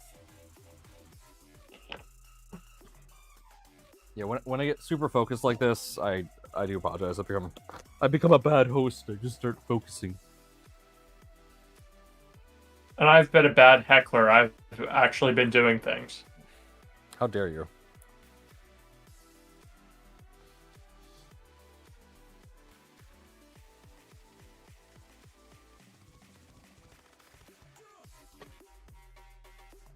Yeah, I really need to figure out my priorities. Don't you know that you should only be dedicating your life to this? How dare you? That's I'm All working your- on a positron. All your free time be gone.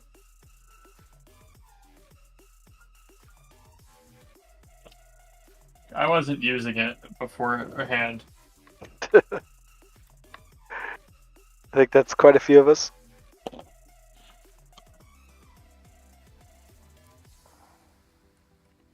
Okay, that's being a bit of a bitch to get in. I think that is a problem with the rail being misaligned.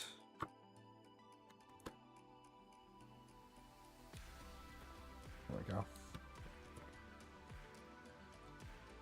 Yep, that was the issue.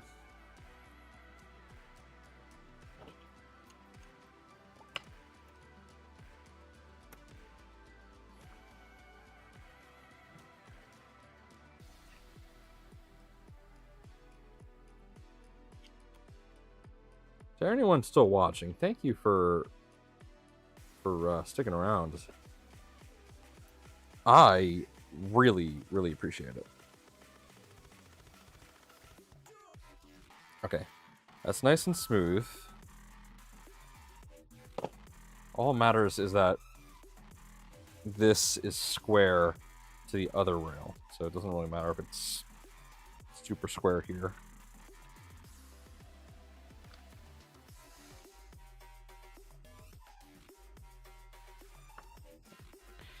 Oh, this is such a tight fit for everything. I swear my tolerances are actually good.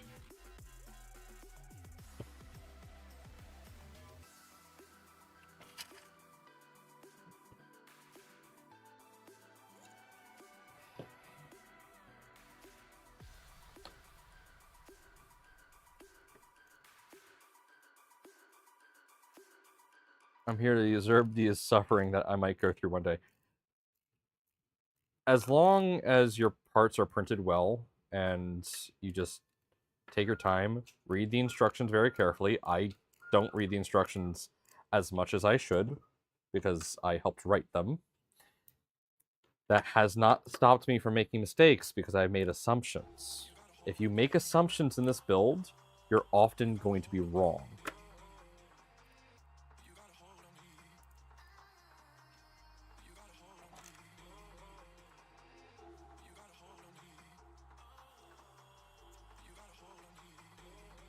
So don't make assumptions.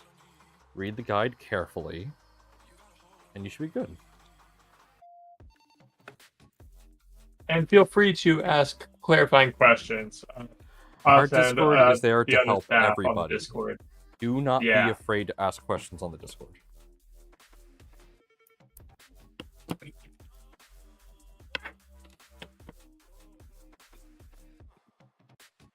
Is my handle...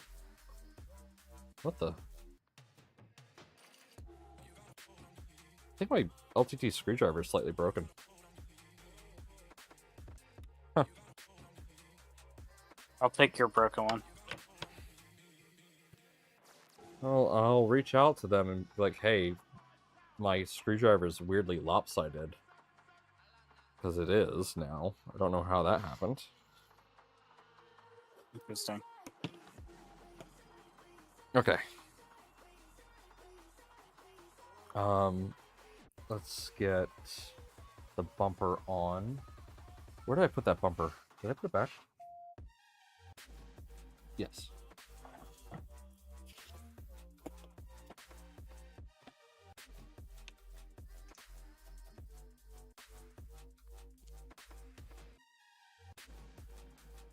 Like right now, I shouldn't be doing this. I should have part of the Z-axis installed already. But I don't, because I haven't been following the guide.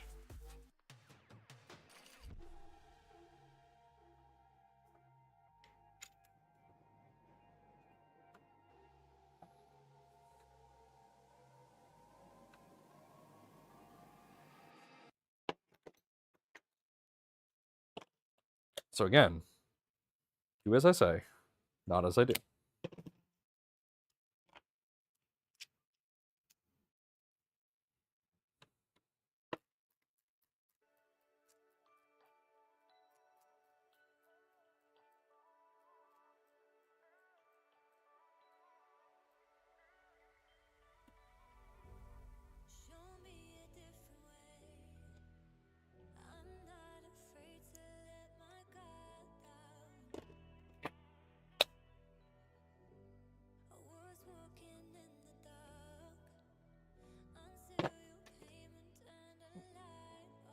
Yeah, they could have made that fit. Ooh, what?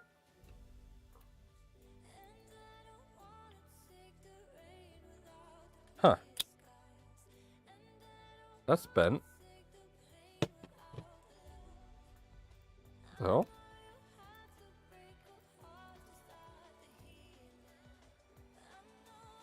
Huh. Whatever. Okay. I can put the top panel on now. We'll do that. Before I do...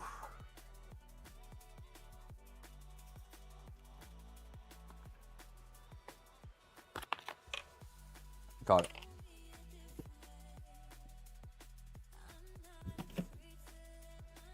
Okay.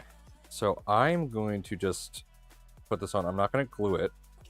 You really should add just like a dollop of glue to help this stay on, but I'm skipping that.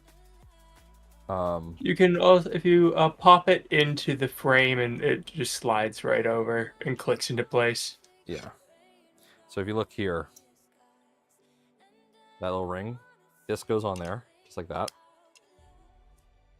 Simple as that. And this goes on like this. Yeah. Just like that.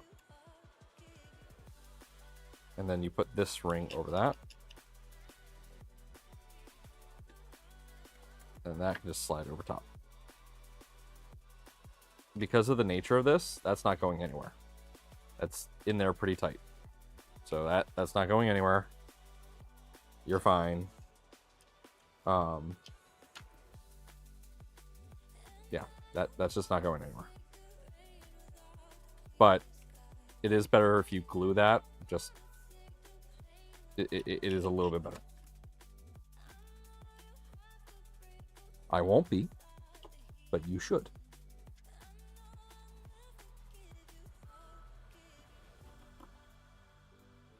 I will go back and glue that later, but since I'm going to be probably hopping in and out of this panel, I'm leaving it off for now. Ladies and gents, we are almost out of purple pieces. Which means we are almost done this build. It's a purple pieces eater. It was a one horde of flying purple pieces eater.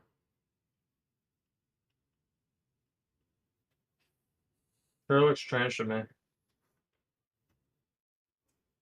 It's also what I call my car. I mean, I haven't ran over anybody yet, but it could.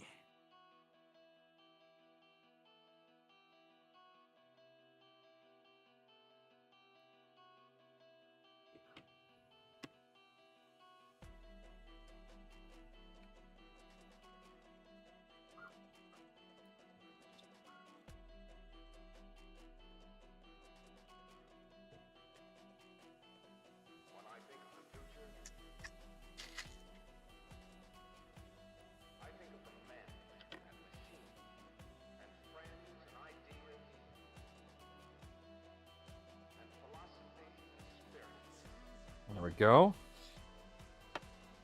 Look at that, ladies and gents. We got a positron here. I'm going to put this back piece on to prevent this rail from just sliding off. Let's see where... Okay, I need to actually prepare that block.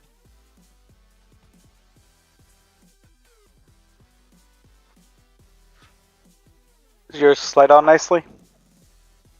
We're about to find out. So here's the block. And this is a tensioner, so it's meant to slide on the rail. Oh, with butter. Look at that. Butter. Okay, so I need M3 by 6 by 5.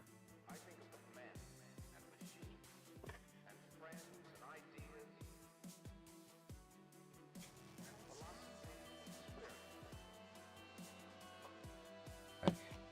So that's M3. Pull out my M3 tool.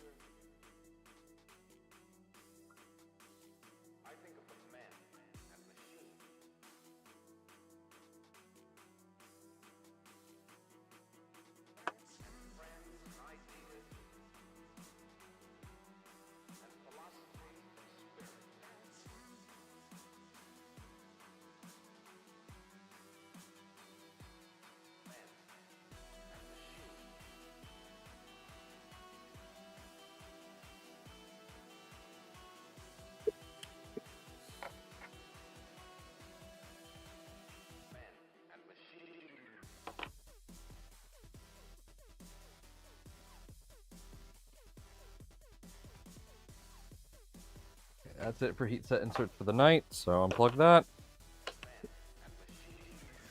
Okay. Now I need my idlers. Where did I put those? Here.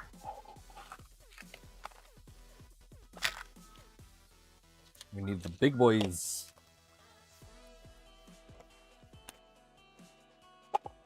Okay. And it is a M3x12 wafer head.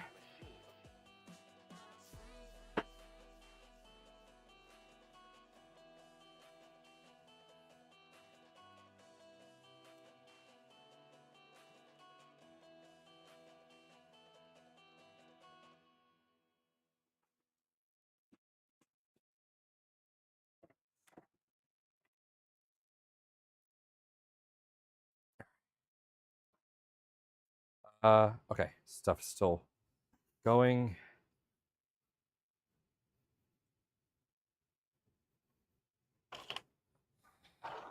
And then I need just a washer, 2 washers. What washer? It is 3x6. Okay.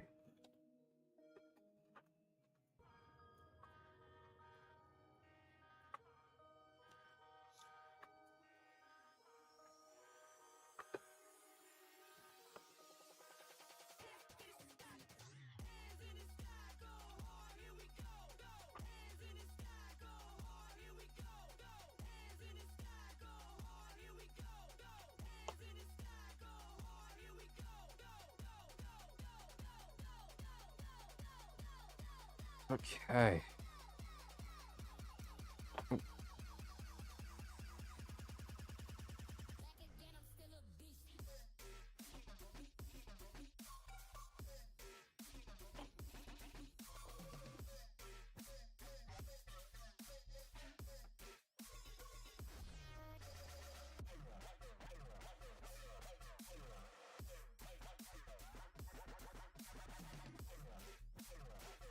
So in this part in particular, getting your idler to be nice and flush with the surface, or getting your heat set insert to be flush with the surface and actually flat, is very important. Because if it's too tilted, then your idler will lock up. Now, you can tell when it's not going to be straight. Mine are not straight, but they are straight enough that the idler does not actually interact with the plastic. You could add another washer to just increase that tolerance a little bit, but we're good in this case here. Okay. And then I need a female standoff M3x6. That just drops in the front there. And then that's an M3x6, so I know that's going to be M3x25 going in the back.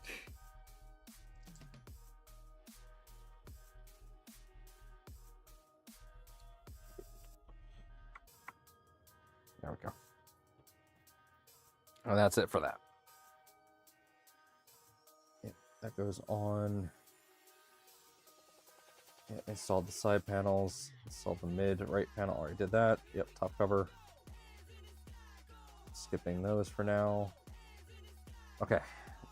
Z-joint block. This is the last part that we're doing tonight. Yeah, it's difficult to get heat set inserts to be perfectly flush. It's going to be the immortal challenge of heat set inserts when it comes to printer builds that use plastic parts. Excuse me. Oh my god. I'll speak some. That's the immortal challenge. There's no winning. Always going to be slightly off. The question is, how off?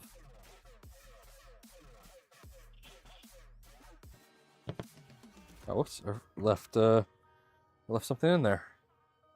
Oops.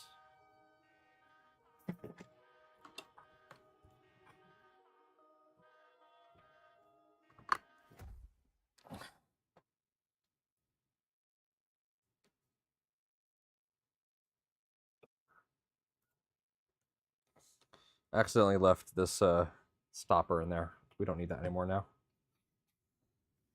Hopefully, I didn't scratch the stainless. So I need M4 by 10. I'm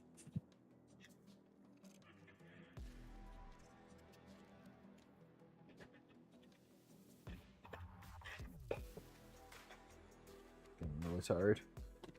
We got this. We got this. We got this.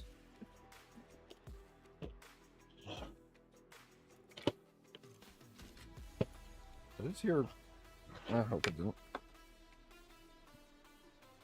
Oh, did that fall out? Oh yeah, that did. That's what made that noise.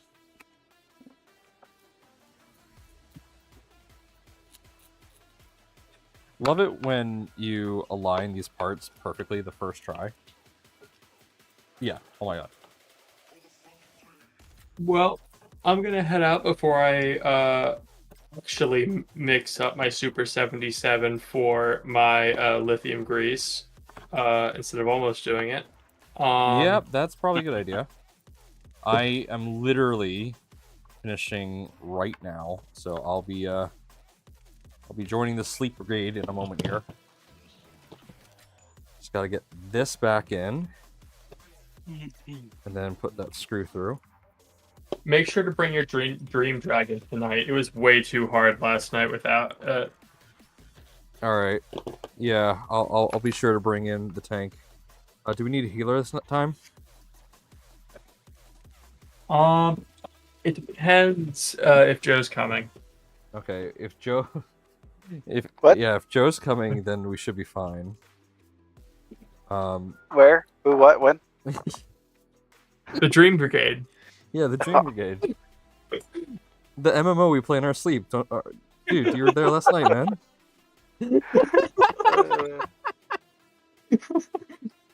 Sorry, I had latency issues. Joe. We know. You from last time we played. Yeah, man. I thought you had that fixed. I thought you had that looked at.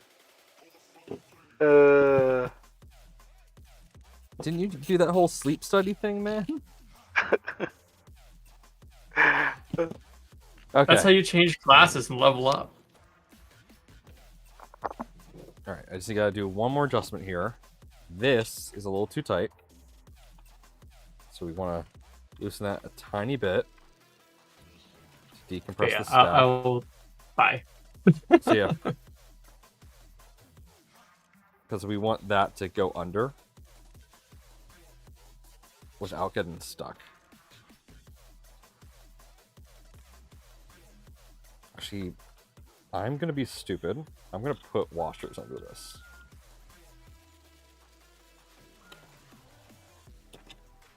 Just because I have spare washers and I want that to work nicely. Another CG, especially on ankle strokes, yeah. Okay. Just shim washer.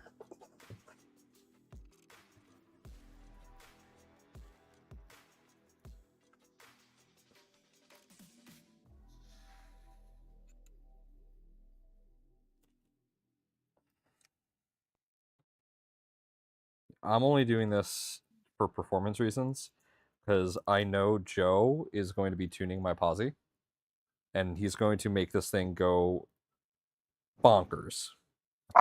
So I am taking a couple precautions to make sure that my printer can handle it.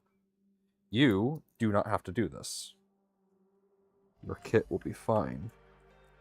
If you have ever seen what Joe has done, essentially, he beats the speed benchy on a Bamboo X1 with his Positron. Oh yeah, pretty easy. It's insane. I think my first attempt was like 12 minutes or something. We're like pretty sure his Positron is going to just elevate off the table of how fast it's going. All right. Oh, that reminds me, I gotta print feet, new feet for the hula feet. All right, so yeah, Just those little washers that we just added right there, which is not part of the standard kit, allows that carriage to go under perfectly fine, which is exactly what we want. And there we go. That's done.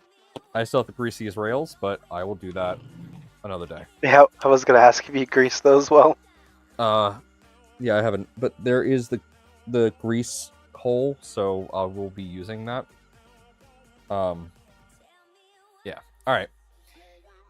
Thank you everyone for sticking around for as late as we ran. This is one of the latest Monday streams that we've done, and we probably will never go this late again unless I am crunching for another Rep Festival.